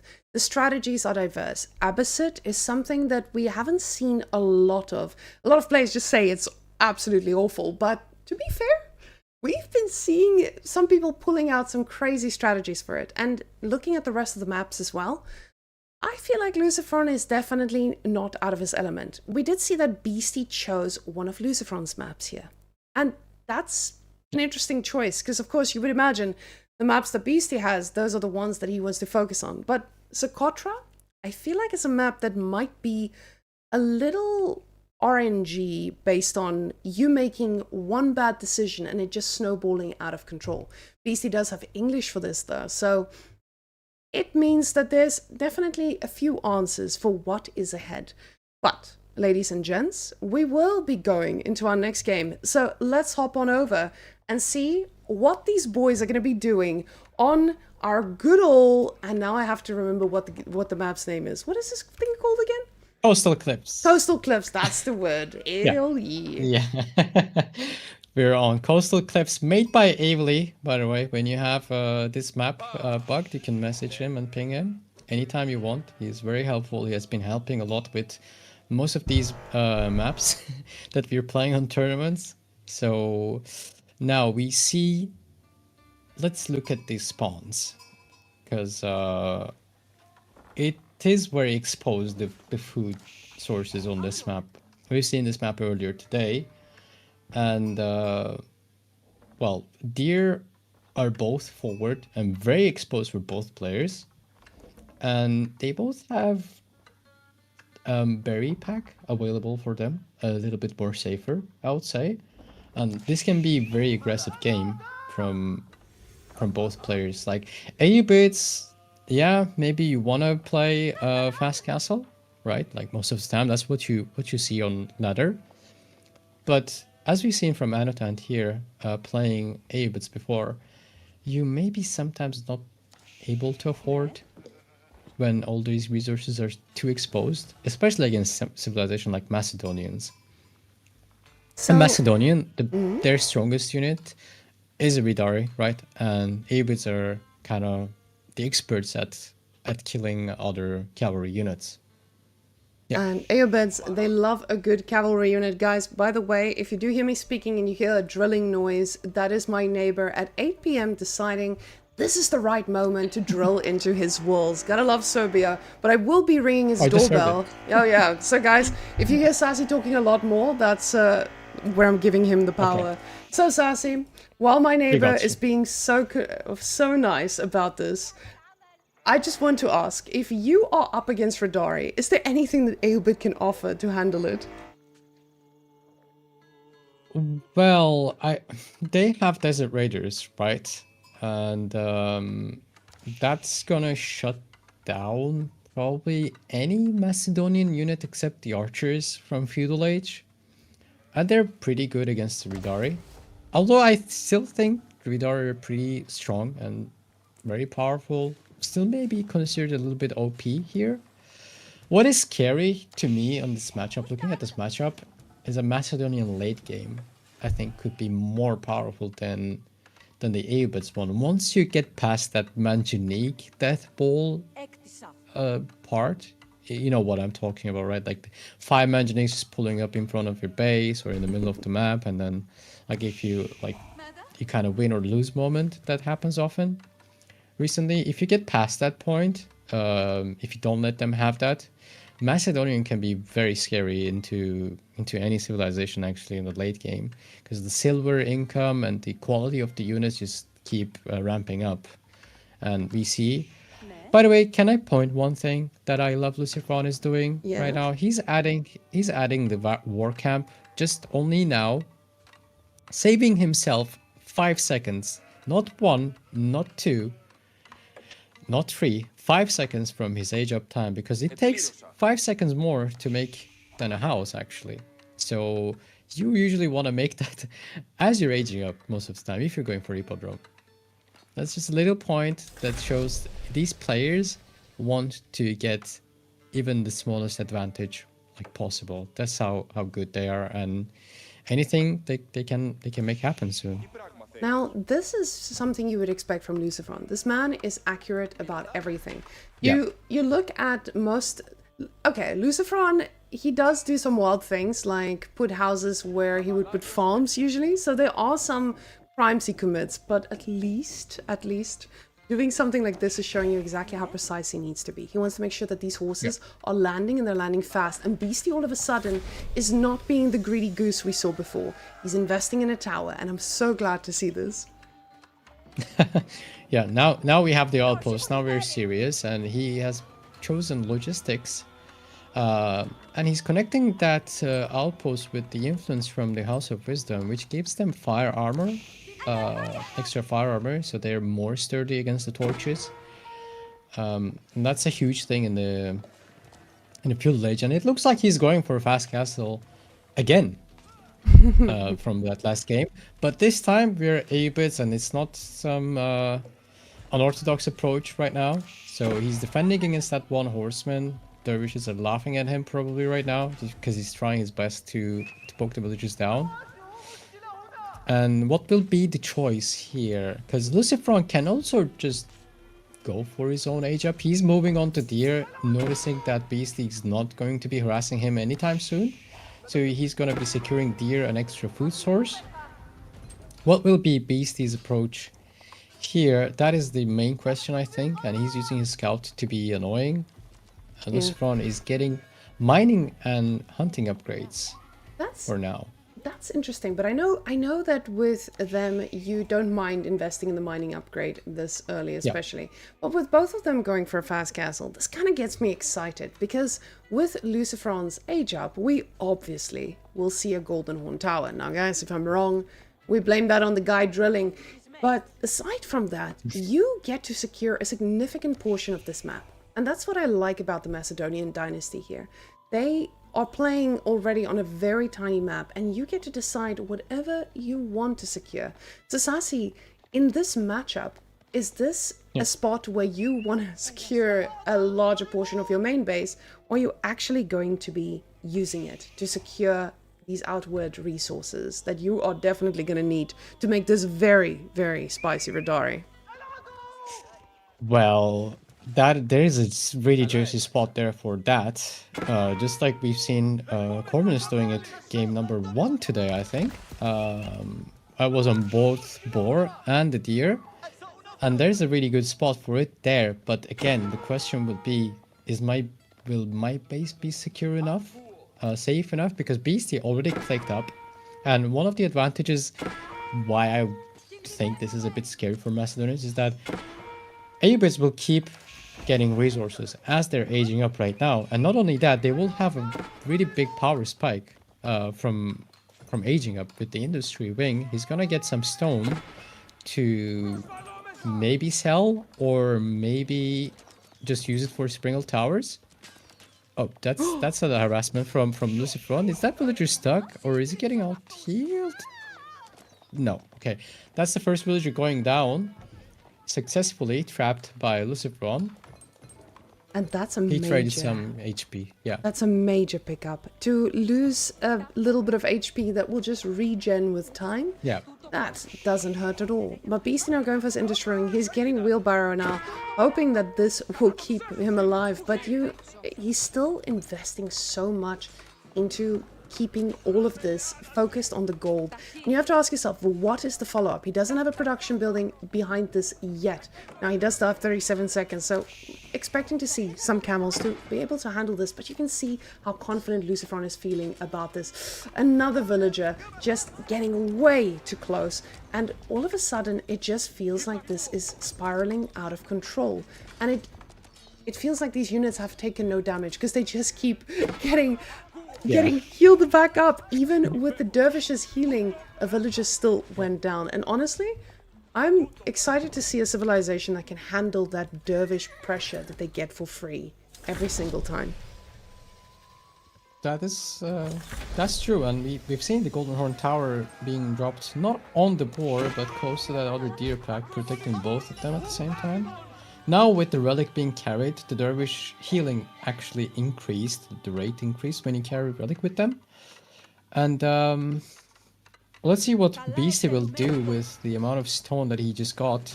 Oh, another villager is feeling the pressure there.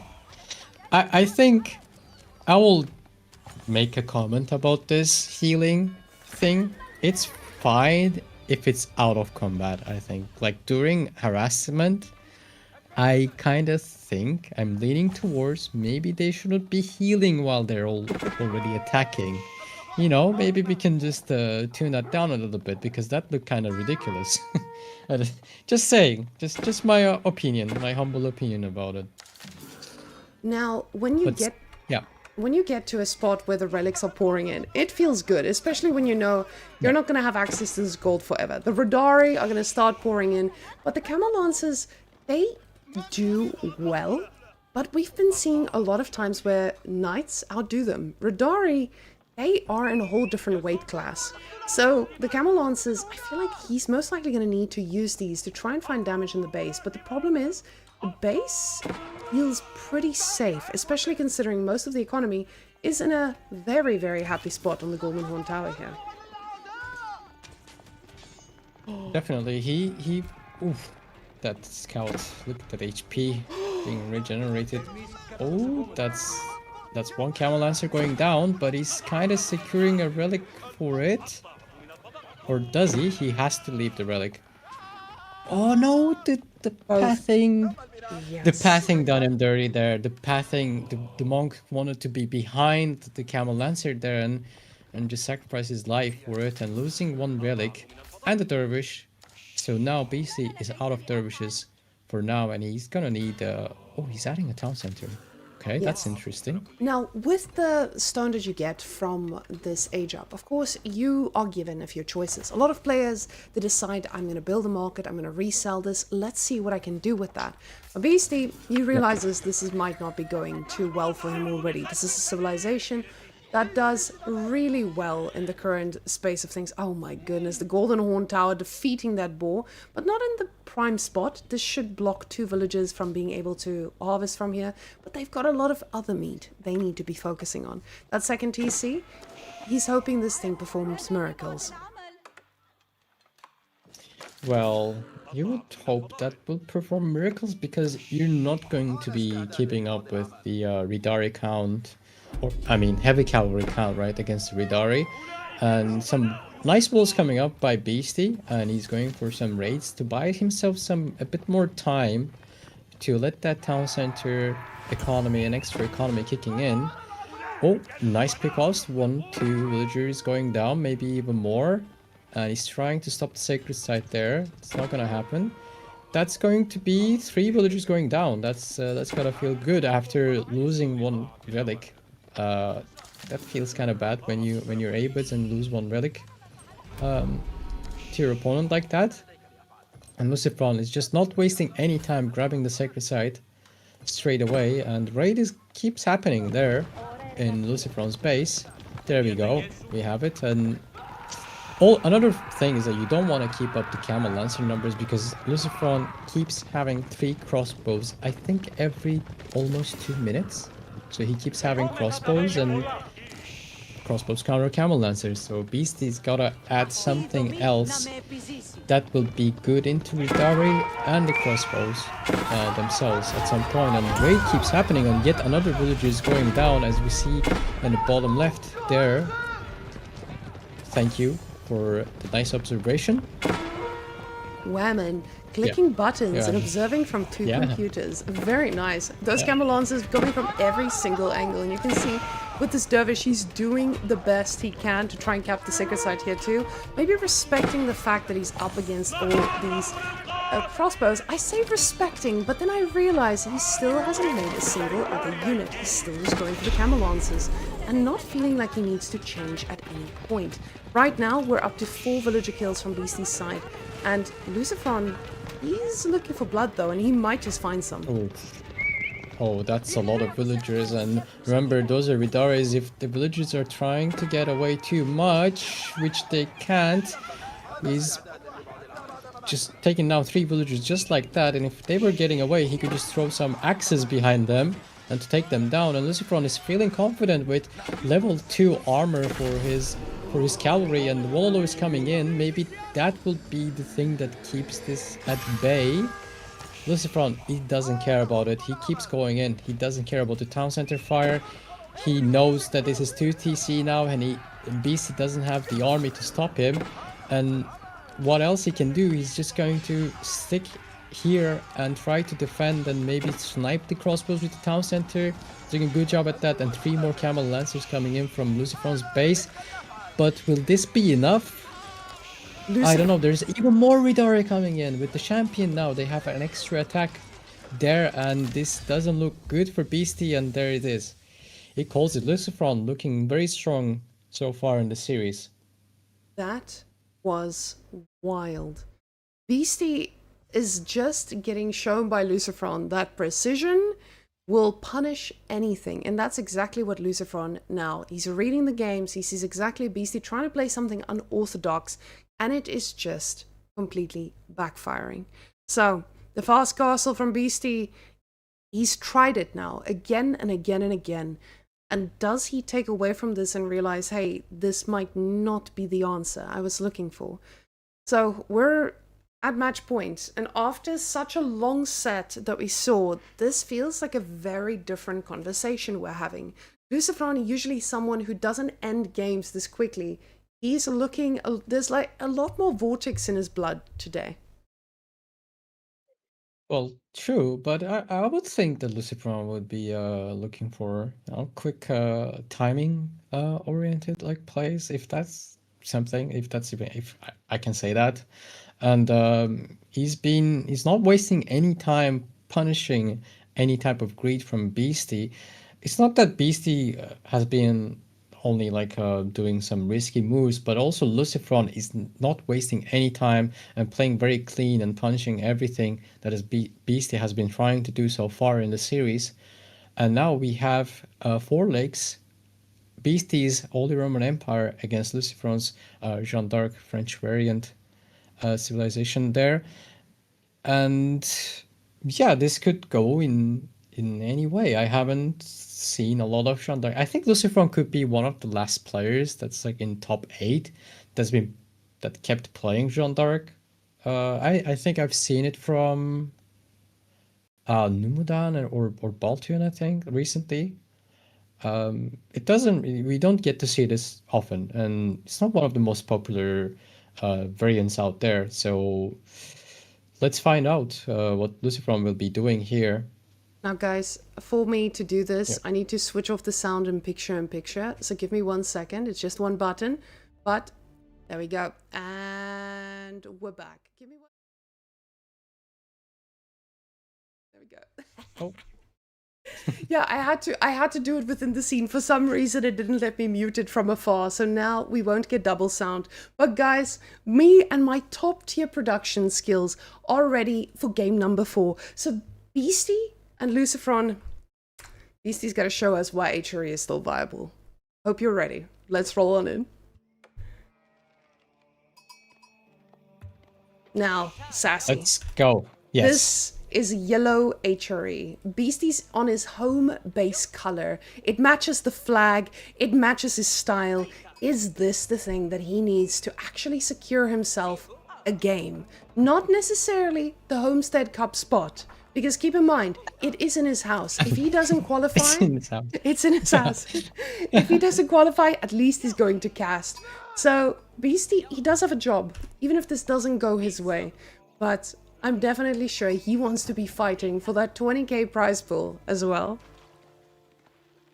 Well, Of course, it's when you're a competitive player, I think you want to win, right? Like that's how you become really competitive player, and Beast is known to be that, exactly that. And you always want to win, no matter what, even if it's like a tiny tournament or big tournament, no matter what, you just want to win. That's how you become Beastie. That's how you become Lucifron or Vortex or Anotand.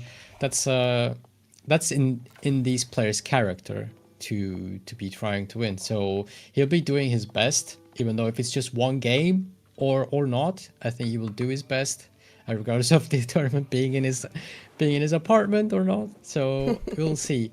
And we see from both players going for the dock. Actually, they went to the same sides, which is kind of important to note because if one side wants to drop an aggressive dock there, then it's kind of easier to switch from your own dock side to theirs, because if otherwise you would have to like go diagonally to like from south to north corner if BC dropped it there. It's from with some long distance shopping, and BC is also neither player is going for gold yet. And seeing the gold spawns, Lucifron has the first gold safe, but the his second and third goals are both next to water that could be harassed if any point Beastie has some luck. Same goes for Beastie actually. I just noticed. I was just comparing them, and yeah, this is one of my favorite maps to play actually. I know it's not the most popular, but I really like this map because of how all over the place it can get, just like Holy Island that we have seen before earlier today. This is now a nice little map with all decision making. A lot of the cases, you just lose because your opponent made a better choice. So, ooh, and Beastie getting villager capped here for a moment. All these small things add up, and Lucifron has shown us time and time again that he can exploit this. Now, this is honestly a pretty rough spawn for Beastie, mainly because he's up against a JD. JD in this scenario is able to punish a gold like this. A gold that's very far out, and you just not having that extra bit of gold can quickly go elsewhere can quickly spiral out of control, because if you look at this, Lucifron, he's going to get production building. He's going to get the night out at a decent time. Beastie, he's not going to be the one that gets to be the aggressor on water unless he's willing to give up something else. Oh, look at all that food though. He does have something to fall back on. Indeed he does, and this map just screams a Minework to me. So I think with Minework HRE with some extra food economy from, yeah, there we go, the Minework is coming up. Plus it's against knights, you get extra damage on your spearmen and on your horsemen. Very likely you're going to be playing like horsemen and spearmen if Lucifron goes for some archers. But Lucifron, I wouldn't be surprised if he has his own like triple production there. And I don't, is that a green dot approaching This to one. Beastie's dock? Ooh, this one. Oh, it's a green dot, Sassy. It's a green dot. That dock is gonna go up. Basie's walling right now. Basie walling with his villager. Maybe he's not expecting this right now.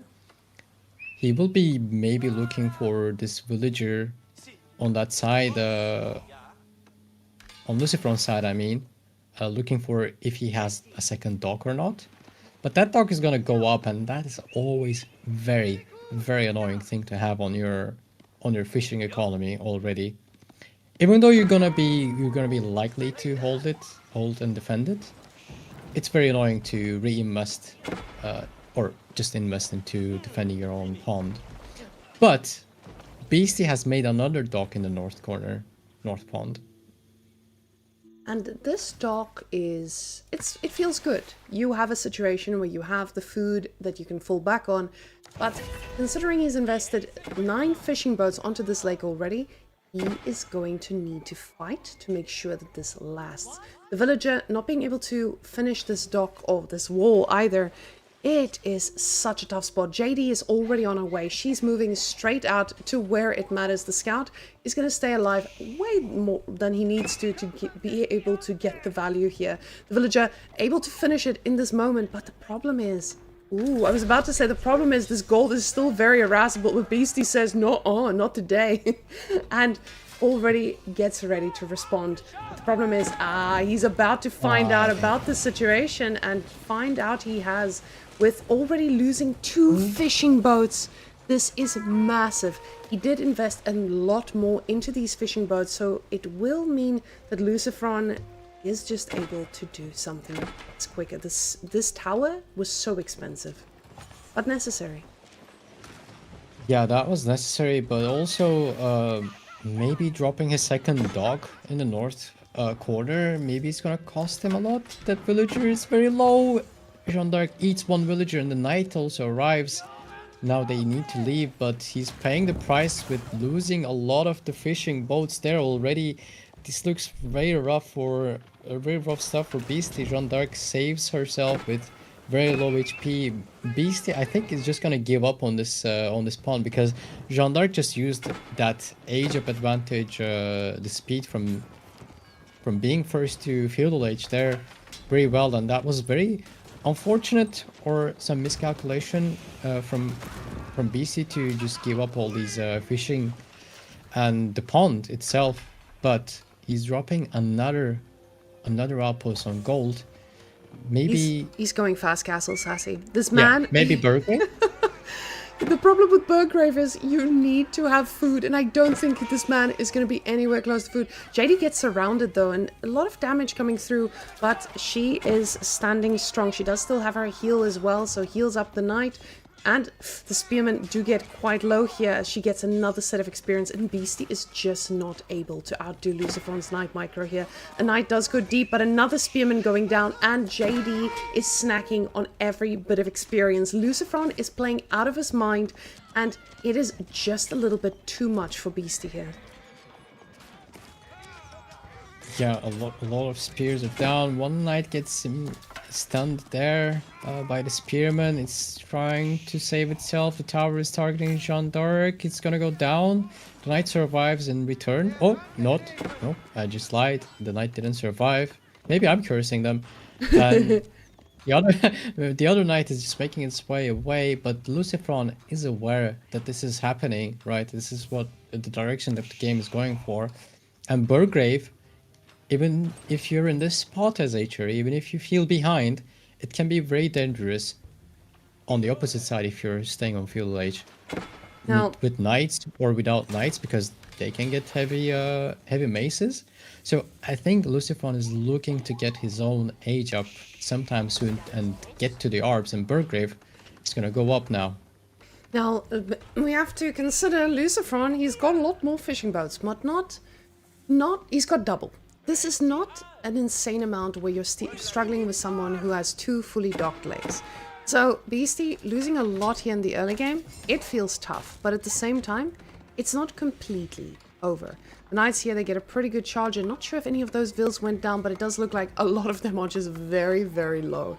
So with the burger here, you have a nice little infantry charge damage for your units, but at the same time, you are going to play against someone who has the best crossbows in the game. And I don't think Lucifron is going to be scared to just mass in a bunch of those. And men-at-arms are the choice for Beastie instantly. Yep. And Lucifron is not too far away from Castle Age himself, and Jeanne d'Arc is back from the dead again. Oh, that spearman. Did you see that charge damage from the spearman just taking, like, just almost one-shotting that knight with 3 of them? And they're feudal, by the way. If they were cast, that knight would be died. Oh, Jeanne d'Arc is super low. It's like 1 HP. Well, Beastie getting some... It's very, very low. Yeah, he's getting some great shots off here. Those vills are so low, though. And this is putting Beastie into an okay spot for a few moments here. JD...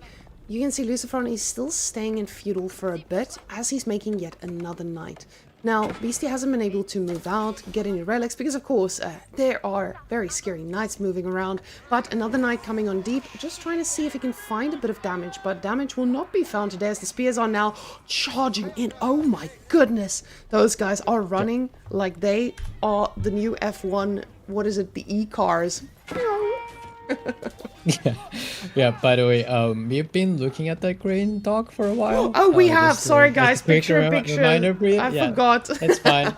Well, give it to her. She's casting. She's observing from 2 computers. Things happen, and yeah, Lucifron has double the number of fishing boats that Beastie has, and the army value is still looking in favor of Lucifron, even though he's aging up later now.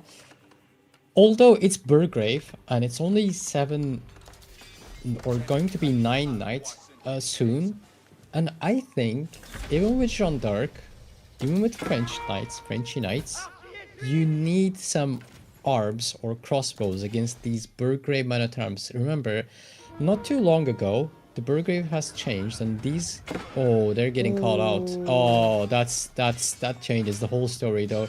They're getting caught without the rest of the army. They're trying to make it back to them, but he's just losing more, and that's more XP. Did you see that charge? They have extra, I think 50% more charge damage thanks to Burgrave. So they are hitting a little bit differently, but these small mistakes that BC, I say small, but losing a ton of your men-at-arms like that is massive. Now JD, she is going to get surrounded, but not surrounded enough that men-at-arms do a decent chunk of damage. This woman is made of steel. She feels confident enough to move forward, but more men-at-arms are coming on out, and a few knights will be in danger here, but JD is getting dangerously low. She's still looking at capping a bit more experience, but never mind, men-at-arms are just gonna take her down and keep pushing forward, but the knights get a charge off, and that is a very expensive one. Now, looking at the relics, though, has Beastie moved out? Yes, Beastie has grabbed 3 relics already, so this does feel okay, at least for now. Yeah. But this wood line is about to get dunked on, because orbs are nowhere near. Yeah, and Beastie is still respecting the knights there. Maybe he's having second thoughts about this, like seeing no arbs coming in from, or maybe he's expecting the arbs and then seeing the arbs now. The archer range now is just switching to spearmen. But either way, these units are really scary. And even though Lucifron is the one with the French knights, he's on his side. He cannot just leave and attack Beastie's base, and he thought about it. You've seen in the middle of the map, he wanted to just cross the map and just use his mobility and attack them. But now with the archership support that they can maybe fight, that's going to be a charge on the men-at-arms. Beastie needs to charge himself again. Oh, okay. They just decide to, maybe they weren't sure. Both players, maybe they weren't really sure how that would go, because even I'm not sure how that would be with Burgrave men-at-arms against these knights right now with the upgrades. And these men-at-arms are quickly backing away with the charges from the knights doing good damage, but these double maces, they are doing fantastic work against the knights. But we can see men-at-arms weren't really built to counter the knights, and Beastie yoinking yet another relic. He now has all 5, and that bodes pretty well for Beastie. We do see the scout was patrolling here, but doesn't really know about the villagers here on gold. We'll see now if he spots it in a second. But with all these ARPs coming out, Lucifron is gearing up for a men-at-arm push. But the spearmen, they are going to hit a little bit differently, especially with these knight numbers still being the main investment. Yeah, and one thing that Beastie was doing before, and I think that's the direction the game will be heading soon, even though he lost this pond, he can be very aggressive on all the docks that Lucifron has. He was trying to burn that one down on the east corner, and with this amount of melee units, he has like, what does he have? He has like 34 melee units right now on the field. They're Burgrave units, and with those, he can just afford to just attack and idle Lucifron's economy everywhere, because one thing that ARBs that can't do is going to be burning buildings down, even though they will be great. Like, they're great units. They're one of the best crossbows in the game. And the knights, you don't really want to be wasting time with the knights and like burning down dogs. So maybe Beastie, if he can't fight him, maybe that's the direction he will go for. Or remember, he still has the mine work. Maybe a horseman switch can seal the deal. And Lucifron is switching into archers as well right now and adding more archer ranges. And Jeanne d'Arc is almost level 3. Now JD is standing there trying to keep this sacred side capped, Oh. but the men-at-arm facing off pretty heavily. Now, it does look like a nice Warlord just to deter the knights from coming on out, but Beastie, he's investing in a lot of gold here. And guys, this is looking like Beastie wants to play the late game. He says, let's go castle and fight this one out. Not investing any... Ooh, the tower here. Ooh, villager. Hey, sir, what are we doing? The micro, the dancing, he's risking his life for the rest of those villagers. Lucifron notices it now and trying his best, but that tower can be upgraded to Springle Tower and then protect that gold vein. Well, to be fair, oh, there's a green dot in the north corner. There's a Is green that dot? Oh, that's a dock. North. That's a dog. That's gonna be very annoying because Beastie having 5 relics. 5 relics.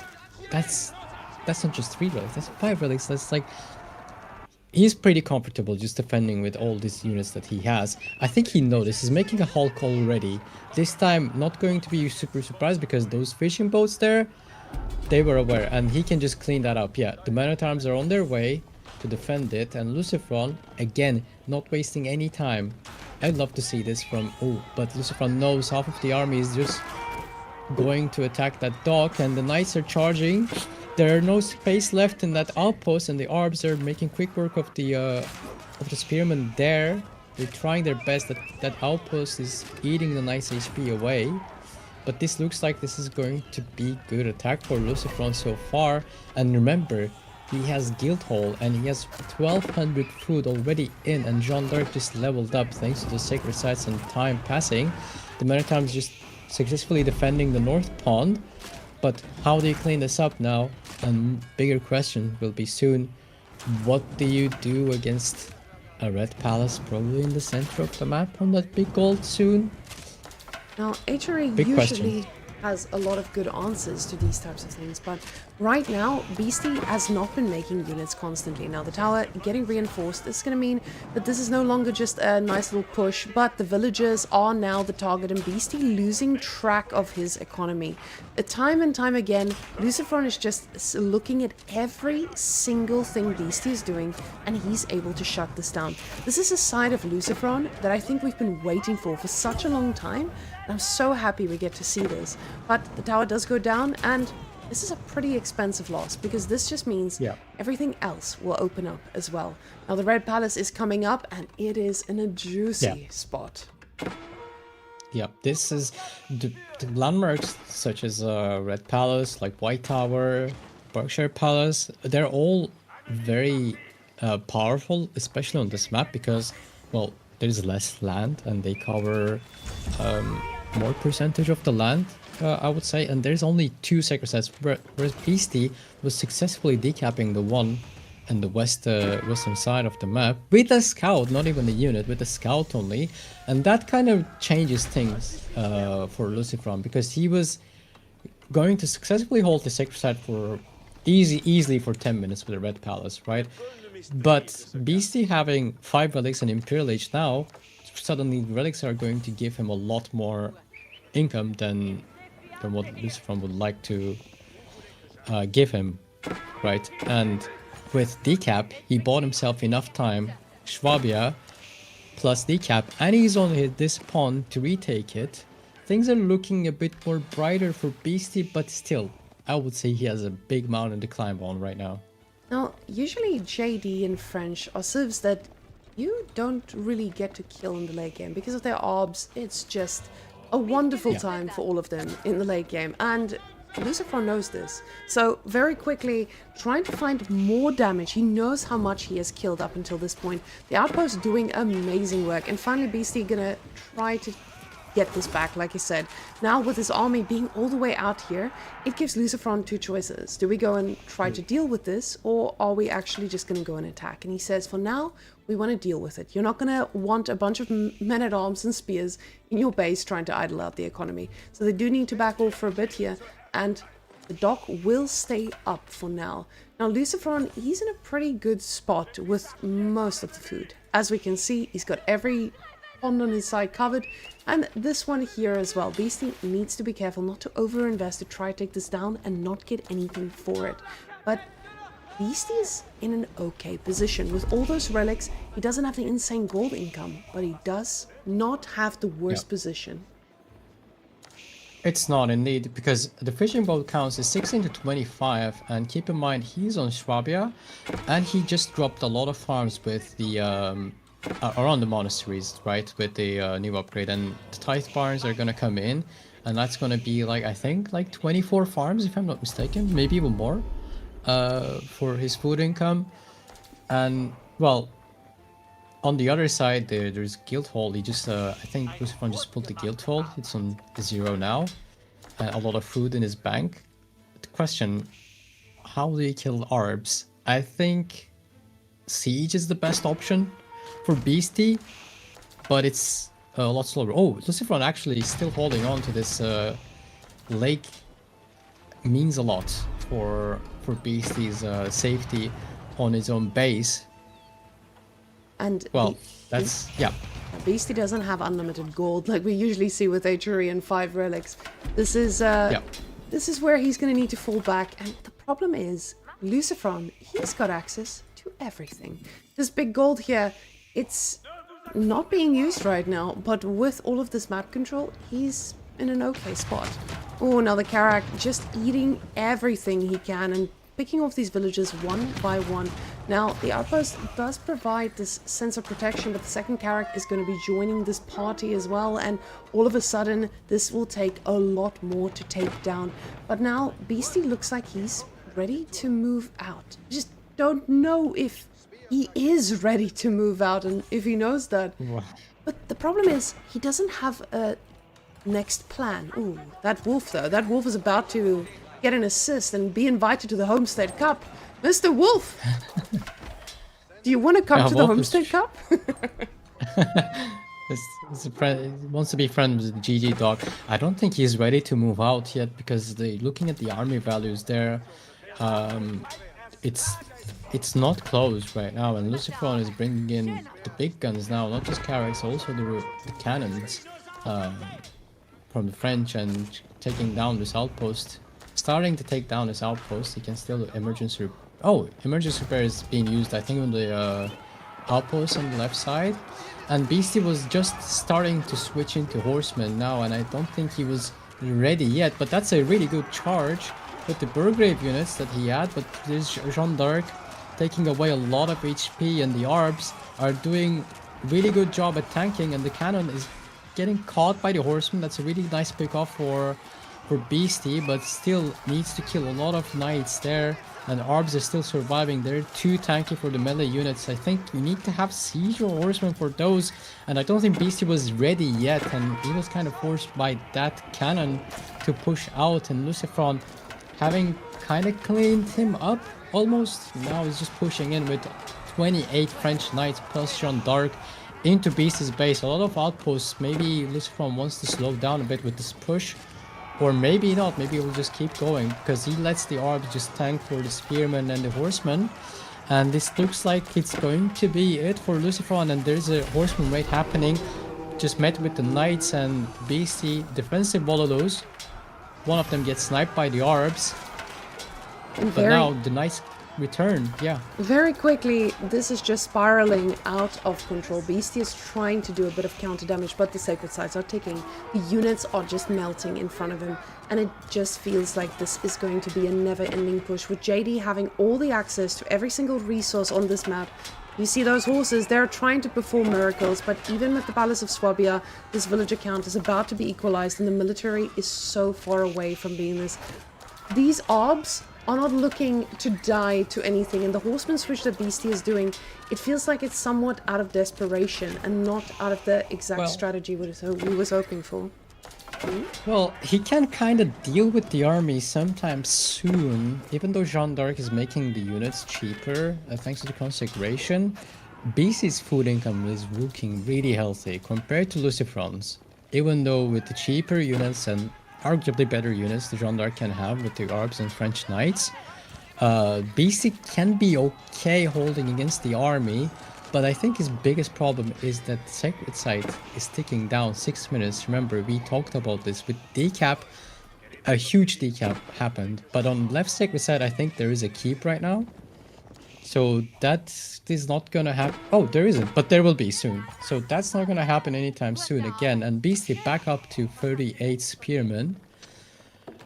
But you cannot kill the this amount of Arbs and Knights with only Spearmen. You need some sort of, I think, crossbows or hand cannoneers to deal with those.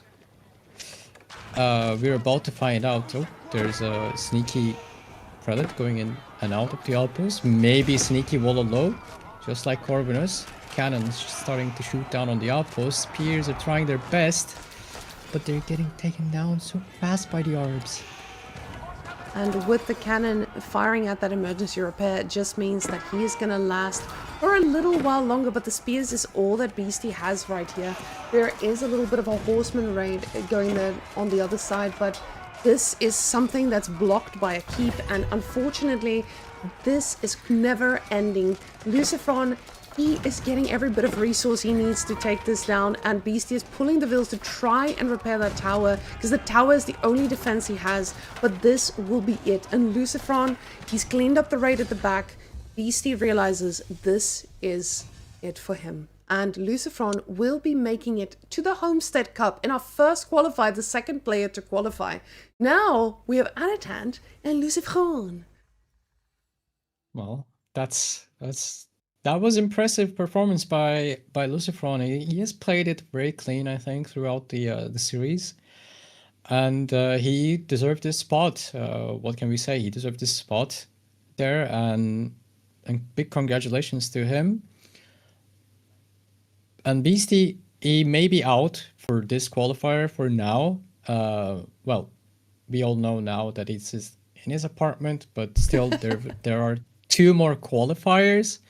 Next week there will be another 3 players will be qualifying, and the last week there will be 2 more, so in total 8 players. So it's not over for him as a player in the tournament. It's not over for him yet. Well, we do have confirmation that our interview is standing at the ready. So, ladies and gents, let's go and see our second contestant qualifying for the Homestead Cup, Mr. Lucifron. Hello, yes.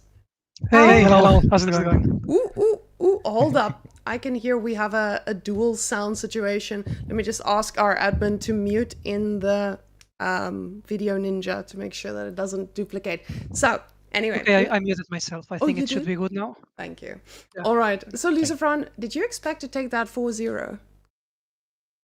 No, I mean, obviously, like you never expect to win 4-0, right? Especially when you're playing someone like Beastie.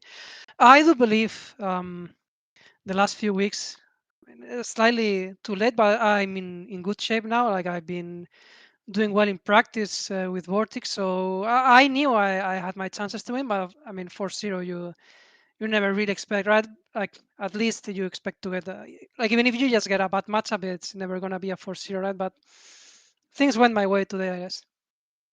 You definitely played to your strengths, and I think the fact that you were reading the game and you were playing a style that we haven't seen much out of you, but rather out of your brother as well. And I honestly, for a while, I think a lot of us, we were missing your top level play in these ST tournaments all the way down there to the finals and so on. Are you back? I mean, yeah, like I think I'm in good shape right now. Like I only play with Vortex, and at some point I just told myself, just copy his style. Like I mean, he's been doing great he's been doing great forever, right? But recently, in the last 6 months, if you like, he never goes below top 3 in any tournament. Like in my eyes, he's top like top one with Marine or something like that. Like I think he's in great shape. So I just told to myself, like, just copy Vortex, right? Just try to play like he does. I'm lucky enough that he's my brother, right? So I can ask for a lot of input, a lot of situations, like why do you do this? How do you play that? And I'm just trying to play like he does. Yeah. So, have you ever been to Serbia, by the way? No, I've never been. It's like I've been to a few countries just to play tournaments, but Serbia hasn't been one of them. So I'm actually excited to to add one more country to the visit list and check everything and so on and so forth. We're excited to have you. But Sassy, go on. Yeah. Well, congratulations first, Lucifron. Big fan here, and we'll be looking forward to seeing you play more. And I'm really glad that you're back and you're doing well, and you think that you're in good shape, and it looked like it. And we'll be looking forward to seeing you more. Obviously, I don't think anyone would expect to 4-0 players like a Beastie, Lucifron, like Marine Lord, like these type of players. Like I don't think anyone would expect to 4-0 the other one at that level. So very well played. And yeah, sometimes things just go in your way, as you said. And congratulations again. Thank you. Yeah, I mean, like, I believe the drafts affect a lot the outcome of the games. Like even the order of you play the maps. You like maybe down the line I had a bad matchup that I was forced to play, but we didn't get there because I won the previous ones. Right? Like draft wise, I think like I either had good matchups or balanced ones. Like maybe Byzantines against the Golden Horde is close, but with the spawn he had, I think it's good for me because I mean both berries and gold were forward for him. So then I think that it becomes a reasonable spot for the Golden Horde. And the other matchups, I think they were either even or maybe even better for me. Like the Daily Rush, I think is in general considered good for daily. So yeah, in AOE4 you have to be a good player, of course, but the outcome is also influenced a lot by the draft and the matchups you get and so on and so forth, right? It's just the way the game works. True. So, the prediction for next game. Do you believe in your brother, or are you a believer? I mean, at this point, I always think Vortex is going to win, right? Like, again, I practice a lot with him, so I'm suffering daily his style and his micro and everything. So, in my eyes, he's always the favorite these days. So yeah, I assume they've played. Well, I don't know if they started or not. I have no clue, but yeah, I think Vortex. Like again, what I said, right? Like drafts affect a lot of the outcome in AOE4 and so on and so forth. But if he gets reasonable matchups and so on, I think he will win. Even though B is also like he's been on great shape recently. Like he's not someone to underestimate by no means, right? Even though he competes in like 3 games at the same time. Like I think he's playing an S tier in mythology like this weekend as well. But I think he has it in himself, right? Like he figures out stuff that maybe other people don't in terms of build orders or stuff like that. Like he's one of those that can innovate a lot and then he prepares that for a tournament, and it's usually hard to play against him. But yeah, I still think Vortex should win. All right. Well, Beastie always says that he feels like he could be the third brother. So we'll see if the 3 brothers make it. But then we have our Anotand and our possible B also fighting for that. So then we maybe have Slav brothers, yes. So I'm really excited to see how that one plays out. But Lucifron, congratulations. Look forward to hosting you in 2 months. Oh my goodness. I'm so excited. So yes, thank you so much for it. And guys, that will be it for now. We'll be back in 3 minutes or so while we give them time to finish their drafts, set up everything. So ladies and gents, see you in just a little while.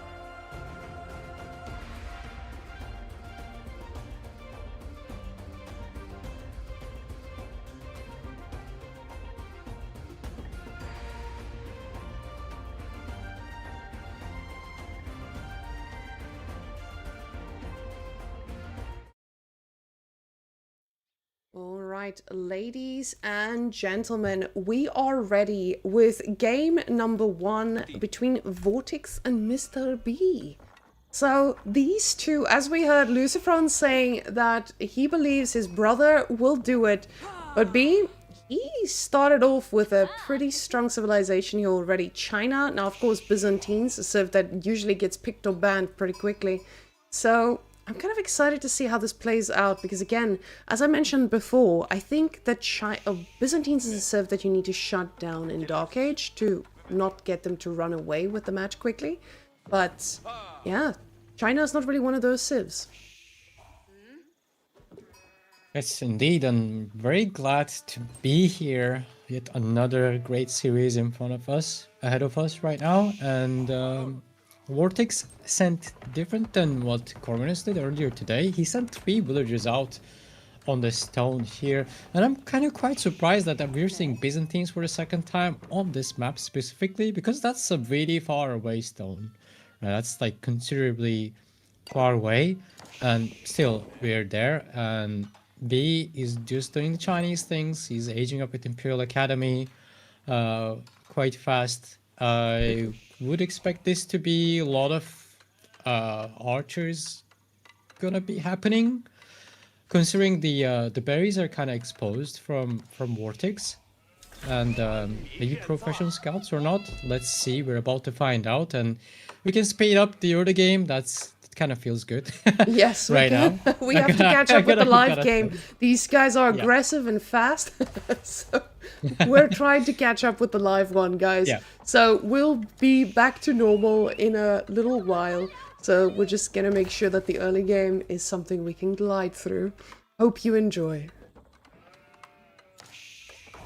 And we see Grand Winery coming up from Vortex, and let's keep up with them, with the game. And B, did he drop any production buildings yet, or is he just doing his macro a little bit more, adding more Imperial officials, as you do with the Chinese, gathering tax and getting... Oh, he's not going for professional scouts. No, it Or makes does he? sense. Oh, he Saz. does. Because he went for the wood upgrade first.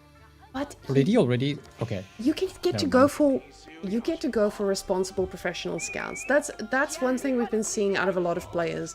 They don't go for professional scouts instantly. Now, of course, he went for double broadaxe, but going for a stable is actually something where you are making your opponent react to something they feel like they need to respond to, but you can easily transition out of that. And we already see B has made 3 horsemen. He's stopping and he's looking at pro scouts right now. Yep. He's like, I've got the resources, we might as well do it. Because this is already telling your opponent, I'm not going pro scouts, I'm just going to be aggressive, so you better make units. Just allowing you to pick up everything you want. Yeah, definitely. And now he has resources for professional scouts and queuing up scouts and the professional scouts themselves. This could maybe mean like he could steal 1 or 2 deer as well from the other side, but I wouldn't probably see that happening because it's gonna be very slow and you get less food from your first drop off. And now he's making his way towards that stone. So opening horseman here, I think for this map, it also makes more sense, as you said, because he not only pushed Vortex out of... Oh, that's a little harassed, but shouldn't be killing any villager. Oh, that's a nice micro. Baiting the Limitani with his scout.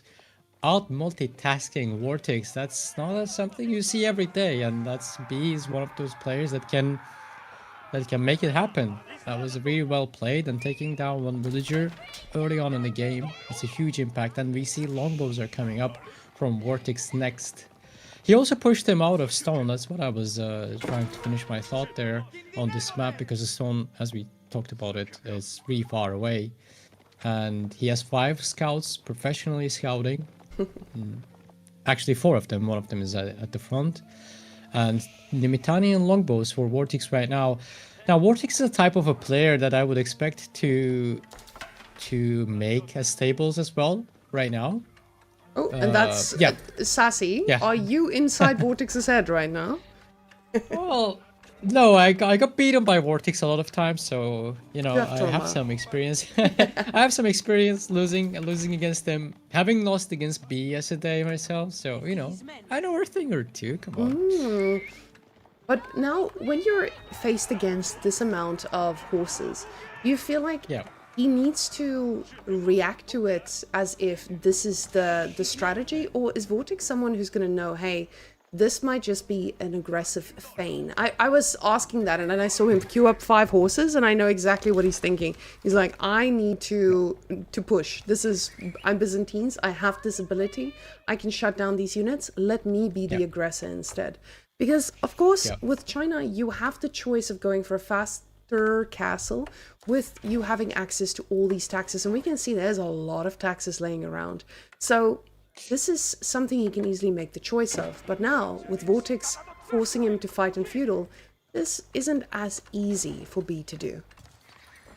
Well, B actually is not going for any like castle age or like quick castle age with the tax income and stuff. He's adding another stable, and he kept making some more horsemen. And Vortex is defending his forward berry spot right now. He finished the first ones already, and this I'm kind of almost concerned for B because he saw the horseman switch, or horseman addition, not a switch, coming in from Vortex, but he kept this was his decision not to go for like lancers or maybe to get veteran archers. He feels confident in this, and maybe rightfully so, because Vortex wasn't really adding more Limitani. Now that seeing more horsemen crossing the field, he's queuing up more Limitani now, and he will be reaching for 15 longbows soon. And if B wants to fight him, he needs to do it early, because otherwise there will be not 10 but 15 longbows. It's going to be almost too much to handle for the horsemen as well. But B knows his time is probably right, and is going to push Vortex, or looking to push Vortex off this berry position here. Now the horsemen are making their way in, and archers are sniping Limitani one by one. Longbows on the other hand trying to get rid of the archers as well. But- Oh, that's a micro battle there. And B is absolutely teaching Vortex a lesson in the micro battle, because he focused fired so well with every single one of this, and shutting down the scout here as well is actually pretty massive, because Vortex, he needs that scout. And I mean, a lot of people need a scout, right? But you need it when you're playing B. B is on a completely different dimension when it comes to you needing visibility. A lot of players play standard, you can already understand what to be expecting of them, but not this man. And I feel like B, investing with all this extra food, he is very happy fighting this in feudal, and Yeah. I don't think Vortex has the units to answer to this at all.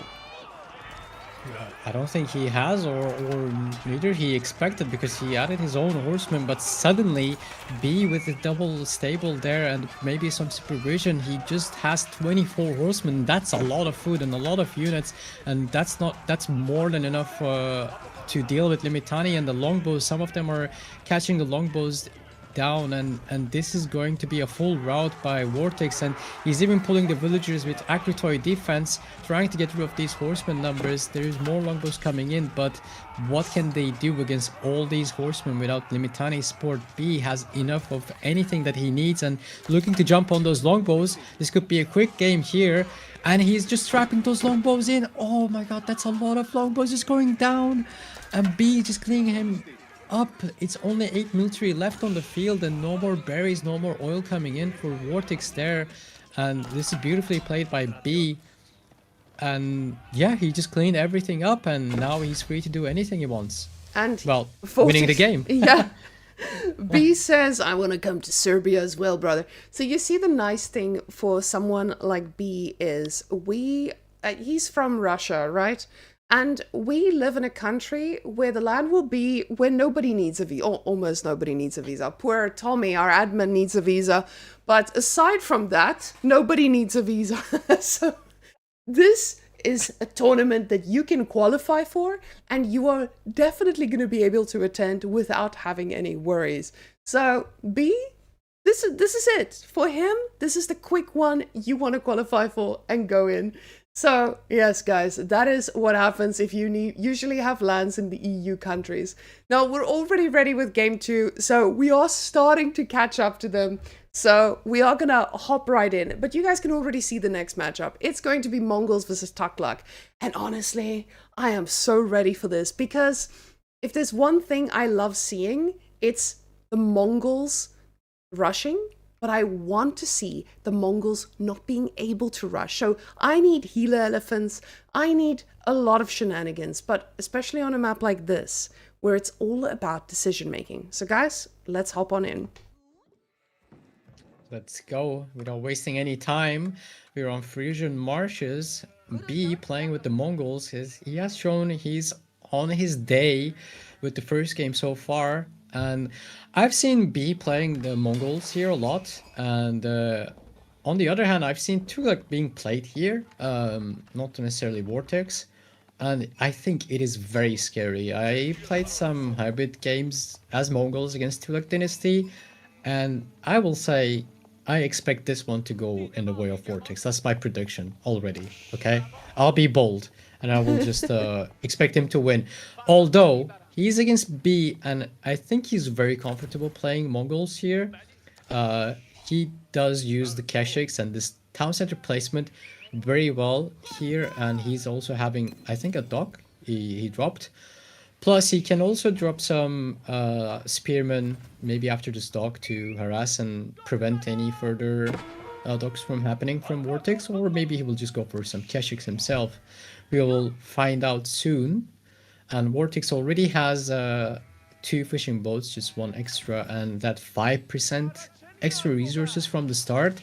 That's great. And honestly, I don't know how the fishing boats are allowed to drop 5% more off, but we'll just let it slide for this time. Sassy, when you are already playing a civilization like the Taklak, where I feel like most of their victories are from cheesing, then I feel like they need something. Give them that. But what I really love about both these civilizations is we see Dark Age aggression after that first dock.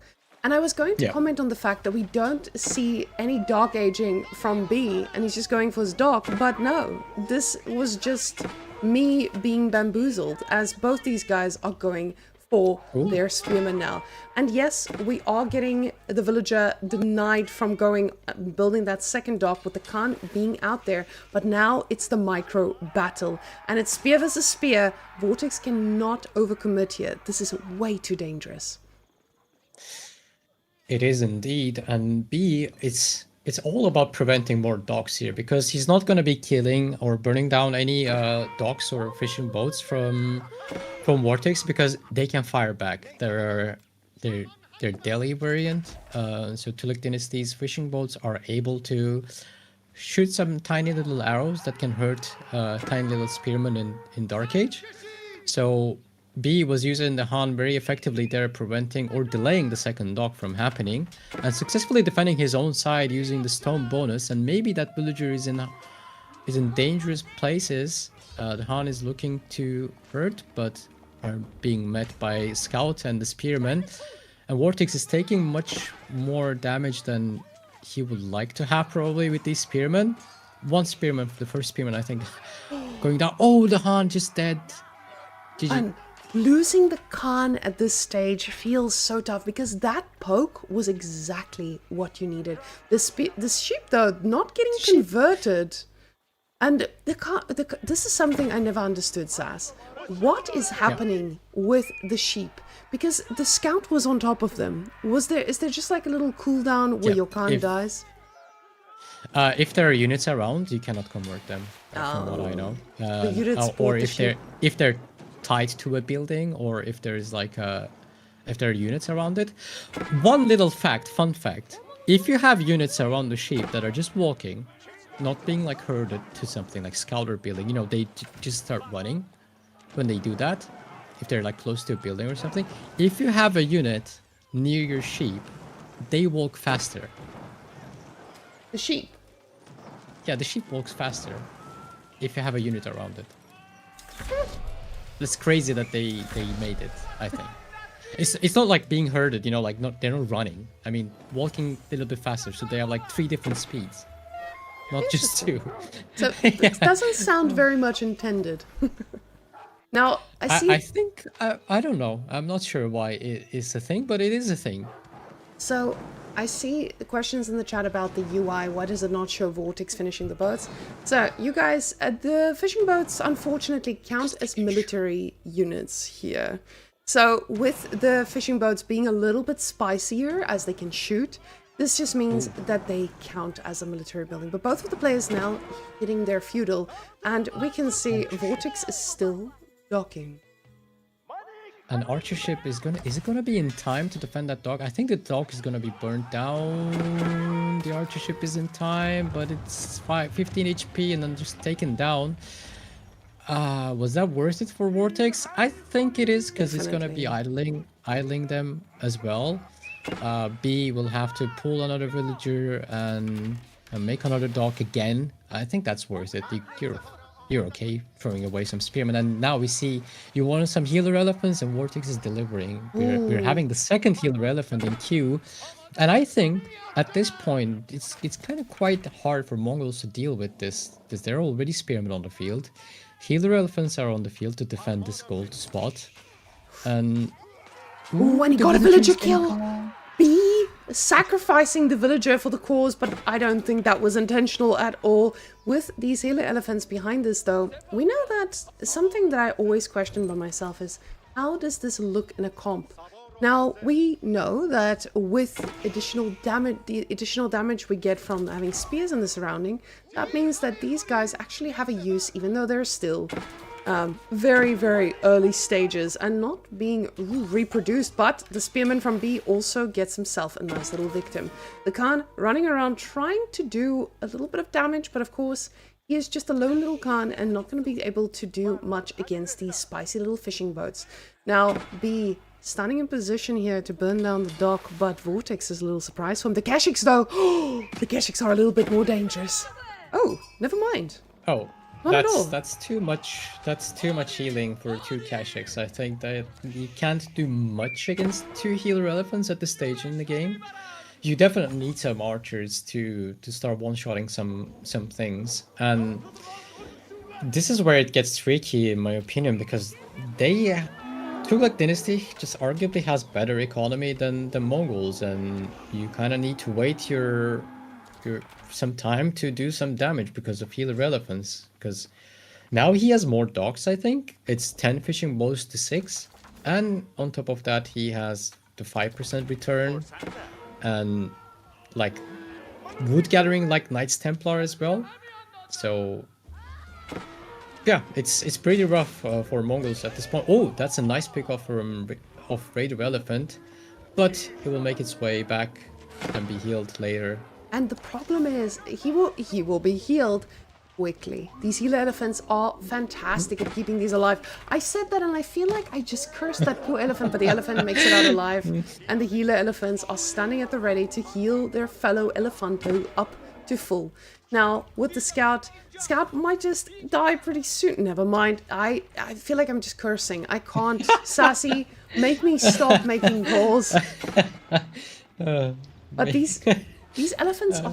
And guys, by the way, I know I'm too speeding every now and again because I'm trying to... I have a secondary observer PC that is a little bit more live. So I'm trying to get both of them at the same time so I can give you guys picture in picture. But right now, these Kashyyyks, they are the ones looking for some real damage. Yeah, now the Kashyyyk numbers are starting to increase very rapidly, and Vortex has only 4 spearmen on the demo ship. Never mind. It could be huge. It could be huge, but the healer elephants will be just taken care of. 1 raider elephant goes down. That's very nice. B is making an archer ship this time to hold that dock in place. That's only 4 spearmen. I don't think that is great for Vortex, even with healer elephants, but B just left the spot and is looking for his own damage on Vortex's side of the map with own Kashyyyks himself. He's bypassing the dock, he's directly heading towards the gold there where Vortex already has some units. The archer ship is out, doing a lot of damage on these archers. The dock is burning down. Is there any villager to repair it? B is met by defensive units on the gold and he's not able to find his own damage. And the dock keeps burning down. I don't see any green dots coming over. Oh, repair never it. mind. Those are just archers. No. Oh. Sacrificial villager? No, never mind. He's just running for something else. See, Oh, this is... from the right? Right. Oh, you're a villager. Is it gonna be in time? No. Unfortunately for him, no saving the day just yet. And the Keshiks now, though, this is a pretty heavy amount. The problem is just, there's 7 spears and a bunch of elephants that they are not really made to fight against. The archer numbers from Vortex, he's slowing down a bit with these. As we see, he's cooking something a little bit more spicy. He is cooking himself a nice little castle. So going for Castle Age in this position, that feels pretty fine. You've got the spears. You are ready to defend most things. So this pretty scary army is gonna be supported by a ton of healer elephants that don't mind a bit of a Keshik raid on top of them. Indeed, and suddenly you just look away for a minute and Turok Dynasty is reaching Castle Age when they have the docks up and running. Thanks to their economy, and like not only just reaching Castle Age, he did a lot of damage to be fair, but it's crazy how fast that they can get to Castle Age, and not only that, he will be upgrading his units, mainly the archers, very fast, and will get access to Lancers himself.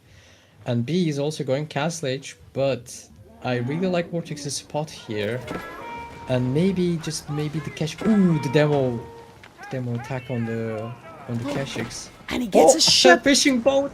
That's the MVP boat, ladies and gentlemen. The MVP boat taking down anything and everyone when Vortex, even though he's the one aging up to castle, he's the one pushing out. And that's just because Tuckluck, brought to you by Tuckluck, 5-second upgrades. And these veteran archers are gonna hit like trucks against these very feudal age Keshiks. So going forward, but B is the one who's also aging up at the same time.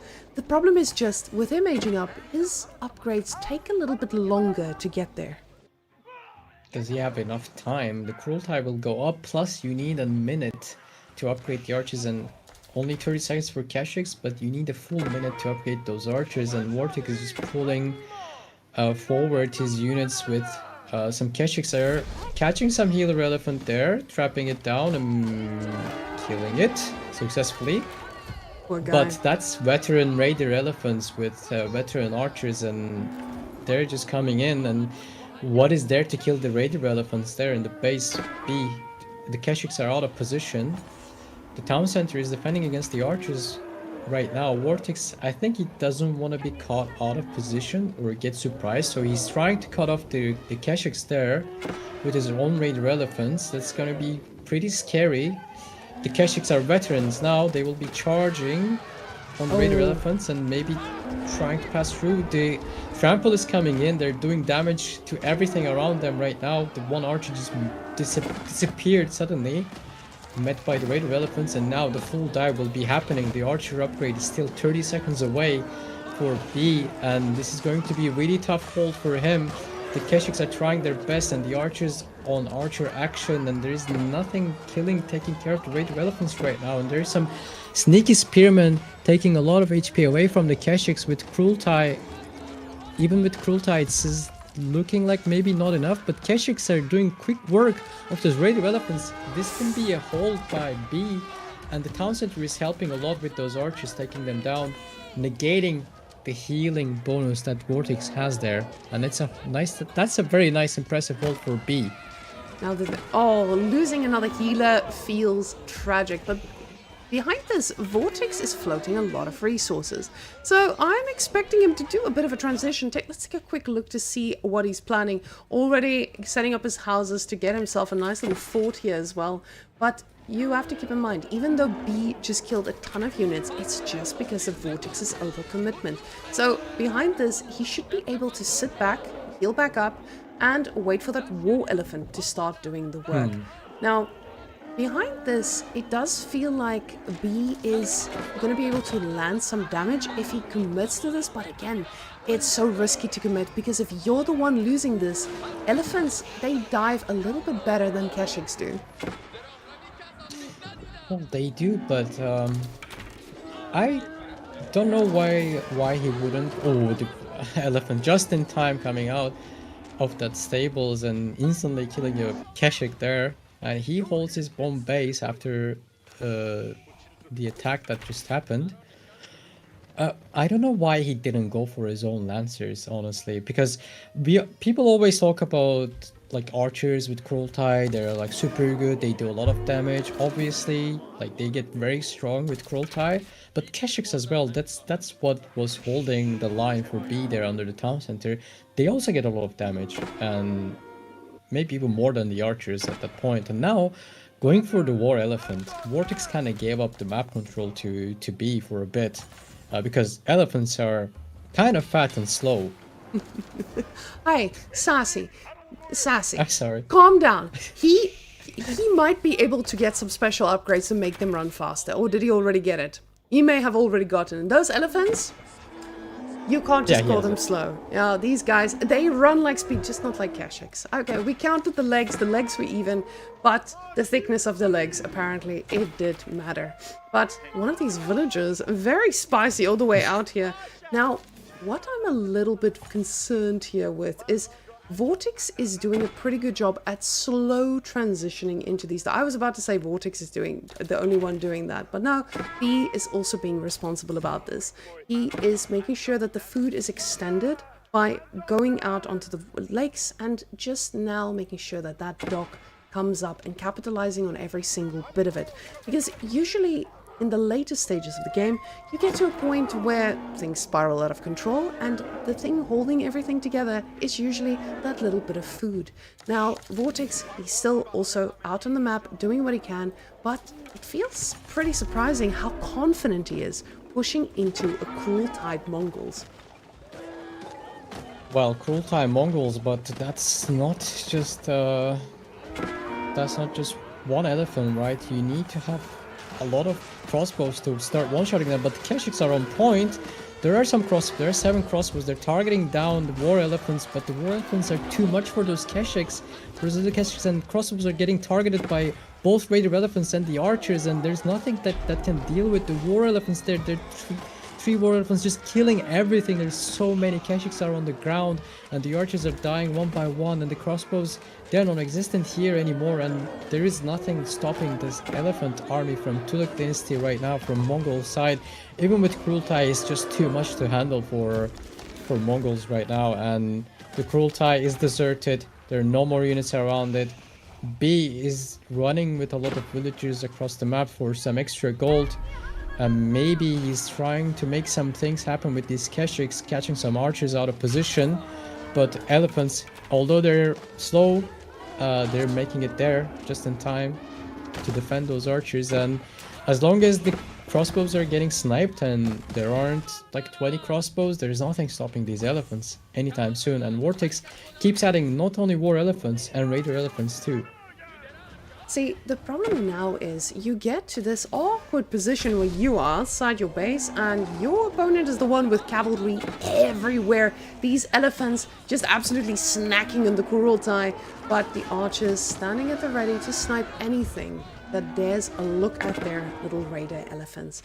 Now, we do have a raider who barely knows her, but is going straight for this poor relic carrying shaman. Shaman screaming to the lords, praying, hoping for a conversion. And will this be the first Mongol? No, it will not be the first Mongol elephant. Rest in pieces. Oh, wait, why Mongols don't have elephants, by the way? I think they will be very capable of getting some elephants out. Sassy, I think Kaganet Palace should spawn some elephants. Okay, Twitch chat, I need all of you to please make a Reddit post about this. Let's get Mongols some elephants for Kaganet Palace. That's exactly what we need to make sure that Mongols is balanced again. Sassy. They've got everything. They've got Whamenqt pals. What more do you need? Elephants. Well, we need elephants. Maybe they will help. This looks very rough for Mongols, as I kind of expected it to be. Not trying to take any credit, but very well played by Vortex, and it's just very hard to deal with.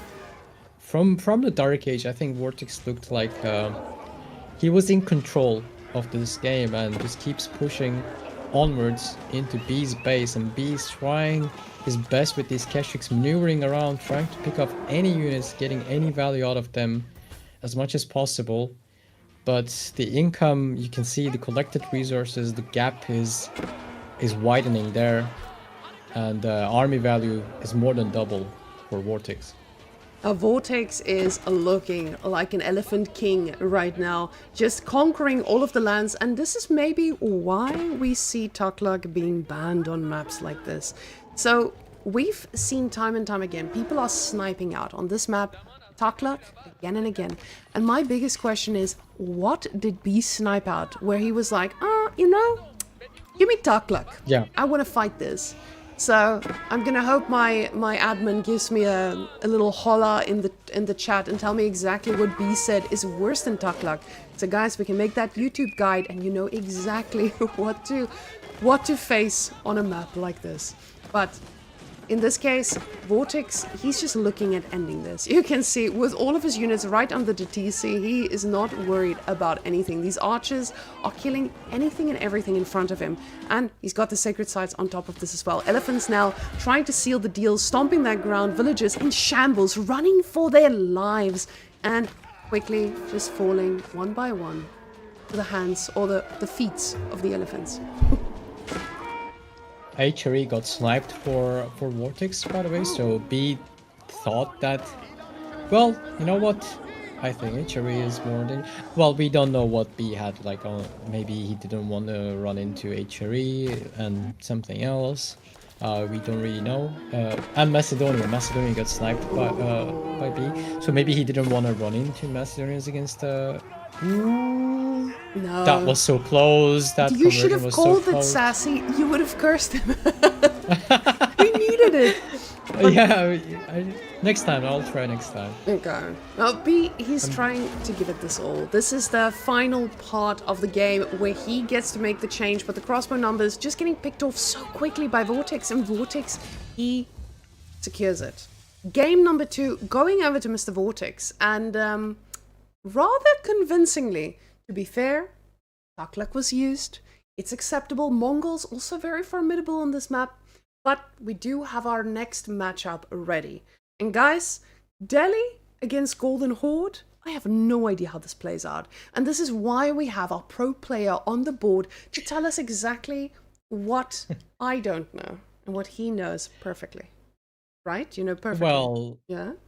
Well, I don't know everything perfectly, even though you just called me a pro player, but yeah. So I like this a lot for Golden Horde, especially on map like this. I think they can compete very well against Delhi, and the biggest problem for Delhi I see in this matchup is the Torguts. I think they're very strong fighting against the Delhi units because they can survive for a very long time, and extra armor helps a lot more. Well, the armor helps because Ghazi attack speed is kind of lower, so it kind of does a bit more work in that way. And okay, we're live. You can keep yapping. You can keep yapping. I'm going through it. I'm not interrupting. So the thing is, not only Torguts, you will also still have access to Keshiks, right? And Keshiks do very well into Ghazi raiders. The problem with Mongols is that you cannot roll, and like the Mongols work a lot more different than Delhi. Than Golden Horde into Delhi. So I like this a lot more for Golden Horde. It just feels like better version of Mongols playing against Delhi to me whenever I played it, and longer the game goes, you don't fall behind, and it gets better for you as Golden Horde, like comparing it to Mongols, because they have similar units. Some of them are the same. So I really like it for Golden Horde here. And I would favor it just a little bit. Oh, yes! Finally! Cards. Yes! Building cards! Okay, guys, put that on the bingo card. We're finally getting some building cards in here. Now, Sass, I do want to interrupt before we get too deep into the game as well. And guys, I want to just take a second to highlight that our prize pool has been increased by $5,750 actually. So this does mean that we're hitting above that 20k. And with the time going on, we're hoping that we get enough donations to make that even more worth it for the players. So, hopefully for us, this means that even more players will want to qualify because it will pay off. But guys, building carts turned into 2 barracks, a very early stockyard for Mr. B as well. And I'm excited to see how this plays out against Delhi, because of course Delhi goes for the natural archer follow-up, right? But double barracks? Is he committed to just making lots of spears and overwhelming his opponent? Well, I wouldn't expect to overwhelm the opponent in village by only spears, but he can delay a lot of sacred sites, for a very long time, and he's defending successfully with these spears. This position where he wants to drop a fortified outpost, and Han also sacrificing some of the HP as it can be protected by Torgut soon. They'll be out. And the thing is, you already have a stable. That's how you can consider yourself as Golden Horde. So that's what I really like about this. Because you get a Han and you get some heavy cavalry into Ghazi Raiders, which are very heavy cavalry, and you can be very flexible with Golden Horde playing in the feudal age against Delhi. So that's why one of the main reasons I really like this for Golden Horde, and I really like the building cards as well, because the Spearman charge, almost getting one Ghazi Raider and chasing them away from the Sofo. And Vortex already moving forward with the 2 of the Scholars, but is this too early? Is this too optimistic for him? Definitely. He has only 1 archer against 6 spearmen. That's going to be 8 soon, and there's 2 Torguds already. I don't think only Ghazi Raiders are going to be holding those Scholars alive for a while. And things are moving very fast in this game so far, as building cards are really good. I really like them. See, the problem is, when you're up against a player like B, he knows exactly what to hit. He knows you are going to be sending your reinforcements forward. So of course, that's exactly where I'm going to hit. Sure, your Ghazis are causing some havoc, but let me deal with the units that are actually going to be a threat to me. Quickly going for the archers. Now, of course, luckily Vortex is pretty 5-head, and he's already ready to react. Can get Gets trapped. a beautiful No. trap. That was not too good for B. He losing both of those is massive. And the spear numbers, they're still scary, but it looks like he's pretty stuck here right now. Going for Keshiks instead. Says this might be the answer to dealing with the archers. And it makes sense. Keshiks, they do hit harder. They do fly around a little better. And even though they don't protect the Khan as much, they do have their use, especially when it comes to shutting down a Civ that loves to be left alone. Because you can see those berries, they just expired. And oh, after that trade, I don't see Vortex not moving out on this map. Indeed. Maybe... Oh, he's going for the berries at the forward. But I think he wants to professional scouts in the tier later on. And B is denying one sacred site right now. That Torwood loss was massive for B, but nothing unmanageable, I would say. And Keshiks, on addition to the Torguds, they will counter anything that Vortex has right now on the field. You have to have spearmen against them, or you have to have like 30-40 archers, but then Torguds come in there very handy, because they are they're very big HP, like 220 HP. That's a lot, and that's really good. They have still 3 armor, and they do damage because they survive a lot longer, and they helped Keshiks to by soaking up some damage. So the Keshiks, even though they're like hurt throughout the fight, they can heal later on because Torguds are tanking for them. So that kind of fits very well into the Keshik composition. Now B is can be more brave on the middle of the map. Vortex is only holding 2 sacred sites right now, and I think he's adding scouts now to start professional scouting, and I don't think he's respecting the Keshiks enough. He's thinking, okay, I just need more archers. I have the Ghazis. Technically, they counter heavy cavalry. He's got an army of heavy cavalry. I should have this. So adding those spears in now from the single barracks, hoping that this is going to be enough. But like you said, this is still something he's invested a lot into before actually starting to respect it. Now, with the Ghazi's healing up, this does feel quite alright. You don't mind too much taking a little bit of damage, but the engagement about to go down.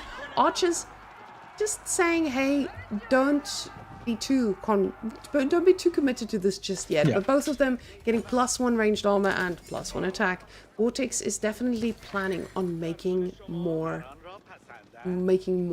archers between all of this. Yeah, definitely. He likes playing with the triple composition, as we would call it, and now he's bringing in some deer already and trying to decap, but they will be met by the Ghazis. Needs to be very careful.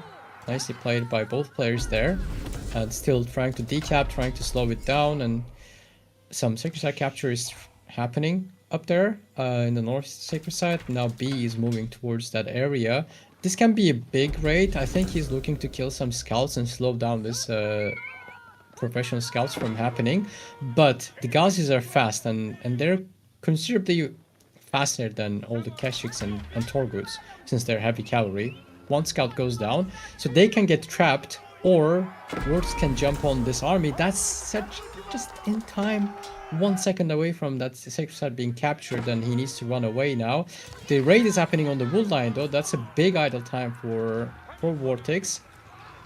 B, without any losses, he gets out. Yeah, without any counter damage, it feels alright. You just got a little bit of idle time, you got the villagers to get a little spooked, and now you might even get a charge off and take a villager with you. One of the villagers getting dangerously low, but the Ghazis are in position and making quick work of them. And now the reinforcements arriving to cut off the reinforcements of Vortex. Now, what I want you guys to keep in mind is, yes, this looks like Vortex has an insane army, but most of that army is also in scholars. The scholars, they look great, but the healing is not that fantastic when you're up against a bunch of armored units here. Now, the spearman numbers, he slowed down on them. Makes sense. You're up against mostly spears. Oh, met by spearmen. Oh, sorry, I was excited for some villager kills. Oh, but these horses soaking up a lot of damage here. Archers getting some good pick-offs, and the Karashas made out of paper, so they melt pretty quickly with any little bit of fire. Now, with all of these scholars, he hasn't lost too many. Now, he's constantly out on the map trying to stop the sacred side decapping from being too heavy on the gold income just not coming in anymore. He is doing an amazing job at that. He makes a kebab disgusting. These spears on the Delhi side. But there's a front fight as well. Let's look at the main fight. Oh, the archers are picking the spearmen apart. What are those? Those are villagers fighting. Those are like 10 villagers in the battlefield. The Keshiks are charging on them, and the other Keshiks with Torgus are jumping on the rest of the army from Vortex. This is going to be a catastrophe for B. The Han is also there providing the attack bonus to all those Torgus and Keshiks with the spearmen, and B is also adding the archers, and the spears are kind of out of position in the north side, and this is a full rout from Vortex, and what those villagers were doing there, that has to be a misclick that happened there. But now, all said and done, B actually decapped the sacred sites while that was all happening before, and now Vortex capturing one more. B is completely unshaken. This is wild to see from the man. He is everywhere at the same time and doing an amazing job at it. Vortex making sure to just give B another set of fighting chance as he rallied those villagers to the wrong position. But it shows you, even Vortex, someone who's an absolute master of the micro, can make a mistake. And Twitch chat, that's why it's okay that all of you are on gold. So don't worry, it happens to the best of us. If Vortex can't be perfect, you don't have to be perfect either. But these low HP villagers, they are definitely going to be sitting ducks with all this mobility, just running around trying to take a fight. Indeed, and now we see Keshiks again with Han and Torguts are attacking on this very bush here, finally managing to kill another villager. It's the total 3 right now. The army value is very much in Vortex's favor, but again, as you said, the scholars are the most of that army. Well, a considerable amount of that army are them. And B, I think he's on like 4 stockyards already. Ooh, Is this it? feels Yeah, good. for 5 even. 5 actually. That is That's- amazing. That's amazing. That's like, you can consider that. Ooh, the archers are getting caught off guard, but spears helping just in time. That's going to help a lot with the rest of the game. That's like Malian type of income. They're never gonna stop. There's just farms. That's a lot of farms. Like 5 of them times 4. That's like 20 villagers on farms. Almost. Like you could almost call that 20 villagers on farms. So the time is on B's favor here, I think. But Vortex is looking to push in and use his military advantage, military numbers on B's base. He's not afraid of this fortified outpost. But he What might do you have think? to be. Yeah. No, this is something we see time and time again from people looking at these fortified outposts and saying, all right, I got this. But every single time it comes back and it's like, hey, you don't got this. And this is exactly what's happening here. The fortified outpost is doing work. And even though B is doing a decent job at surviving and Vortex getting a lot of kills on the military, he's just bleeding units. And the problem is, these bleeding units is not the same as B bleeding units, just because of what you mentioned here. The stockyards fully set up. Delhi, not a farm in sight. Bunch of hungry villagers desperately chopping some wood, and we are going to see the saddest Delhi farms come on out pretty soon. I said that, and he's like, actually, no, I'm not ready. I'm going straight for the berries, and hope that's going to be fine. But there's a little visiting party. You see that? Yes. Oh, B is so on point in this game. The food welcoming party is in session. B reads this game like a map written in Russian because he's Russian and he reads Russian perfectly, I assume. So this man... No, Never mind. that's such a It was Belarusian. He didn't read no. it perfectly. Oh no, made a grammar mistake in the mix. But they will No. see a little bit of other activity happening. Well, Vortex though, that's a big red blob walking towards B's base, and that's a lot of army, even though some of them, or most of them, are scholars. B is struggling to keep up his military numbers as high as Vortex, and the archer trade-off is happening, and now Vortex pulled forward some scholars as well to help with this dive, and maybe, just maybe, he has enough. B is trying his best to cut off some reinforcements and trying to jump on this army. Fortified outpost is still up and firing down. And Han, I think, is in the main fight. Yeah, providing now the attack bonus. Sassy. And a lot of Karash. Yes. He did it again! No! He did it again. He trusted himself under this tower. This is... I know it might look fine, but this is not fine. He just lost so many units, and you can see B has so much more in queue. Sure, Vortex has the Ghazis, but with the stockyard. Oh, now that's a lot of stockyards. Like, he, with the right amount of production soon, he can just defend this and then push back, I think. And fortified outpost is still there. It's not going down, and there's no more units that can tank it. No more spears, no more Ghazis. Even the scholars are just going down, and this is going to be just cleanup for B sometime soon.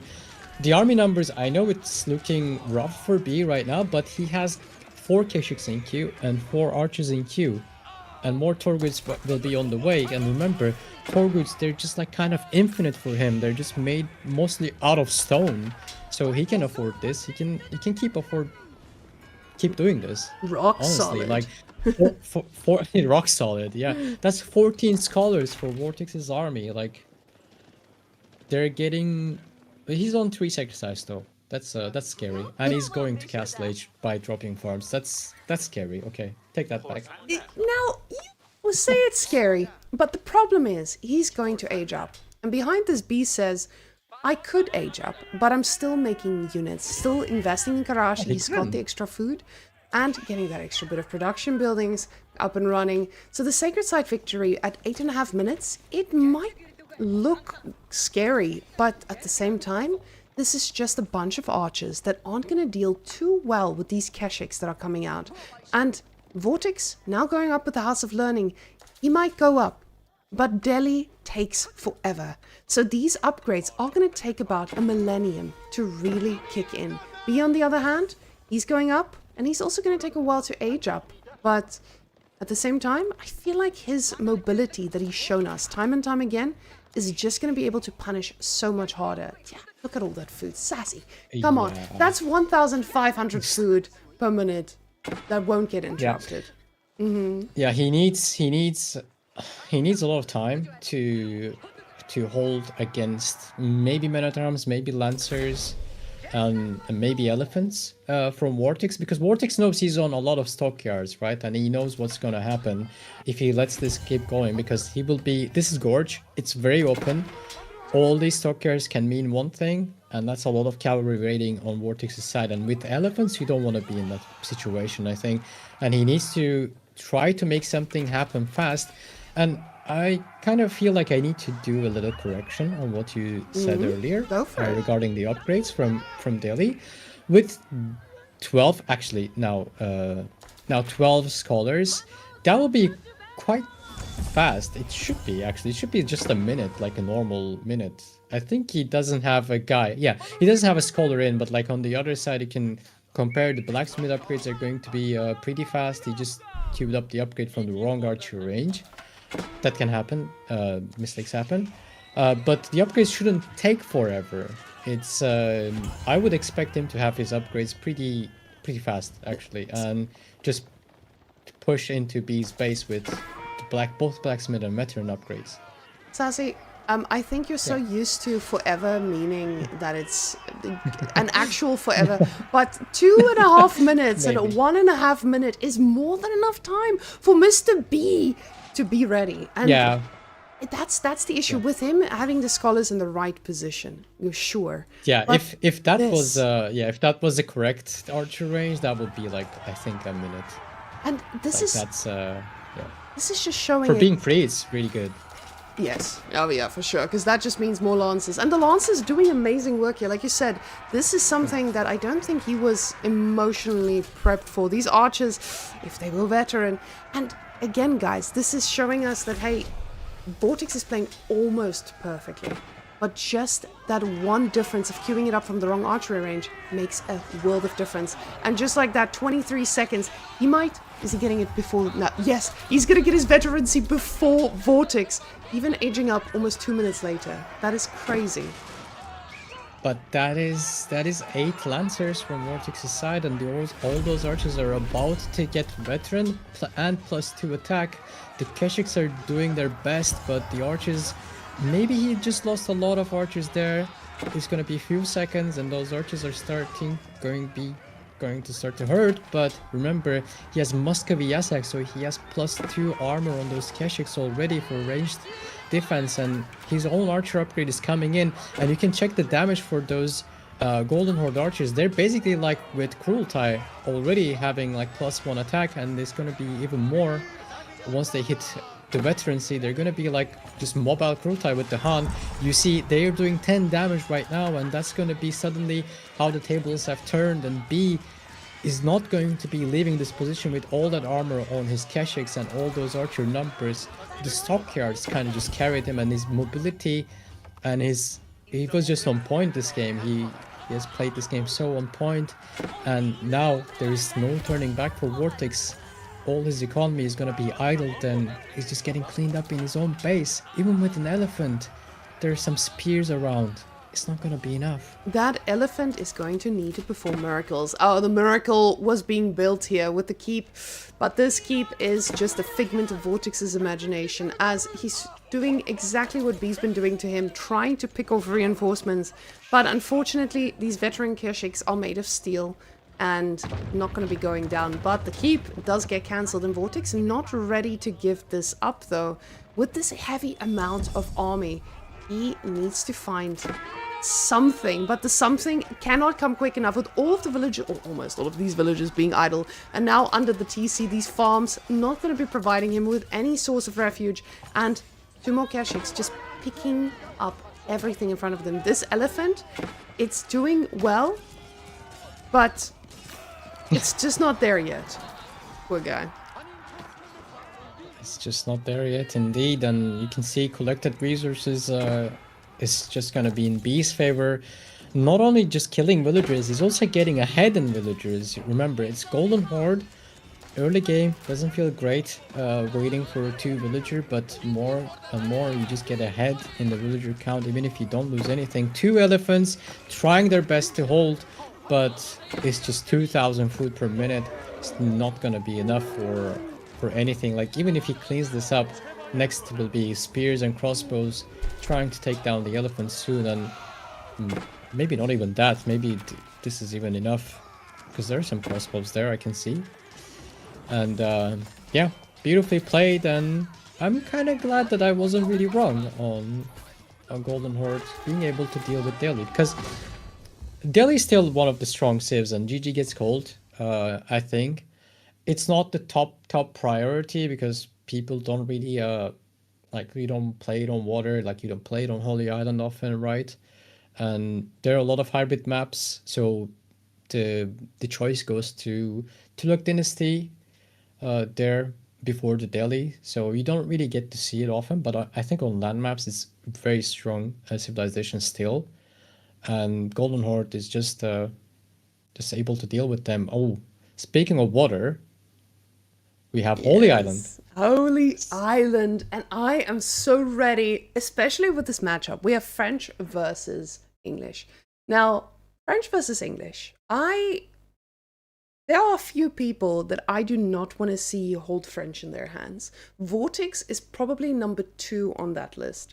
So seeing something like that, I'm already feeling a little bit scared for B, mainly because of what we saw with JD against Beastie as well. And even though Beastie was playing HRE, he gets a free unit, but the knights are just so scary and can be so overwhelming for most players. So definitely not going to be an easy one for B to take. But guys, there was a little fan art that was made earlier, and I wanted to share this with you guys on screen. Let me just see if it works. There we have, from our game that we saw earlier, some inspired art from the jungle to the streets. Dark Luck Drift, beautiful. Beautiful. We saw those elephants, they were fast, they were strong, and I hope this gives us a little bit of inspiration. When is it coming out? Japatos, I hear you're producing. Now, guys, The let's... next is gonna be too fast and too strong. Yes. Oh my goodness. There's actually a few of these. I just actually, guys, let me just give you the other one as well. There we go. There's another beautiful fan art right there. Yeah. Now fan art gets produced in 5 seconds. Thank you, ChatGPT. Appreciate it. Now, guys, on to our next game. We've got a little English in it against good old French. Let's see how these two battle it out. Now, Sassy. Yeah. Yes. English versus French. We Yes. can't see any crazy shenanigans like we usually see on land, where French just makes 6 million knights and overwhelms you. This is usually one on the water, right? Right? Not Question really, mark? because you still need to respect the French knights, because, well, one thing, you get a king, as you said, but there will be knights on the other side, and that can be just constant production of knights. And here, if you notice, the wood line, the starting wood line that B has, is not as close as like standard maps. And more boats and more docks are going to be made. There will be a lot of villagers just eating through those wood line. And I would say it's a bit unlucky having the wood line forward, because sometimes it can be at the back on Holy Island against French. Like, you really don't want to be having that there, because there will be some harassment on woodlines happening. Both, like, this is one of the hardest maps to play.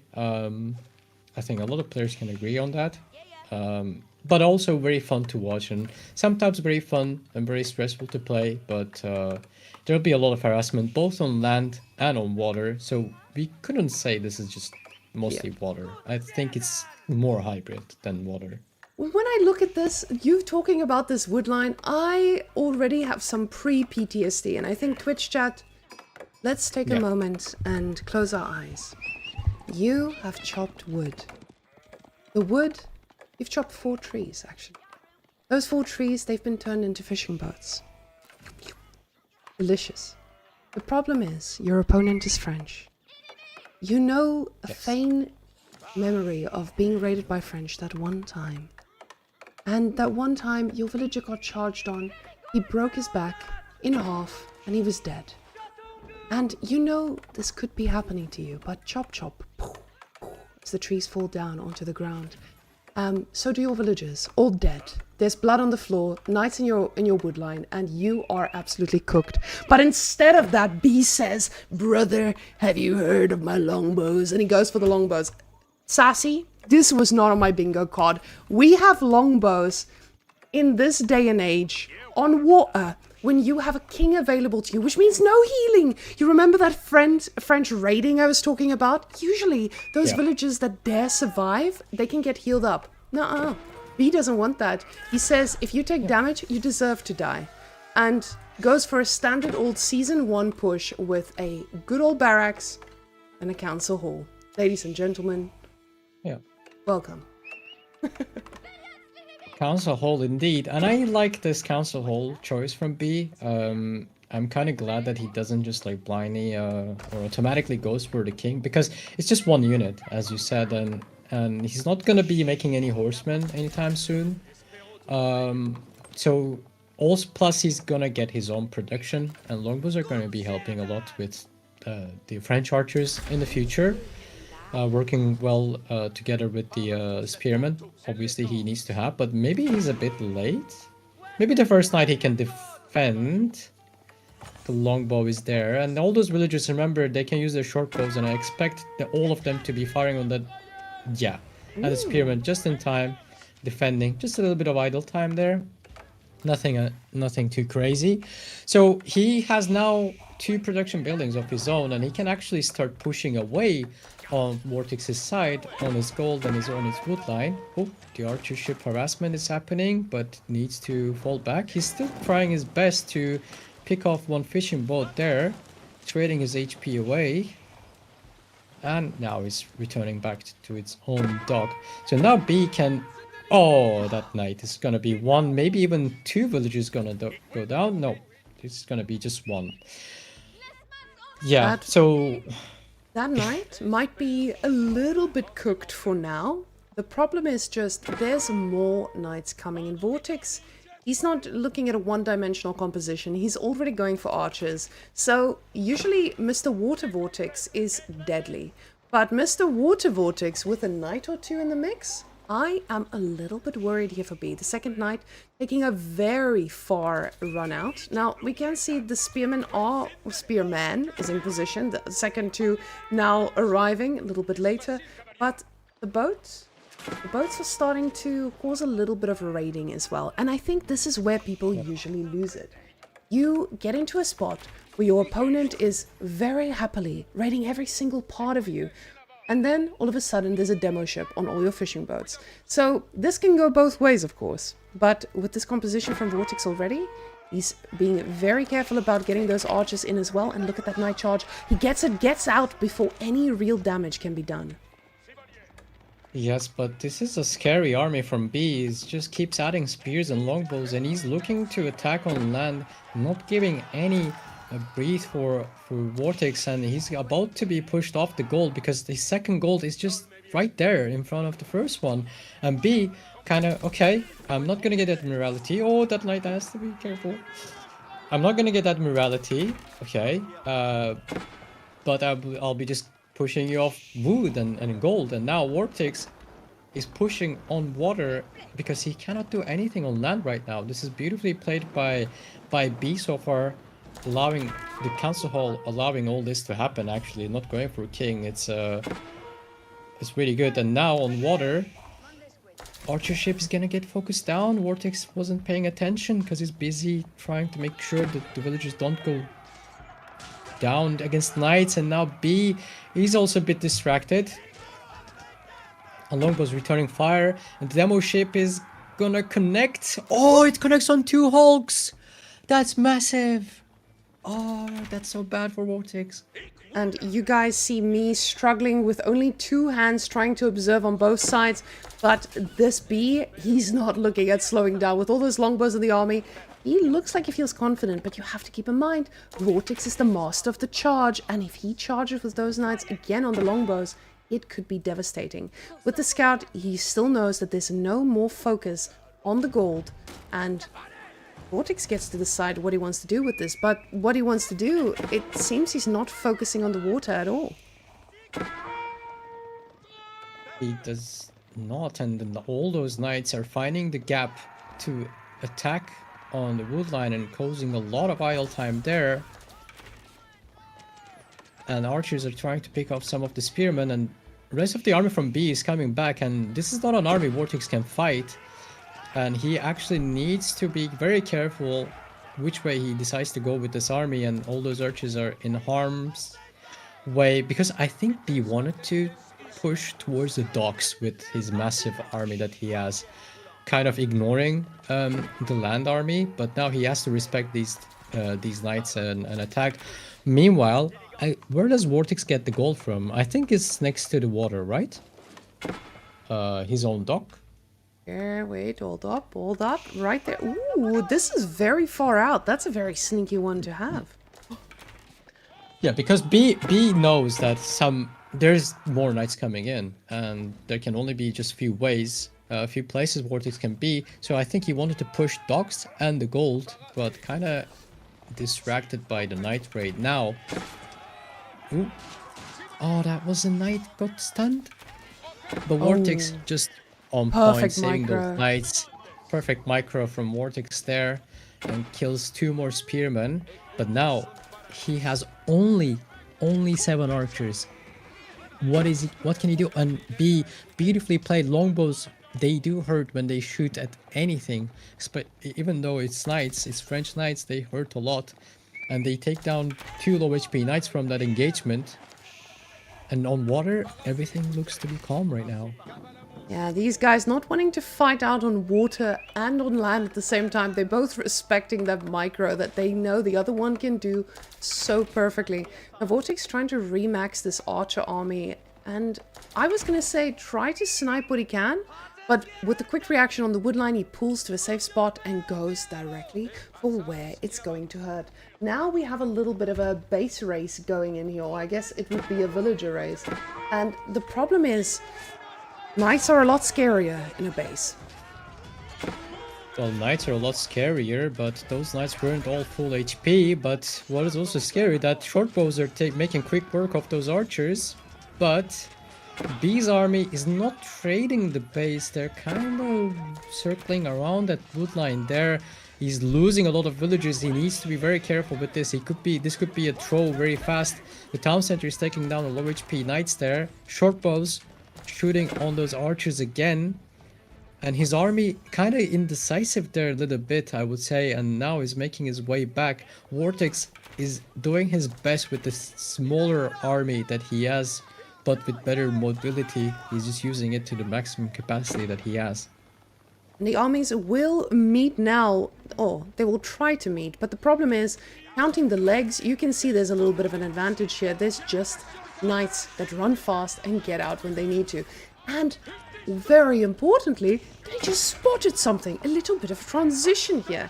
Those knights, even though they are getting very, very, very low, this might mean that they will go down pretty soon.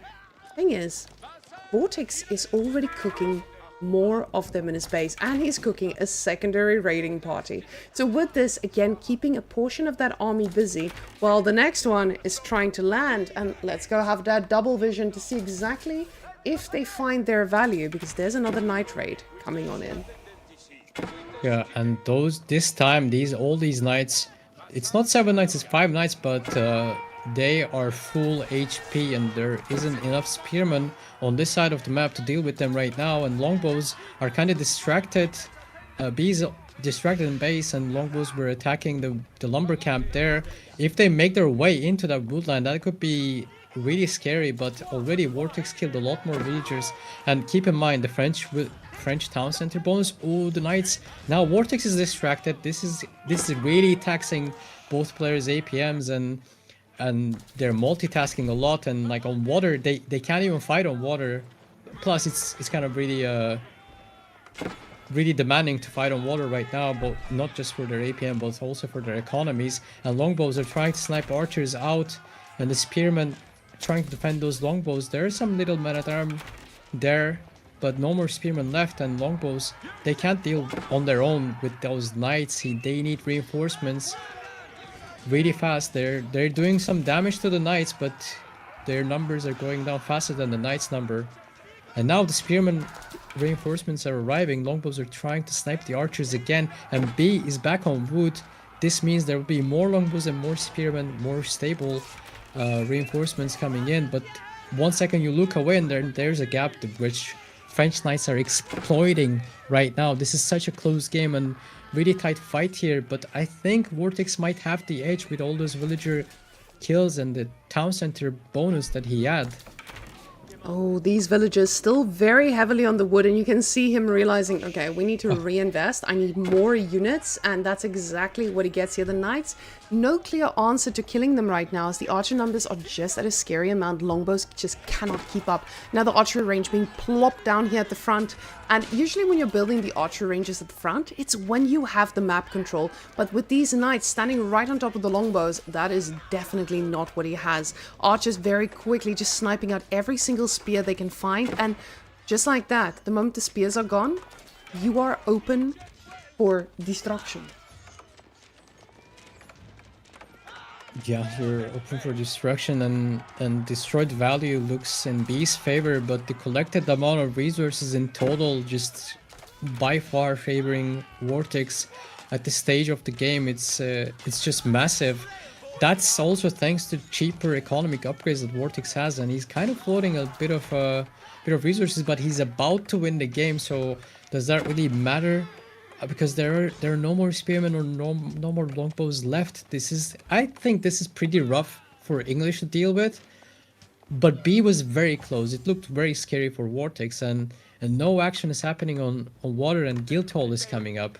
And now, next time the Knights attack your wood line, it's gonna be veteran Royal Knights, and that's gonna hurt a lot more than the feudal ones, for sure. And this is pretty wild to me, the fact that B did not utilize that English advantage you usually have on the water. He had access to the gold to get the upgrades and the ships needed for it, but he respected the amount of knights that were being made and realized he needs to find a way to keep up. The problem is just keeping up made him fall even further behind. Seeing this age up though, let's see what B responds. Oh, never mind. I was about to say it's either a tap out or yeah. He's like, all right, we got it. That was enough. Thanks, boys. That's the response you get from aging up in after killing 23 villagers as French. And now next map we have Relic River HRE against Sengoku, and that was very close. Like you were saying, B wasn't using Admiralty. Of course, I don't know if he originally planned for it, or maybe the plan was to push on land all along. But I think he kind of respected the knight. Maybe we could say maybe Vortex didn't let him by attacking his gold and raiding him constantly. So he couldn't invest into water to use the Admiralty advantage, because that upgrade is very expensive and very well played by both players. It was a very close game, and the score is also telling the story here. They're both playing their best right now. I mean, that's my commentary on it. Of course, maybe the players feel different because after you win and you lose, you feel like, oh, this was so close. I could just, if I had just done this, I could just win that game. But now we have Relic River on our hands. And this time, B is not sniping HRE. I'm actually curious, what did he snipe this time from Vortex that allowing HRE? Because this is kind of similar to Frisian Marshes, right? There's some fish to be grabbed here and there. And Sengoku is one of the top priorities, which B actually banned it for Vortex, and that's how he got it himself. Vortex didn't ban it, and Sengoku is one of the top civilizations right now in the game. I think it's like one of the best civilizations in the game right now. Maybe Relic River is not the best map for it, but I'm kind of surprised that he's letting him play it. So it's going to be definitely an interesting game, because the winner of this game is gonna be on match point. So this is gonna break the tie right now. It is pretty surprising to see such an even game here as well. And guys, I just need to download the map and then we'll head on in. I realized my game completely bugged as production Whamenqt definitely did not check her maps before the game. So unfortunately, Relic River feels like a Vortex favorite map because you can do some wild plays on this. Vortex is just someone... B is wild, don't get me wrong. He's one of the most famous players when it comes to just being an absolute dominating man almost everywhere. The problem is just when you're playing against someone like Vortex who speaks reaction and overwhelm, that is, I would say that's his main language. And seeing this on Relic River is something that he's going to need to be emotionally prepared for. But we do see Tommy telling us that JD was sniped by Vortex. After playing against these French, I get why. You don't want to deal with those night charges. Those night charges are perfect every single time. But Sengoku hasn't been seen that much. Sengoku hasn't been seen because people have been banning it. The problem is just, this is not really a map Sengoku just gets to flourish on, because you do get punished pretty quickly by someone who might just be aggressive and sneak in and out of your woodlines. But guys, let's hop on in. Game number 5 is ready to roll. Ooh, Matsuri. Very far. Okay, so Matsuri, not a surprise. Don't, guys, hold up. Yeah. Let me explain my reaction. This Matsuri is very far out for someone who's playing against an HRE. And, oh, there we go. There we go. Someone playing against an HRE, you need to respect the fact that your opponent is HRE and you don't get to put your Matsuri outside the DC range. Otherwise, you will get absolutely destroyed by Spearmen. Now, it's borderline, but Spearmen here, they can make a world of difference. Well, can they? I think B is just gonna buy wood and drop a tower there. Oh, he's going for Matsuri first. Maybe he's not aware that this is happening. But still, I expect him to be able to just buy some wood and... Because this is a big investment, right? Like oh, he made the second Yatai, and Vortex is just harassing it instead of going for gold, and now he's on 2 spots just harassing those villagers, and B trying to defend against this one single spearman with 3 villagers, and one of them is low HP, has to run back under the safety of the town center there, and B is just grabbing enough gold, and I think he will just dip out of the gold soon. Yeah, he's just sacrificing some HP, and then after having... Oh, those villagers are... They're spicy. Yeah, they're spicy. Yeah, he's spicy in your words, and he needs to drop off some... Oh, 2 Yatai are being pushed back to base right now. That doesn't feel great as Sengoku. Maybe one of the Yatais could be an outpost instead of a Yatai on gold, but yeah, this looks a bit rough for B. A rough start for B right now, as both Yatais are being pushed back, and now there will be 2 spearmen just throwing little torches constantly on that Matsuri.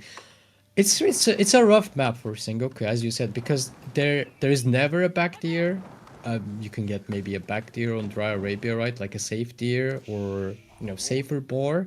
Here it's just everything is kind of exposed, and that's the type of thing that you don't want if you're making Yatais, if that makes sense. And Vortex, look at that red dot in the south corner of the map. Ooh, and this man, B needs to spot that red dot. There was a meme in StarCraft, by the way.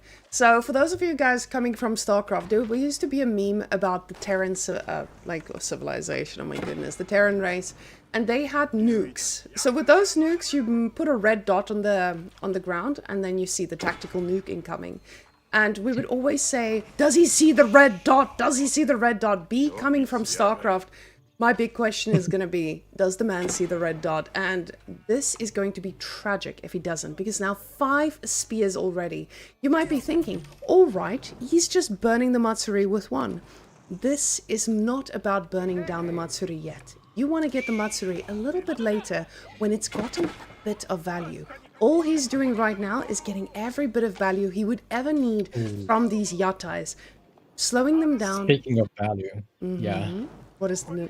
he's really microing the hell out of the spearman and almost killing the Yatai, almost trapping it down.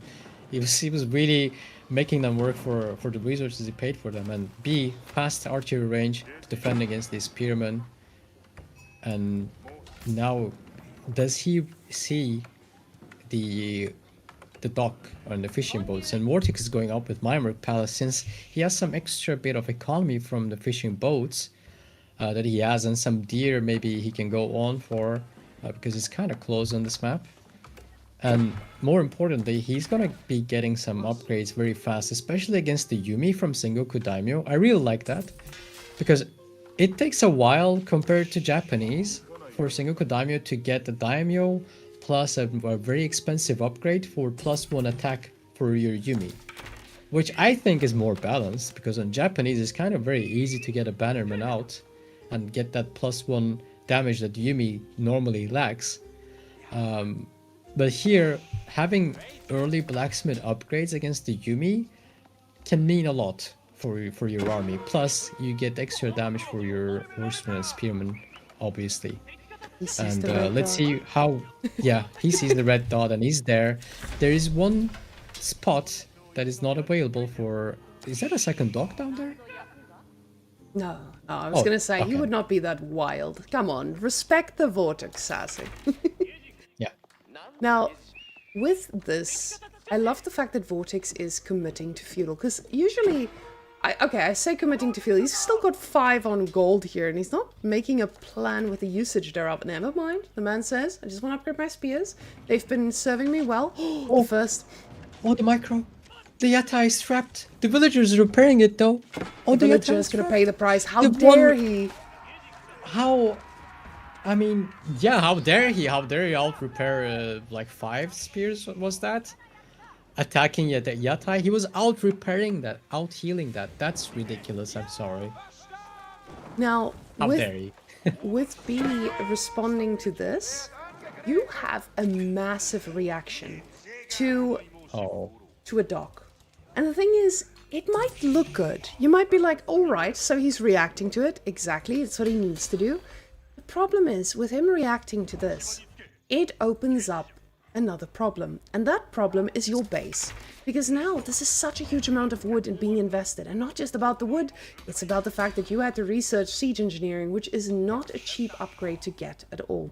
So, he is going to be able to shut this down eventually. But the follow-up from it is going to be horses. And horses, they don't mind a few Yumi that tries to do a bit of damage to the spears.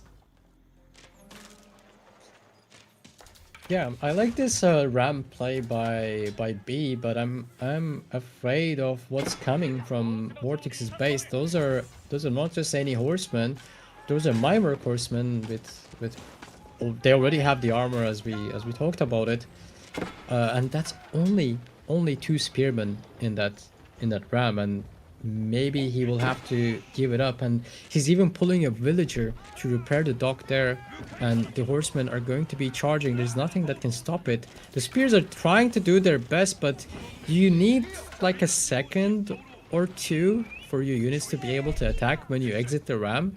Back in the days it was instant and it was kind of disgusting, but now it's kind of limiting B's ability to defend this ram from inside. Let's just put it like that.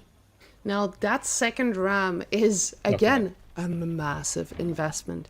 You forced your opponent to make a military ship on a limited food source, but now he's got mobile units that are most likely going to be hitting you where you are most vulnerable. And there's a lot of spots that are vulnerable. With the wood line being completely depleted here, this is going to mean a different angle. This is going to mean any type of aggression that Vortex tries to do might just be deadly. Shinobi being summoned, and this is exactly what you would need to try and win a fight, but the ship is so pivotal here. We see him doing an insane amount of damage to these spears, falling like flies, I would say, but at the same time, he has to respect, and the Yumis need to back off for a second here, but the horses are going straight to where it hurts. These two rams, an insane amount of investment, gonna be able to get the dock, but I feel like the fishing boats have already paid off.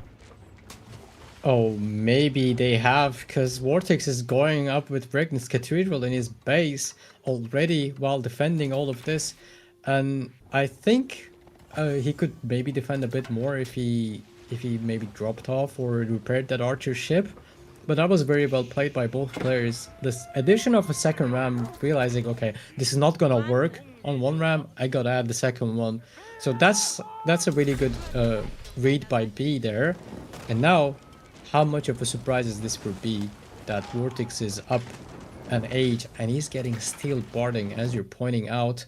Those knights are going to have even more armor. Yumi are not going to do any damage to them, and there'll be... Oh, Horseman Raid. That's going to be 2 villagers going down. And B... Yeah, these guys, they're not even important, Sassy. He wants to sacrifice these horses. He wants them to get the attention. He wants to make B feel like, hey, I'm just going to make horses. You keep making those Yumis. You're going to feel like, I can do something against this. But the problem is you cannot, because these knights are just going to hit that much differently. Now, looking at the relic situation, we have our brother bringing back a good old relic, and this is the first one he's going to pick up, but with the cathedral, this is perfectly fine for him. Now, with that first relic, going to be able to put it in the tower. Already getting the next one in position, and this snowballs out of control so quickly with B. Also thinking about going for castle. The problem is, when you're going for castle, you're not making units. And him making a unit here and there might just not be enough to handle these very chunky knights that are about to hit his base. More of them coming, and with this map, they can come from every single angle.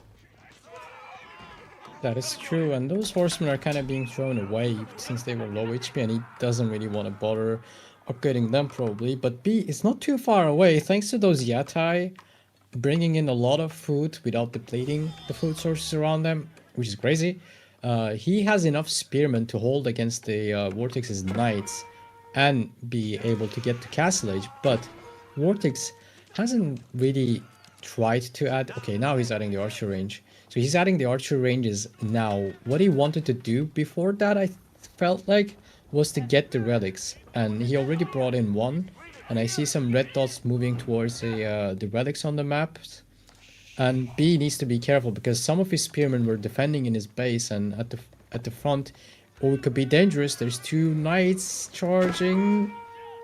Very well reaction time by B there, Now, trying to save some of those villagers. what is really interesting to me is the fact that he went for the Crocker Township, and we've been seeing people more and more go for the Sake Brewery because of that healing ability that you get as well. These villagers are low HP, and they're just going to keep getting charged on by the knights.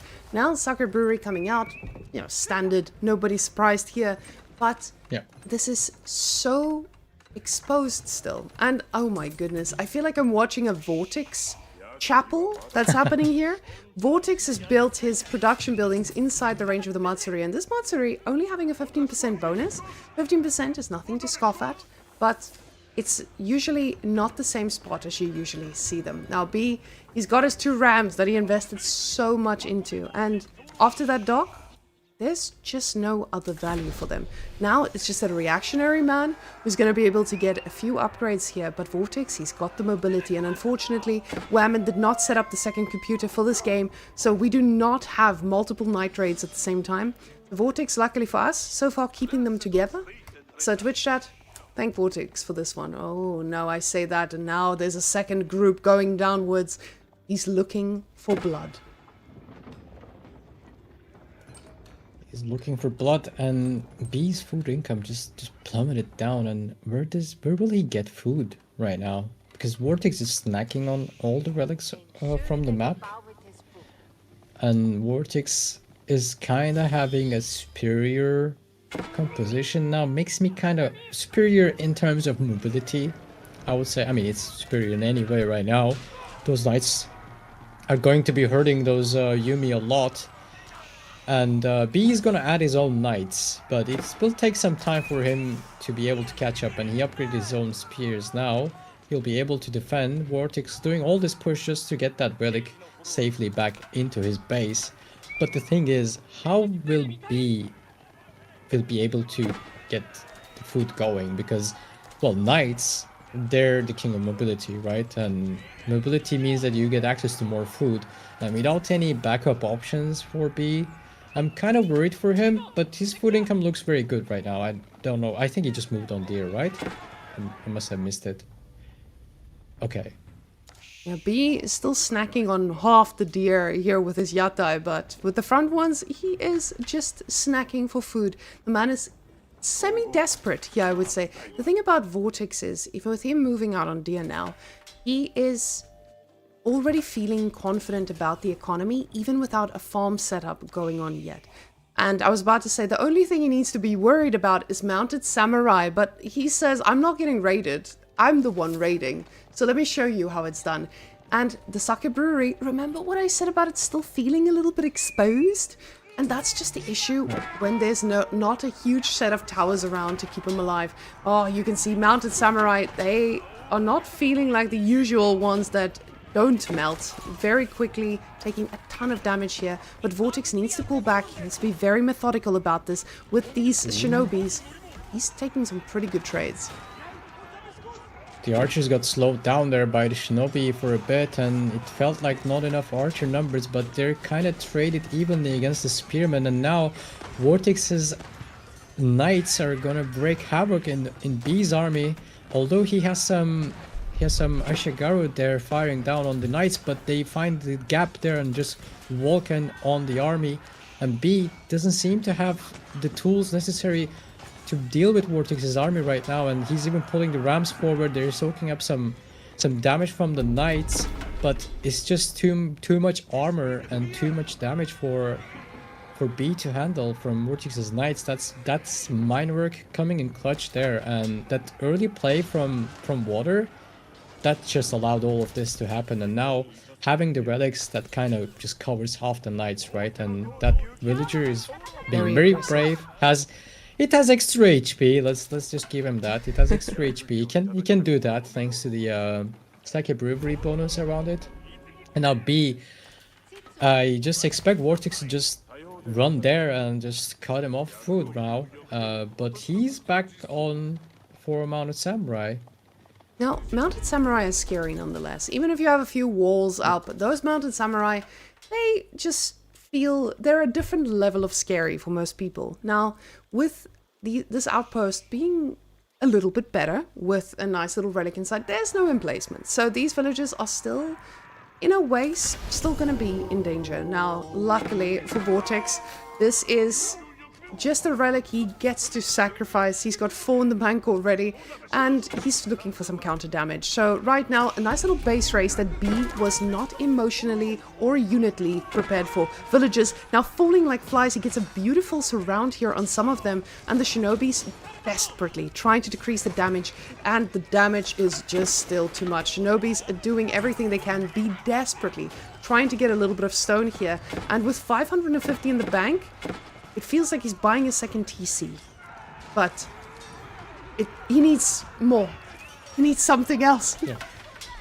He needs something else. He needs those knights back in his base defending, and I don't know where the green dots went. Oh, they attacked in the base, and they kind of lacking the second ranged armor there because Vortex has a second attack, and the town center kind of melted them fast apparently, and now B has no choice but to call it. And Vortex takes the lead and is on match point now in the series.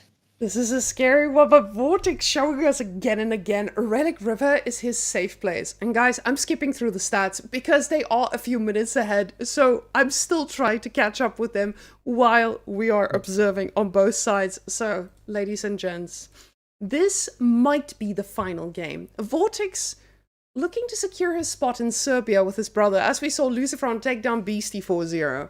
So these two brothers, they came prepared, and I am so ready to host them at my house because we have big plans for these players. We have a spicy chicken wing competition.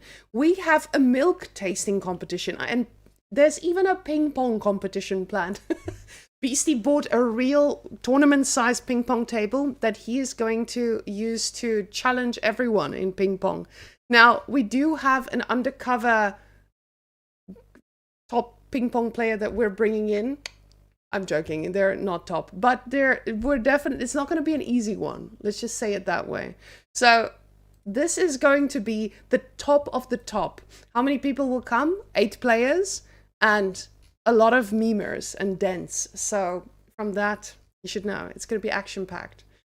So Mr. Cow saying he's going to be the undefeated one in table tennis. And Cow, you are not the one I was referring to here. So I think Cow is going to have some competition. And finally, poor man, he needs to be kept on his toes. So yes, we do have quite a few people, as far as I know, that will be here in person as well. So we will promise you guys to give you a lot of action. So I hope you're emotionally ready for all of this. But ladies and gents, we have Macedonians versus JD. Before we hop in, I do want to just redirect you guys to our site if you want to see a little bit more about our pro players and what we have in store. I'm going to be linking our website in the chat so that you can go check it out. If you want to donate and support the event, please do. We are spending more than 20,000 euros to make this event happen. And then luckily Microsoft or World's Edge gave us a $20,000 prize pool to seal the deal as well. So this should be enough to entice the players to be there with us. So guys, any contribution you give helps us to take this even further, and who knows, maybe eventually get our Homestead Cup #2. We don't know. Let's survive the first one first. Yeah, the support from the community means a lot. As this is the first edition, hopefully the first edition, there will be more of these events. They're really, I haven't participated in yet, but they're really cool to watch as an Age of Empires fan. And maybe this time, maybe Vam and Puppy Pro is not making it. Maybe next time with the success, maybe they will be there. Maybe they're your favorite players. More of your favorite players can be there. And yeah, it can be worth for everyone participating, playing, and making it happen.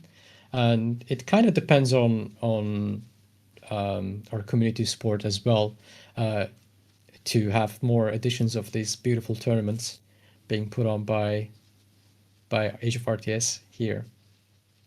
And hopefully there will be a ton more. And I see I just got $100. Thank you very much. Appreciate it for the support. Nice. That will go to giving Marine Lord spicy chicken wings. I mean, what more do you want? Do you want, I really hope he eats the chicken wings. It might go to shaving Anotand's head. Who knows? I'm actually planning to bring my hairdresser in so that she can do the requests and we can do haircuts on site. We'll see. Maybe we can entice players. We're going to run this thing like a subathon.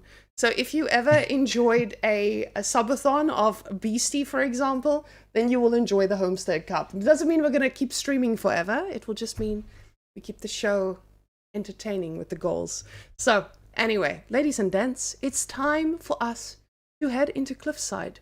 So JD and Macedonian. I'm a little bit worried for Mr. Vortex here because, oh my goodness, Macedonian today and every single other tournament, we are just seeing a constant parade of destruction. We did indeed. Macedonians are one of the, I think, top 2 with Sengoku. Could be argued on like land maps with the Sengoku Daimyo. And yeah, we have Vortex with Jean d'Arc though. That's we know how capable these Spanish brothers are. He actually just deleted it. He was preparing for potential spear rush from Macedonian dynasty, which didn't happen, and Jean d'Arc is gonna be making a meal instead now and going back to gold keep working, and the wheelbarrow is coming in since there is no spear rush or spears are different from Macedonians, but no rush happening in Dark Age. And can I ask a question? This still bothers me. of Did you course not. did you say milk tasting Yes, competition? we do have a milk tasting competition that will be happening. So we already have a prize, and you will need to be able to identify the milk correctly. Now, on Beastie's stream, we had a milk tasting competition, and Beastie is the milk king. He knows how to identify oat milk, chocolate almond milk, any milk. Ooh, I need to get some goat milk. I'm going to get milk from many animals and from many different plants, and we're going to have a milk tasting competition so that we can get the ultimate milk king. So, and there's a meme in the chat, is it Beastie's milk or Whamenqt's milk? Guys, the only person who tastes the difference between my milk and his milk is him. It's just milk.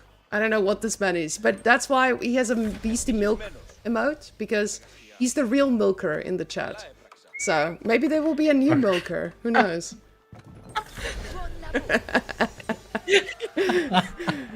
This sounds very confusing. I can't believe this is what I was listening to for the past minute, but yeah. We are very passionate about like the milk, milk. Sassy. Sassy, I am personally, but I would never guess there would be like a competition for milk tasting. Are you a good milk taster? Like, do you know your milks? I know I have milk, so I can tell you that. What does that mean? What the hell? Yeah, I know. I know what type of milk I like for sure. I can participate in the competition, definitely. Yeah. Well, okay. Well, guys, now back to the drawing Yeah, board. back to game. I think this gave people a little taste of maybe some AoE content they missed before.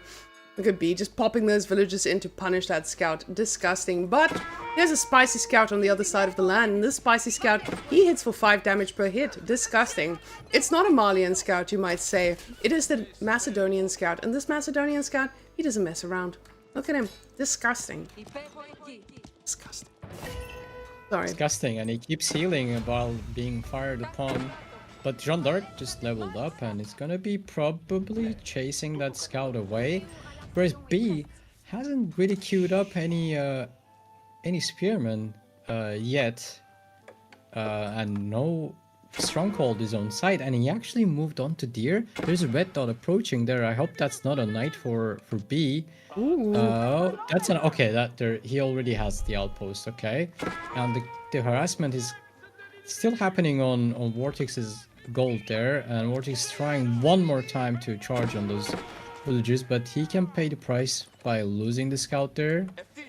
Jeanne d'Arc is still probably busy defending his own her gold vein against this horseman and the scout, soaking up damage. But Knight says this is enough. You have to leave now or die, just like that horseman did. And Vortex, all of a sudden, he feels into his bones and he says, hey, you're on deer, I'm on deer, because I'm the one with knights. So you and your silly little horses, you can get out of my base. I'm about to go to yours. But we do see, like, I put a little screen there to show the deer undeterred in the end. The problem is, the gold will not be untouched pretty soon. Those knights, they will charge in very happily. Ooh, he says maybe the woodline instead, but the numbers, they're scary. He needs to get into the spot. JD respects the horse life and stands ready, gets a little spin-off pretty soon. It's going to be a very juicy one to have, but the knights are standing at the ready to charge in themselves. Yes, they do. Right now, there isn't much to do for those knights, especially on a map like Cliffside. But the more you have them, soon you will be able to attack any outpost defending any position if they're not upgraded. So Vortex kind of respecting the choices that are made by B early on in this game. And now he's being noticed on his own deer. So both players just going for cavalry and being able to defend themselves right now kind of looks like it's going to be a stale game. But I expect in the next few minutes it's going to be complete different, and B is losing a lot of HP on that horseman because he's making his own spearman, and soon that's going to be almost enough spearmen to deal with knights and Jeanne d'Arc or any outposts defending any position. Vortex is not adding any archers soon. Is that his second stable on the top right? Right. That's the second stable. Against 2 strongholds, and these are not any spearmen, by the way. These are Edgar Matter, if I'm like not butchering. I think I did a bit of American accent there. But You definitely did not do an American accent, don't worry. okay. Yeah, I definitely didn't. But you know, the Americans are not really known to be like pronouncing things correctly. So yeah, I don't know. Cow can tell us. Yeah, Yeah, Cow is like, what? What did you just call them? it's And okay. oof, that's a big charge from the knights that are hurting. But these are not any spearmen. My point was now B's upgrading with arrow slits to hold the positions in another stronghold to defend, and add even more spearmen probably. The thing is, these guys have extra range, and they attack faster, and they have extra HP compared to normal spearmen. And they will attack faster more spearmen you have around, and that goes for torch damage as well. So I like B's position here a bit more, as long as he doesn't throw away them. And Vortex has the wood to make a switch, and the Night Raid is approaching, but maybe he needs to respect that and go back with his all of his spearmen to defend it. Vortex doesn't stay for too long. He kind of just leaves the deer from B, and now he will be probably notified by the presence of a lot of strongholds on the map and potentially a lot of spearmen. And maybe he will go for archer ranges now. Oh my yes, goodness, exactly. Sassy! You're sitting in is Vortex right there? Are you sitting right there next to Vortex every single time? But Sass, for a moment there, I was worried. I thought maybe is this Baltoon playing, because he was just going for knights. Even with the spearman numbers, he was not deterred whatsoever. But B, in B fashion, going for a castle age at a very opportune time. Now on Cliffside, I love this. I love this because Cliffside, you get to secure so much with the Macedonian dynasty. The castle age will hit so different, but very quickly we see some night sushi being made. Oh, that hurts a lot. I think he was distracted by the attack on his outpost. Now that's a lot of valuable HP lost on those knights. But one upside is that you can heal them. You can heal them with Jeanne d'Arc. That's another point. But they're very low HP, and you need them to deal with the Macedonian dynasty's castle age. And Vortex is just charging. B's trying to slow them down. Vortex, that's the heal that you want right now. That's what you needed. And Golden Horde Tower is going up. Vortex may be misreading this. Maybe he's not expecting this castle age to come in right now. And B is dropping it a bit more safe next to this stronghold, right? Ooh, it changes his mind. He's like, yeah, I want it there. I want this gold boar and the deer. We have been seeing this for the 3rd time today. And does Vortex let him? He already has 6 archers. It's gonna be maybe a bit too much soon, but that's 16 villagers building that up. He needs to notice it right now. Now, even if he doesn't, you have to keep in mind, this thing will house 15. There's still a little bit more economy that you get to raid. That's a wood line. That's a gold. Sure, you've got a stronghold or 2 to protect you, but knights, they don't take too much damage from a little stronghold fire. So, Vortex, I was about to say, the fact that B put this thing so defensively, it just feels like it's not B. And B knows he needs to trust his gut. The man has gotten so far by trusting his gut. He should just do exactly the same. And this is something that's very understandable. But one big problem I foresee, and one big question I think a lot of us have not answered yet, is the dealing with a Radari. It's always been complex, but is it complex when you have 14 knights? JD though, ooh, she overstepping her welcome a little bit, but that's a 9 mess. HP. That landmark hits really hard, and all 3 champions are harassing that outpost. Is really well played by B, because we talked about this. They're taking down the outpost, not only taking it down, they're gonna kill villagers, and they heal themselves, kind of. Oh, Vortex is diving. Vortex is base. diving. Oh my goodness. But not able to find any damage. B just completely split his economy. Oh, there's a lot of green dots walking on the left side of the map, and Vortex is kind of gonna deal with any damage that he can do here now, taking down the outpost and possibly the stronghold as well. But JD is dangerously low HP, and there's a lot of villagers walking very great distances on this game so far. B, half of his economy is kind of safe under the town center and under the landmark, but those villagers are really those are like Whamenqt villagers, I would say. Like Whamenqt is a type of player I really miss watching him play, by the way, just speaking of him.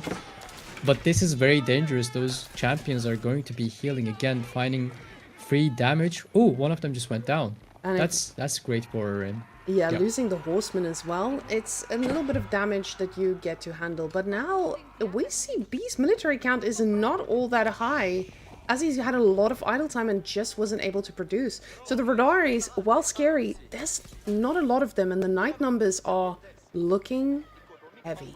I don't think there's an answer in B's base right now that can handle this, even if they all had their Castle Age upgrades. But you can see Vortex, he's struggling for the food too, and being out here on the map, that's all he gets to do right now. The base very much undefended, the champion made yet again, but the knights, they still are looking for damage. But you see the Radari, it's being kept in place. Yeah.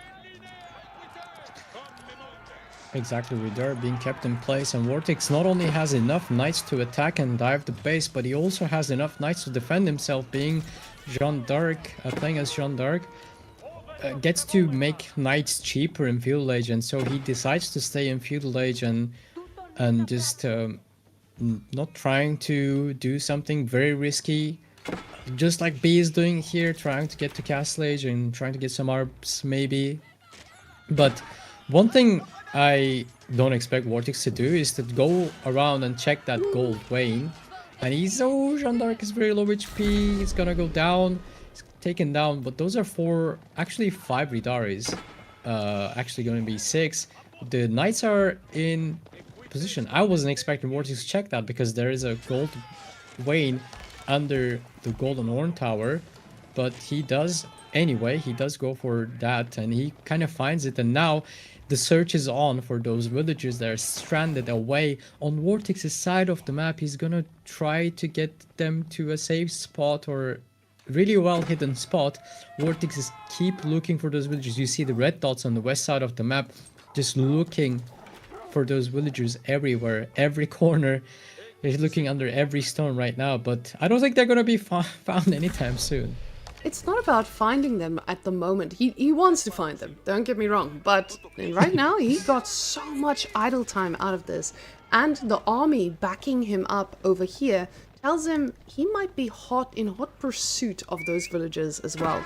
Now, with the scout being lost, ooh, that Radari. Sassy, I didn't expect that damage. That was disgusting. But it definitely tells you, hey, you're investing a lot of your units on this side. You know my knights are here, but you are protecting something. And protecting something, they were villagers getting a little wall up to try and stop the night raids. And it works, but the archers are in position and they are looking at those Bogmagiers. Oh no, these are Adgermagiers. So what is the Bogmagier again? Oh, that's the archer. That's the archers. Yeah. We'll That's get the there. archers, but kind of surprised Vortex wasn't really chasing all those villagers and units. I do not know why he didn't pursue them, but that's fine. I think maybe he was kind of worried for his own gold then, now that I'm seeing the gold is right there for him.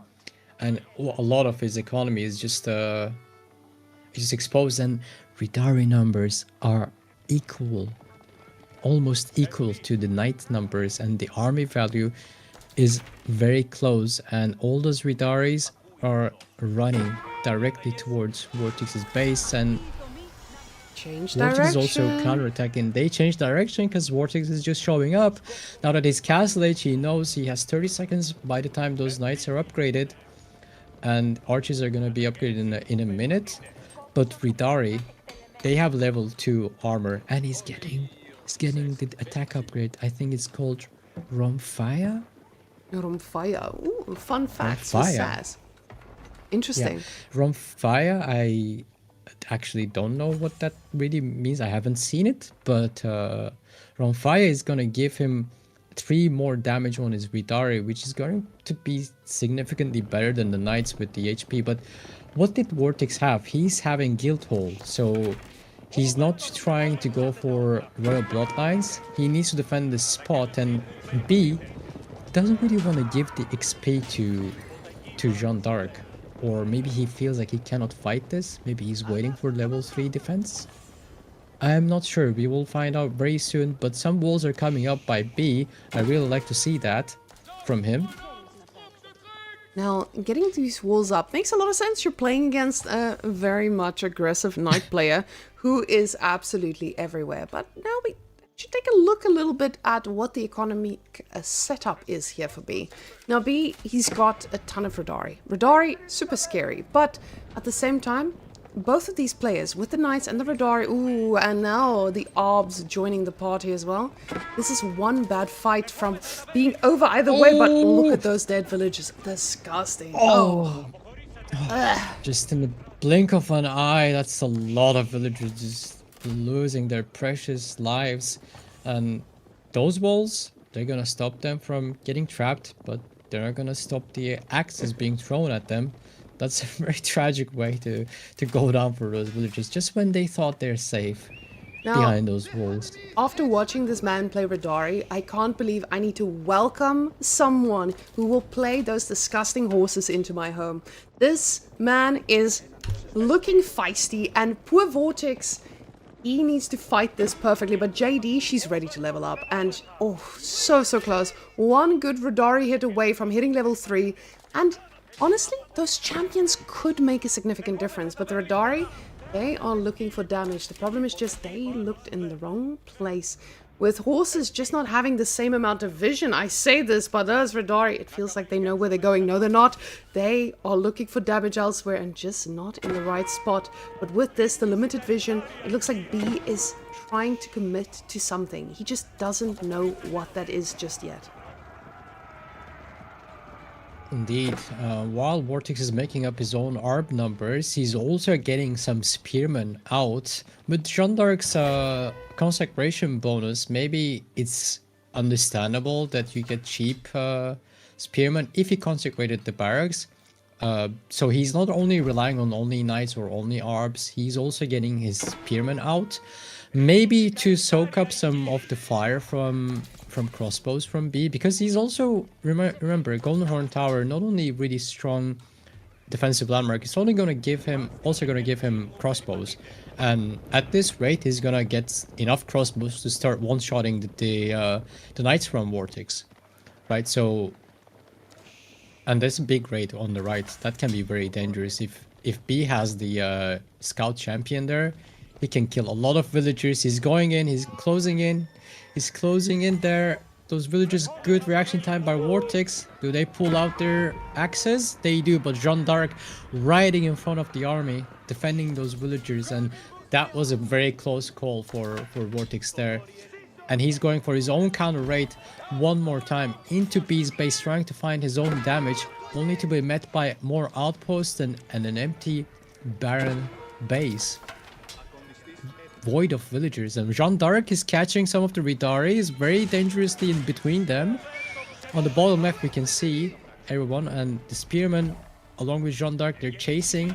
But the thing is, Ridari numbers, they're doubling the knight numbers from Vortex, and Vortex kind of stopped making any knights, and he's going for spears and arbs and spears and arbs. That's not what you see every day from a French civilization happening. Especially spears and arbs to counter the other knights. That just tells you how strong the Ridari are and how active B is, just killing even more villagers, finding more damage. This is so mobile, because that's all his army. It's just mobile, and even on Cliffside, he's finding some damage, finding more villager kills, and making more way for himself. Now thinking of getting relics. Now the problem is, This has spiraled out of control. JD, even if she gets a tiny bit of experience, oh, I say tiny, but that's a decent bit of experience. The reinforcements are so scary. The orbs feel like they will just melt under all of this. And the villager numbers, the villager kills are adding up significantly. Even with all these knights, Radari are just outnumbering. We see 30 Radari here. JD standing forward, taking a lot of damage, but again, getting the experience she needs. And it looks like this is the fight that might just decide where this goes, as these two are finally going to be properly connecting with the armies. Problem is, there's a little bit of a counterattack at the same time, because the Radaris are made of steel and they can take things on the towers too. But the fight, this is looking a little bit close, as JD is taking way too much damage. The crossbow's doing a ton of work, but Vortex's micro is immaculate. Problem is just the front line of Radaris are just so stacked. But Vortex's knights, the front line they needed, the spearmen in the mix, is this enough? It's not enough. It's never enough against Ridari, and the frontline Mel's Vortex was microing so well, using his archers on the crossbows and Arbs just shooting all the Ridaris, but just frontline, his knights just melted. The knight numbers just went down for him extremely fast, and he lost even more villages as we were watching that. I don't know where exactly that happened, but B is up to 18 villager kills, and now the army value is not even close, and he will bleed even more units fighting back.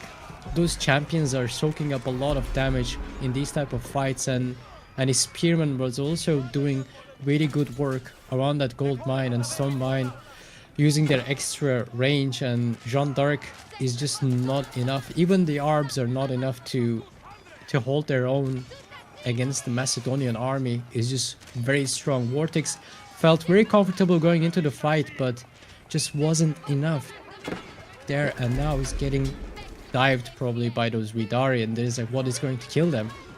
JD is just a figment of hope, but there is nothing. And B equalizes this for us to go to match point for both of them. And honestly, this is the qualification match we were hoping for. These two battling out so close. It is an absolute destruction. It is a destruction indeed, and for the first time today, and last time, obviously, we're gonna have game number 7. I'm very happy. Whenever I watch series between players in this quality, like Vortex, B, Lucifron, Anotand, Beastie, I am always cheering for game number 7.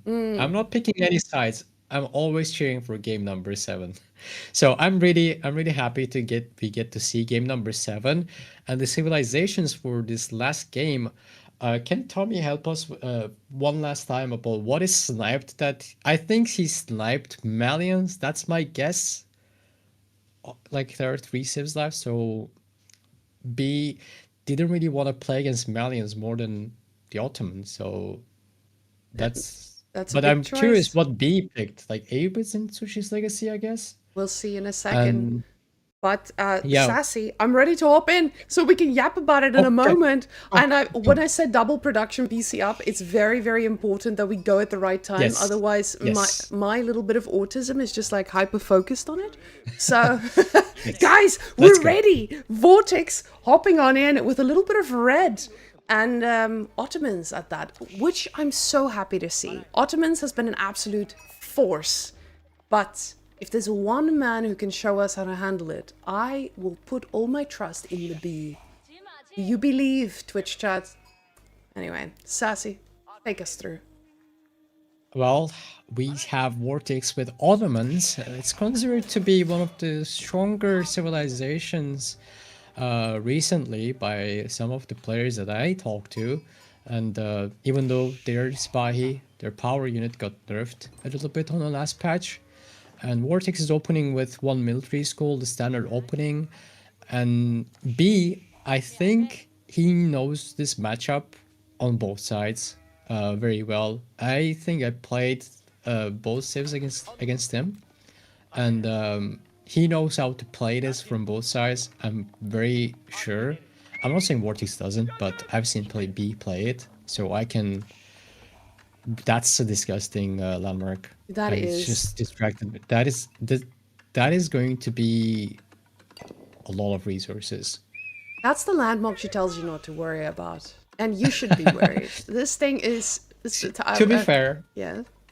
I really dislike this landmark. I'll just make my commentary. It just depends so much on the map that it's kind of a bit too much for my taste. And Vortex, the first little spearman, making its way towards that position, reading it correctly, maybe scouting it beforehand, but it's just not in time to deny that from going up.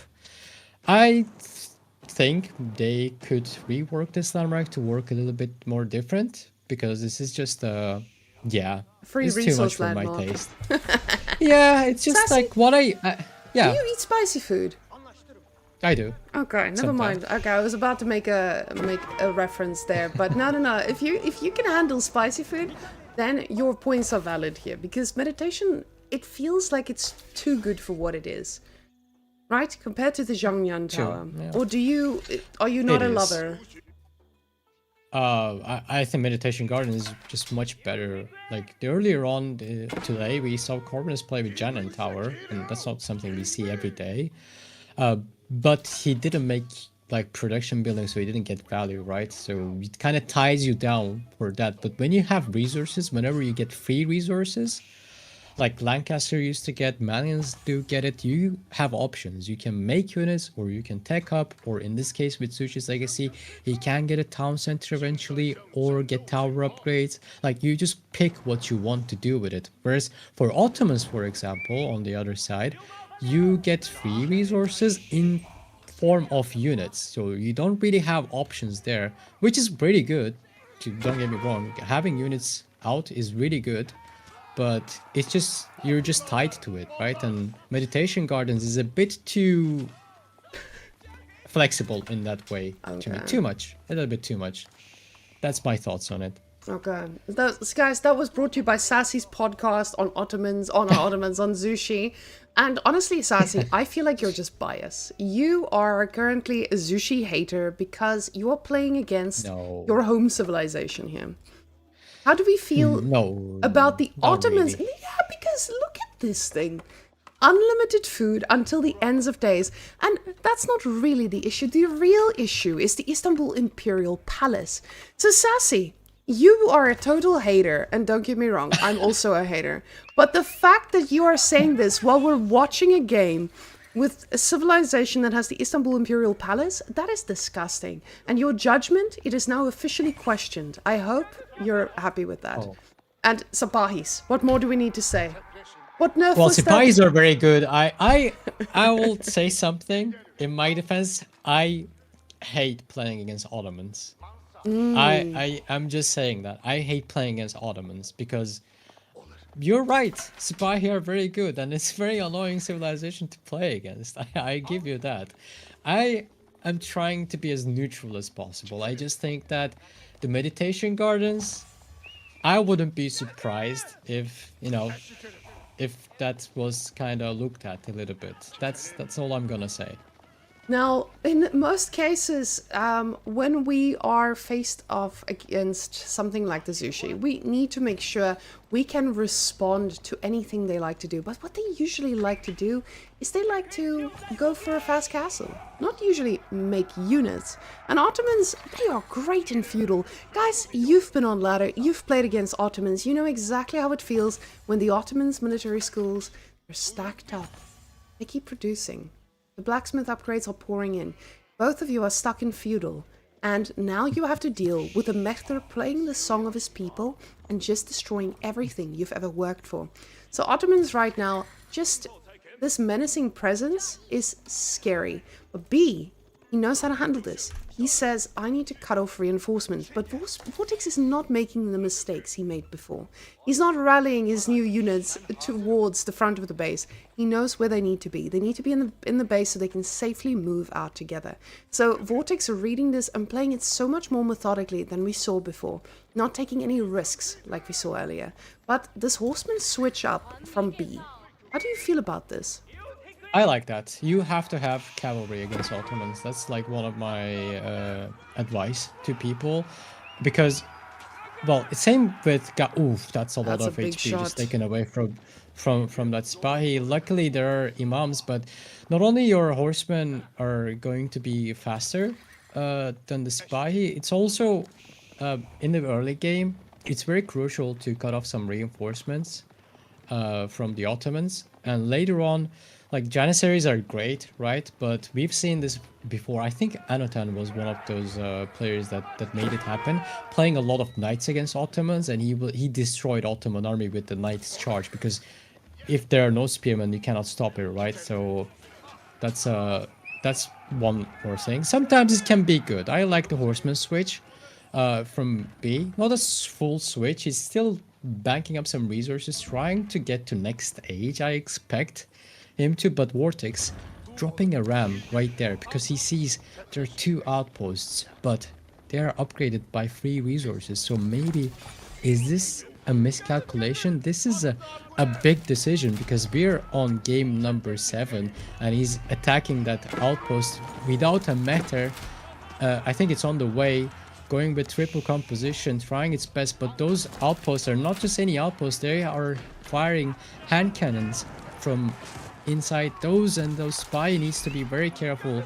When they hit a lot and they hurt, and 1 ram looks like it's not going to be enough. There are 4 villagers inside that tower and they start repairing. The moment you turn around, start repairing, and Mectre comes in and there's a lot of horsemen around. Maybe this is going to be a cleanup from B. Oh, the Spy are trying to hold their best. This is going to be so messy right now. And this is the problem with the Ottoman Empire. You are dealing with so much different interaction on the micro. Now the Imam losing his life, the second one getting so dangerously close, and we will go down as the horseman finally gets that shot in. Losing both of those Imams is massive, and Vortex yet again overstaying his welcome under a tower. And it feels like this is now the song of a century. Every single player that has not respected these tower placements have been paying the price. The Ram showing us he needed a little bit more, but Vortex, he's playing Ottomans. The Imams might be down, but the firepower isn't. It isn't indeed, but I think B overstayed there a little bit because he was out of the range of the outpost, and maybe it was something that he didn't need to continue doing. But now without a matter, without the Imam's buff, the Spy are still strong, holding their own, but it doesn't look as good as it did before for Vortex. But fighting long against the Ottomans right now in Feudal Age, even though he's rallying his units back, but he's still on 2 military schools and he's on Deer. I don't see B's. Did B professional scout? Did I miss that completely? Yes, he did. Oh, he brought as much as he okay. could home, so that's why he was able to withstand most of that attack. Then I really like his spot, looking at his food income right now after I just said that. And I realized he has that. You can tell already comparing the food incomes from both players, and his position is really good. He didn't go too greedy. He defended with what he needed, and he's even stealing some of the deer, or attempting to steal some of the deer from the Ottoman side. But nevertheless, he's messing up with the deer pack there in the end, and he's even going for the boar. I think he's gonna put that some of that. Ooh, MVP! Happens to everyone. Okay. But the boar is now officially the MVP. That was the first villager kill of the game. Finally, someone dies. Whoa, the second villager kill's about to come in. B is angry. He lost that vill to the boar, but he's gonna equalize it even better, maybe. But the archers are in position. They are gonna be able to stop any villagers from going down. Disgusting. That boar is so far, the only MVP of this game. Wow. Vortex really using nature against this opponent. Well, it's it could be called force of nature. And Vortex reading it correctly, by the way. He's going for that boar where B's villagers are. Actually, he's turning around, noticing 5 palace guards are on his deer pack, attacking his units there, defending that position from being stolen.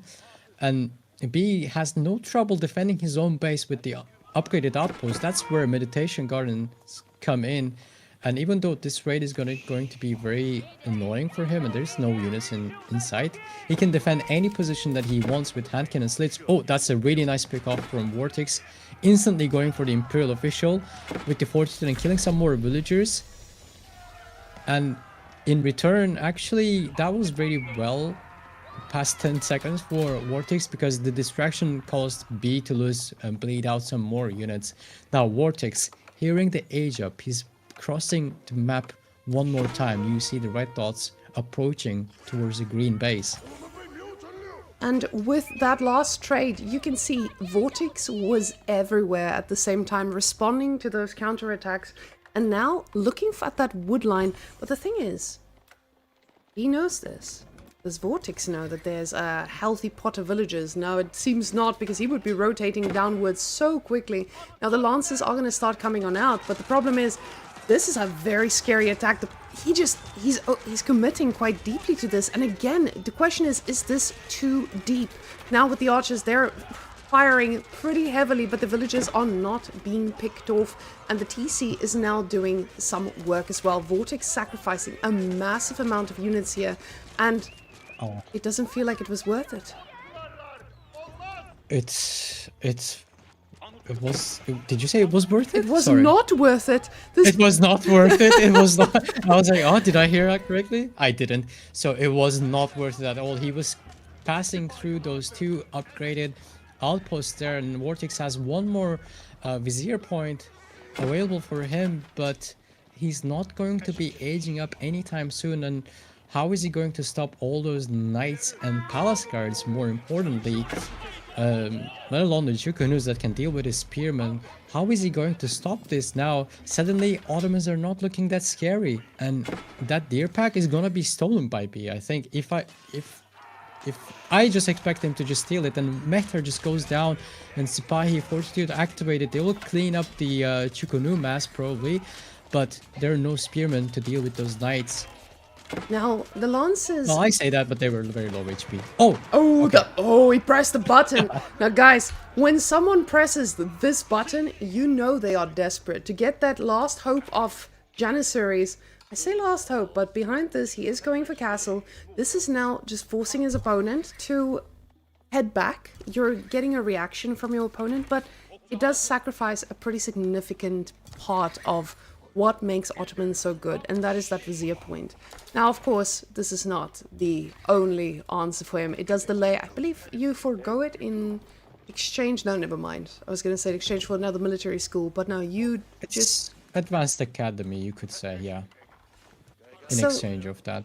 It's a hit, but the right now benefit is exactly what he needed to actually stay in this. And right now is better than never. It is indeed, and because if he didn't have those, it would be very scary against those knights holding that position, and even this position or next few minutes, which is going to need. And now Mehmet Imperial Armory is coming up, and B is defending, buying himself some time with the Voloload there and starting to grab some relics. And it's going to be just more and more palace guards and knights harassing Vortex, trying to pick up some more villagers, but losing more precious Sipahi. Now you would wish you had those Imams healing those Sipahi at that low HP. And now Vortex aged up, and what's the follow-up here? He had, a few minutes ago, he had 600 stone. I think that's maybe the nerves getting to him. Maybe he's getting tired in the game number 7. I think he's sold some of the stone in exchange of gold. But now he will be up on 3 military schools, and that's his lifeline there. Now, with all of these military schools, very quickly you can catch up, especially when your opponent is, at this stage of the game, tapping out the resources across the map. And now you have to ask yourself, what do they do next? We do see those Sabahis still causing a little bit of a havoc, but the main source here was the food. And that's what I wanted to take a quick look at. We see another berry patch being tapped out. There's a green dot finding its way through. The Sabahis do get cleaned up, but villagers out here are still living their best life on the food. They just need to know that this is not going to be able to be done forever as the next raid is incoming. But the Janissaries this time are in position. Oof, that one volley from the Janissaries almost killing that one Lancer from B. Now, B finished the boar. He pro-scouted his own deer. And I think he's on his last berry patch, or not yet. And he has like one berry patch left that is very exposed in the north side of his base. Whereas Vortex has kind of invested into the military schools, and it will start to pay themselves for him. B has a lot of relics. I think he has 4 relics right now. Can we quickly check that? Yes, we are currently on 2+2. Let me just quickly unshare the Yeah. raiding group. Yes, there we go. Yeah. Okay. Okay. That's going to be very likely to be 5 relic play by B, which is very good to have a lot of Lancers out. It's going to be crucial against the Sipahi to contest the map control out there.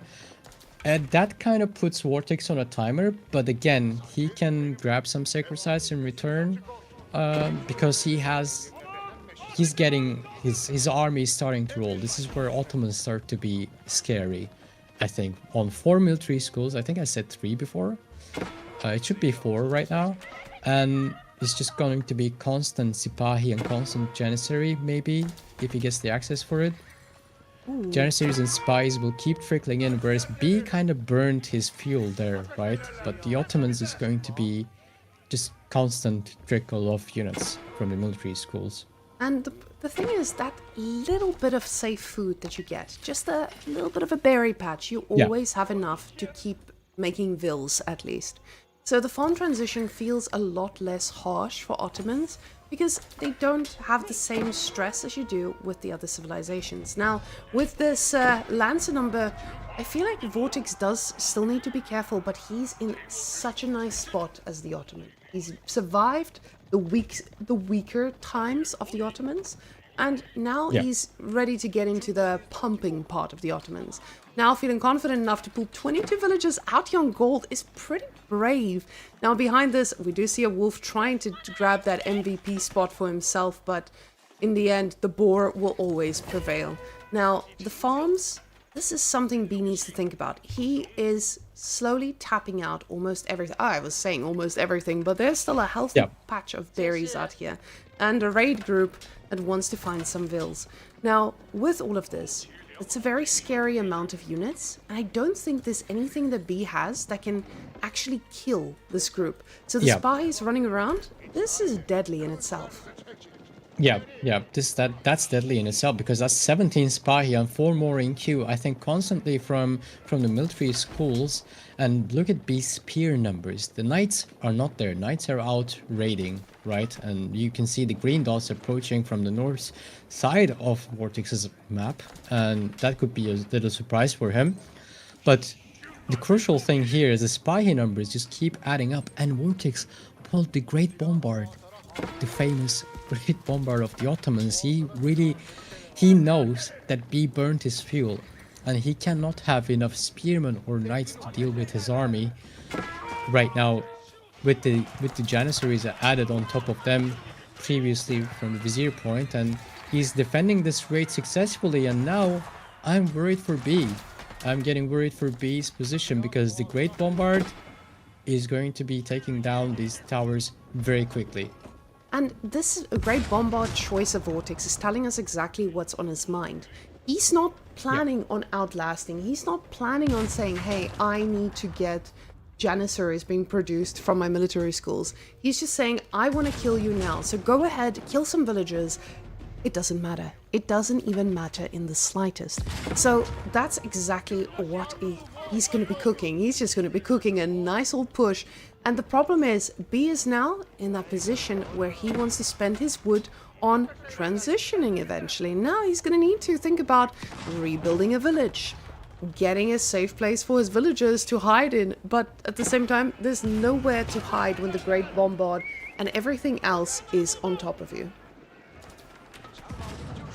Indeed, and he doesn't have enough infantry to deal with this, and even if he did, there are 24 Janissaries are on the field, and Chikanus are scary, yes, but there are 2 Mangonels and a Great Bombard on top of that. So he's getting his own siege. He has 2 Nest of Bees and 2 Springles. The siege, I think, is the only thing that can make a difference for B right now. And Vortex definitely doesn't want to go to Imperial Age for this game, as he's playing against a lot of relics from Sushi's Legacy. I think it's 5 relics from Sushi's Legacy, and he means business. He's here to win the game. He's here to finish the game, win or lose it. He's not looking to fight this one out for too long, even as playing as Ottomans. And now Nested Bees are firing on. Those are a lot of units grouped up in one spot. Nested Bees are firing. The Spy here attacking the... Oh, they're going for the tower and they're met by the Lancers. They're not finding the space. That there's a great Nested Bee shot. The Spy here are being held back by those Lancers, and Janissaries are kind of out of position. They're getting melted by the siege. The Nested Bees, is this it? Is B holding this? I think if he holds this, he's going to win the game. And Great Bombards are trying to do their best with the Mangonels to kill the Nest of Bees, but he's repairing them disgustingly. But now the front line is gone. There is up for grabs for the Sipahi. That was such a close fight, and Vortex is doing it in the end. The Mangonels are firing upon the villagers. They're repairing the siege, but no one is repairing the villagers, obviously.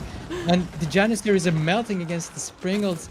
The Mangonels and the Great Bombard, they are making the difference right now with the constant Sipahi coming in.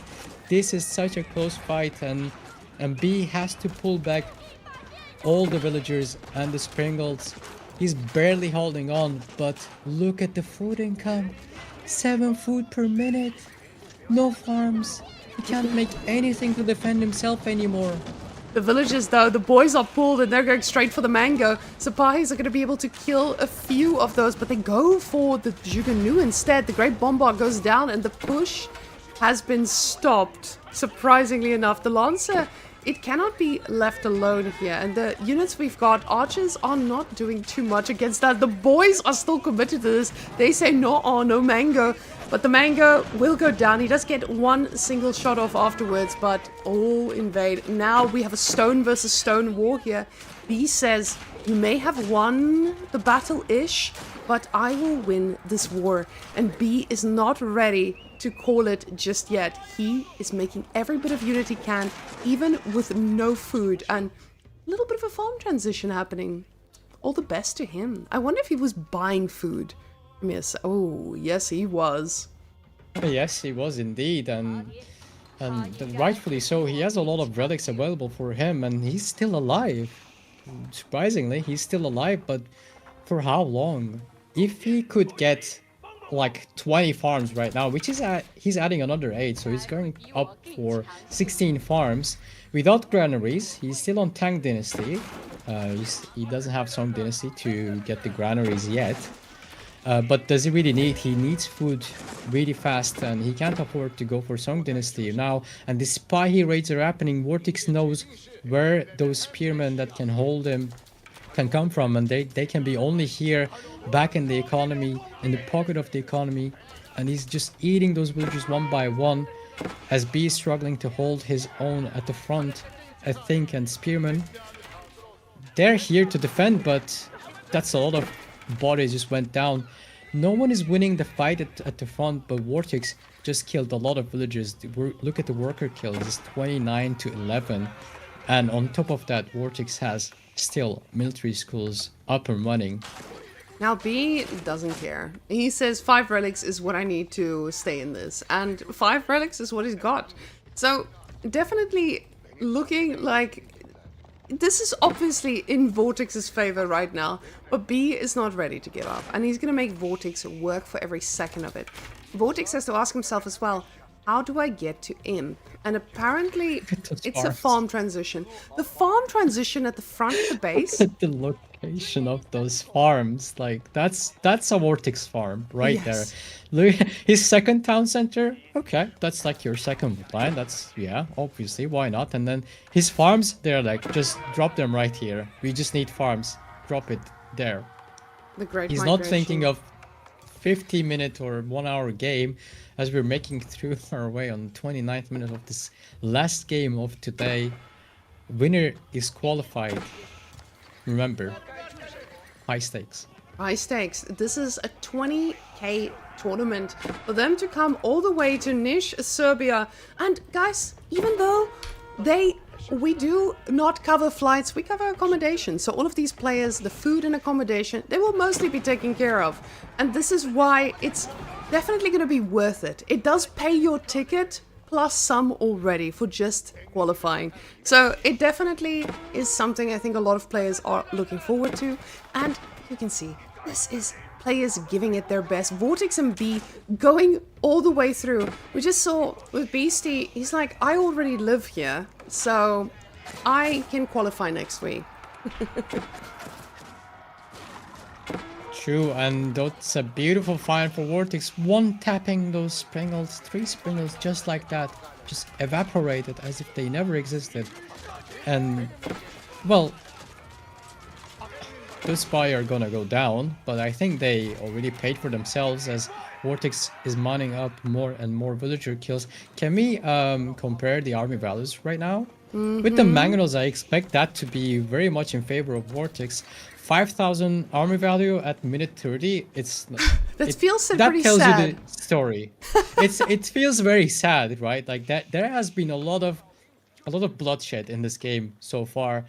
Look at the collected amount of resources from B, but that doesn't tell us the whole story. So destroyed value there kind of gives us the hint where military schools have been really carrying Vortex in this game so far, and yet another Sipahi raid. 6 Sipahis just walking up to the base, but this time they're deciding to go back, and Jangnang Tower is coming up from B. And Vortex, do you feel the pressure right now if you're Vortex? Yes. Ramen? This is the thing is Vortex. Okay, actually, hold up. No, I do not feel the pressure as Vortex. I'm putting up all my food eco. I've got access to the big gold, and yes, it's a little bit tapped out. But my next move is Imperial Age, and I've got control of most of the map. I still have a big gold to fall back on, and I know my opponent is very much stuck inside his base, and that's exactly what's going on here. Ooh, no granary still. Feels a little bit rough, but the Zhongnan Tower is coming up, and with Song Dynasty, and then it might hit a little bit different, but the Shaolin Monastery also, we're just going from one dynasty to the next, and wait. Oh, is this being timed correctly? Dynasties.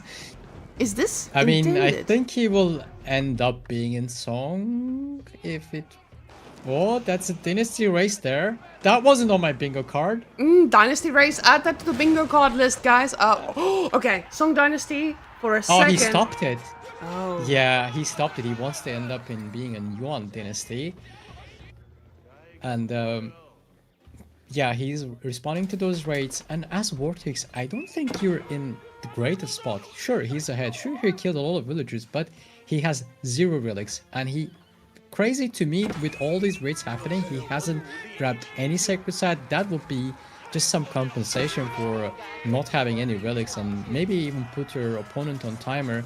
But he has a second town center already. Those spy are met by some villagers and spearmen. They just melted very fast. But he needs some keeps to hold the map, or look at his resources, or Imperial Age. Well, the keep is also coming up. See, I was wondering if he was planning on going for a spicy little Seagate Castle, but no, the man is being responsible, and I'm really glad he is. When you get into this spot where your farms are this far out, you feel like, oh, maybe I should secure the area, but no. You know what's better. The Istanbul Observatory, if anyone has ever been to Istanbul, you know it's fabulous, and the landmark is exactly that. The Istanbul Observatory makes Ottomans the great civilization it is. If it wasn't for every single other landmark they've had, all their wonderful military schools, every single building in this whole civilization is the reason they get banned in every game. And now we're getting our Istanbul Observatory, which just means more units.com. And I wanted to see what was the last one he got. The strength of the empire enabled time prosperity. Villagers trained 75% faster. What? That is what he went for? I've never seen that being used. That's why I'm like, huh? I would never, ever, ever anyone would make me go for that. I'm very surprised Vortex did that. Bingo card, But- guys. Add it to the bingo card, He- please. Yeah, Pax Ottomana could be on a bingo card. That's how rare that is for me. Honestly, it's crazy to me he doesn't have the improved academy, because that's a lot of resources with 5 military schools and Istanbul Observatory, but I don't want to sound critical about his decision. He's way better player than me, obviously, but I'm just really surprised that he went for it. Because Ottomans are not one of those civilizations that are known for their economy prowess with their villagers. You know what I mean? Like, I just expect military schools to have more priority Yes. there. It would seem, and this is something where we can lean back on all the other pro players before this and how they would do Yeah. Ottomans. But I think for him, this was probably just a way of staying equal when he felt like he lost a significant bunch, or just Yeah. getting further ahead with that second TC that he built. So there's some logic to it. Definitely. We are just not smart Definitely, enough to definitely. understand Vortex's logic behind this, and that's the beauty of Vortex. You don't need to understand him for him to be one of the GOATs. So now, with all of this farming eco, of course, B is feeling like, hey, maybe I'm okay. The problem is just, this is a significant portion of units in front of you. A lot of them still being veteran units though, so even though he's got the Imperial Age, it's just the Sipahis that are going to be leading this charge. Indeed, and Meter just got sniped down, I think. That army is Meterless, and But does it matter? B doesn't matter, really. I'm sorry, right. guys, it's late. It kind of does matter, right? Oh, the bombards are trying to make their way on the mangonels. That's a big shot. That is disgusting. huge. Getting a shot like this on a very squishy front and back line feels amazing. The thing is though, this is not the scariest Ottomans we've seen, because the Great Bombards, they are still making their way across the map. Hey, Great Bombard, we were just talking about you, girl. Making his way all the way to the front now. This is now going to be starting to be the Ottomans that we all fear. But B, you can see, he's pulling his units back as much as he needs to, and just fighting when the opportunity presents. Bombards taking over the life of a mangonel, but Great Bombard has something to say about that. Daddy Bombard wants to shut down the little ones. He knows what can change the game and doesn't get a shot off too easily. Indeed, and B's bombards, oh, that's a big rate on his farms. That's gonna kill even more villages. He's modding up to 45 economic kills, and B never able to see 100 economic units. Well, he has some relics to fall back. I pressed the wrong button, misclicked. guys. It's okay. It's okay. We misclicked. Sorry, guys. Happens. You put the woman in the driving seat and sometimes she goes off course. Yes. No. I meant to press this button, guys. Look, surprise. And yeah, Vortex means business right now here, and he has 1600 stone in the bank right now. Maybe he will drop some keeps up there. He really wants to win this game now. He didn't go for 6% victory. He didn't go for extra gold there. I think, like, I don't want to sound critical, and this is not my intention. It's just such a high stakes game. This is the last game of the day of this qualifier, and they need to make decisions very fast, and sometimes things may look like mistakes for us, but those players are feeling the pressure. They're playing against Vortex, they're playing against B, and it's not really easy. I can tell you that. I played against them. I can tell you that. It's not easy. And right now they really want to finish it, and you can see how they're giving it their best, they're giving it their all. And that mangonel shot was disgusting, but that bombard survives, and that's like between two destroyed landmarks. That's a little alley that you don't want to be in against siege ball. There for both players, it's like a choke point, natural choke point right now with the destroyed buildings that they don't want to be there. They both of them, they don't want to be there. And Vortex knows he has the mobility there. Yet another Sipahi raid gonna happen on the farms. Great bombard shot. That's 2 great bombards now. That's a lot in the choke point on the opponent's siege. B is repairing his siege again. Missed the B shot, melting a lot of the ranged units. Maybe that raid from the Sipahi were a mistake. they're not being met by any units, but B is holding the main fight in his base and maybe even killing those 2 great bombards. That's gonna be costly for Vortex if he's not careful, but he's killing more and more villages and the food income is gonna go down for B one more time.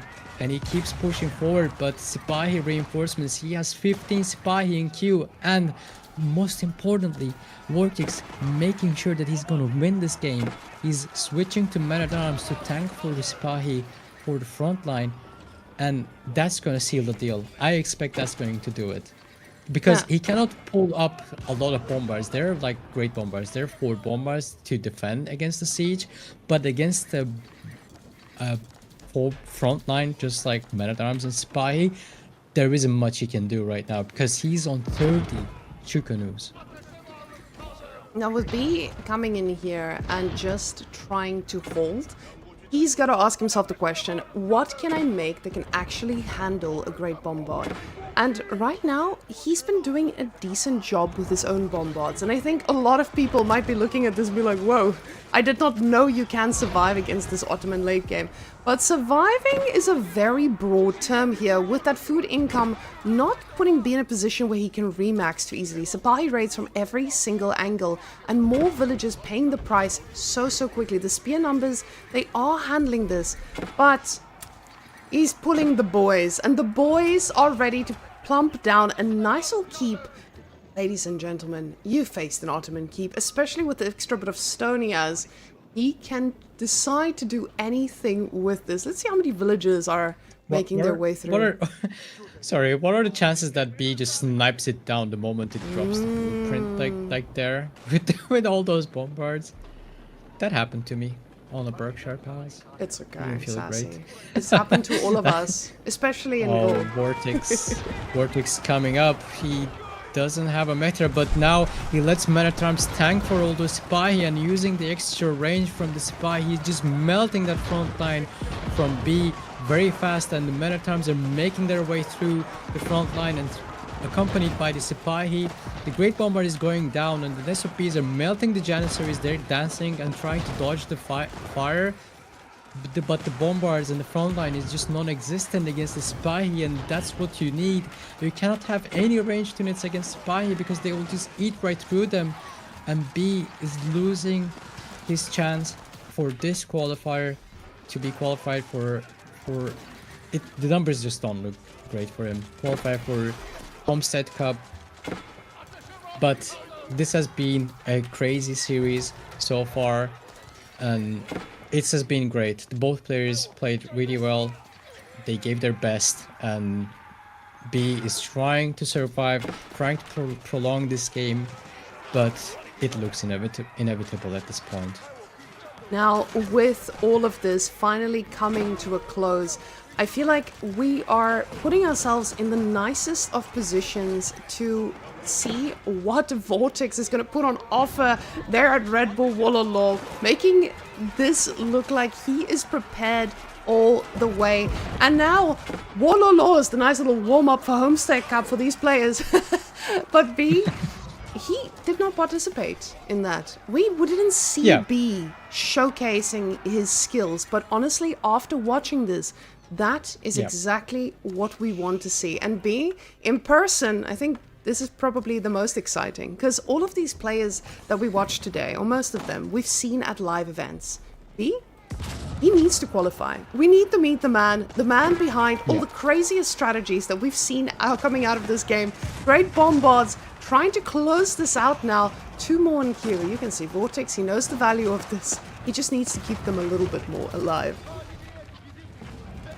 Definitely, and with the performance we've seen from him today and throughout these qualifiers, I think he has been on point, and maybe it wasn't.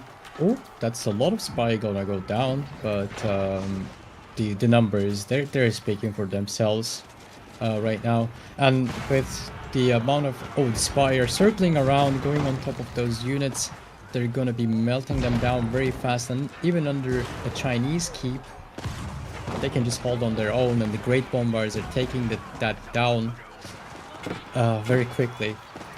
With his performance, honestly, it has been.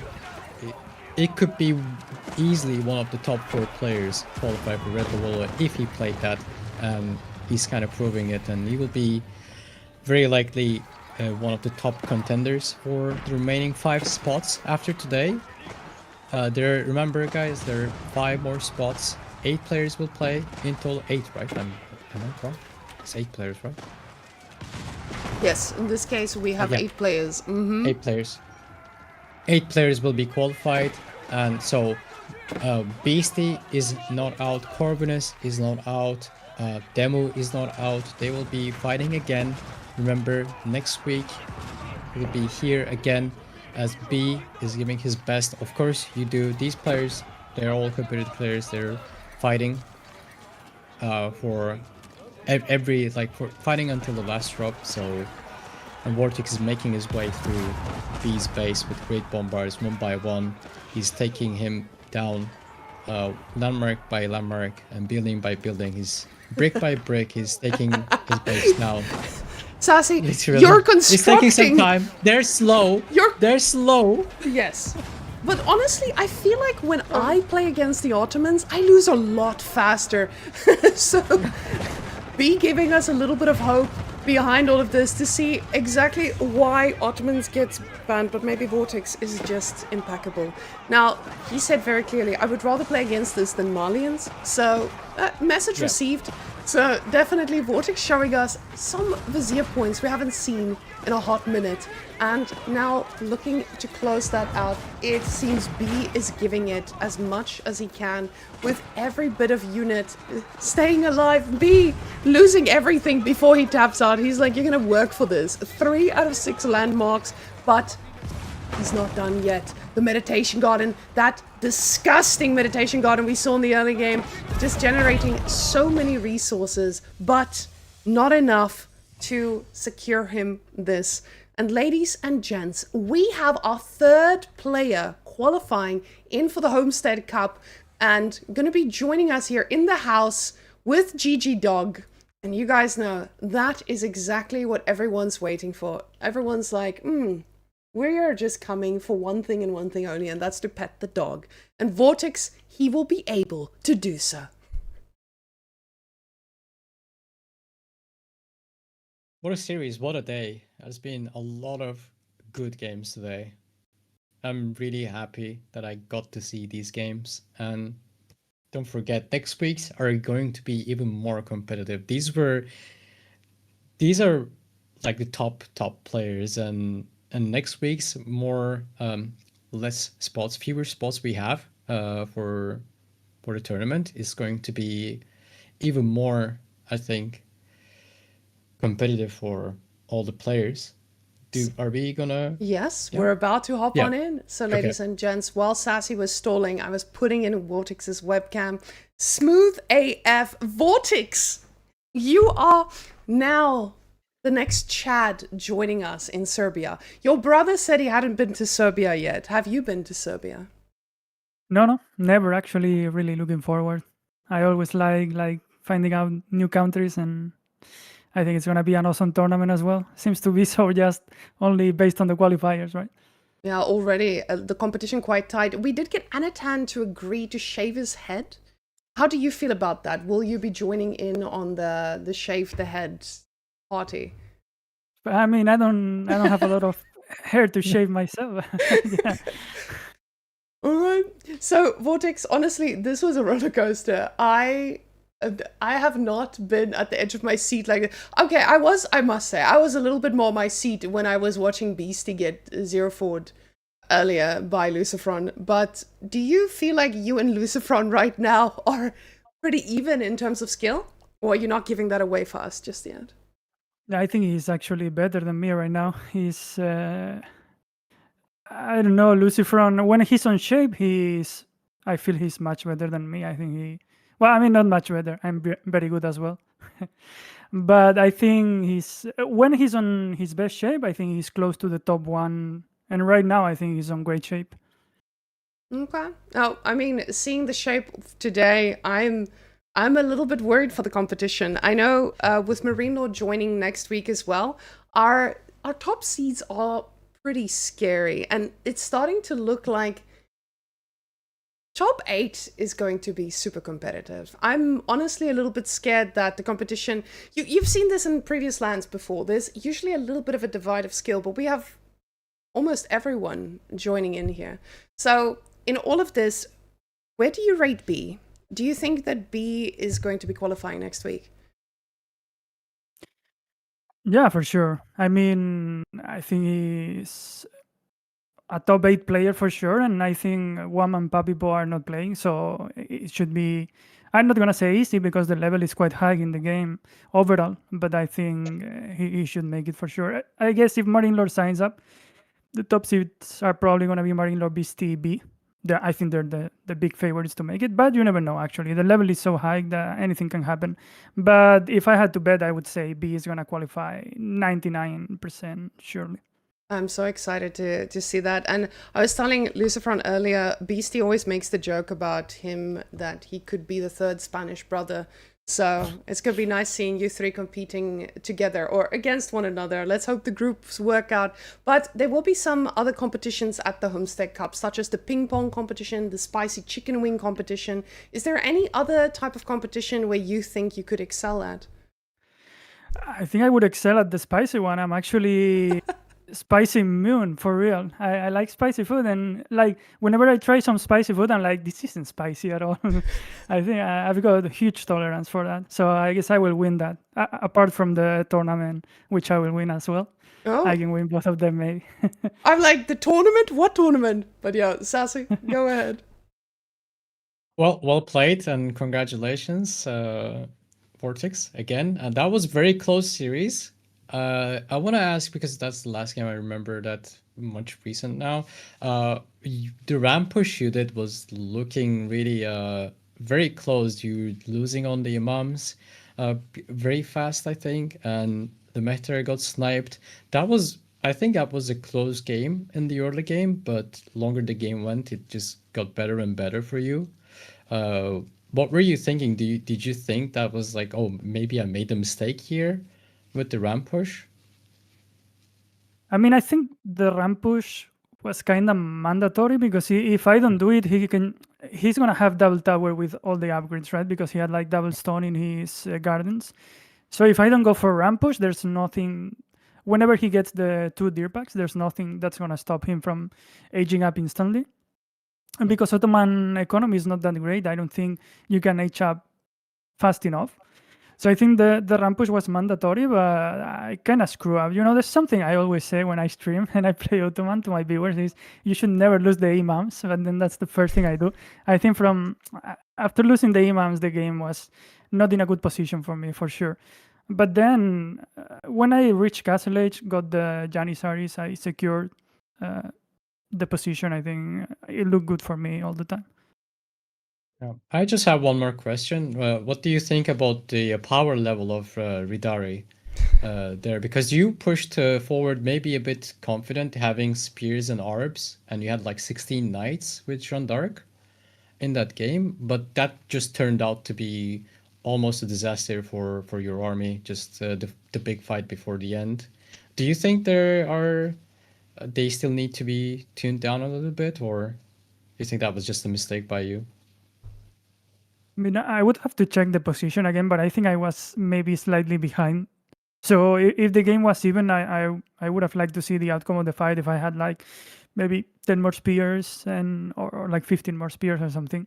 But I was idling all the time. I lost many villagers. So I think I was very behind to actually know for sure if it's a balance issue.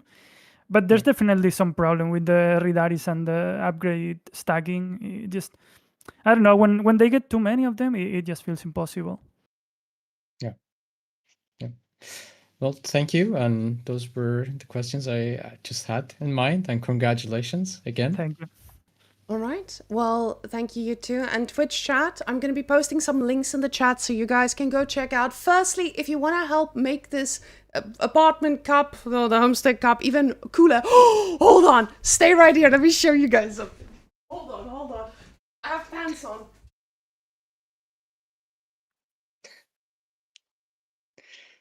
So So how was How the do you day, Stas? It was good. It was a lot of good games. We had our first prototype, guys. We have a trophy prototype. There we go. I have a wow. trophy prototype. So, guys, it's not complete yet. This is the first one. We tested it out. But this will be the golden sheath. Looks awesome. Yeah, this might be a 10 out of 10, guys. I mean, very much inspired. So for all the hay in Serbia, so tested it. Oh, we test printed it. Low quality, but pretty pog. Anyway, so guys, in the chat, if you want to donate to the event, there is the PayPal address, or you can go right through our site.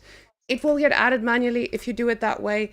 There is the Homestead Cup with Vortex's beautiful face already updated. But ladies and gents, that will be it for today. And whew, I can't believe I'm tired from running there. Thank you for playing, guys. And Sas, thank you for joining me. Ladies and gents, that is all.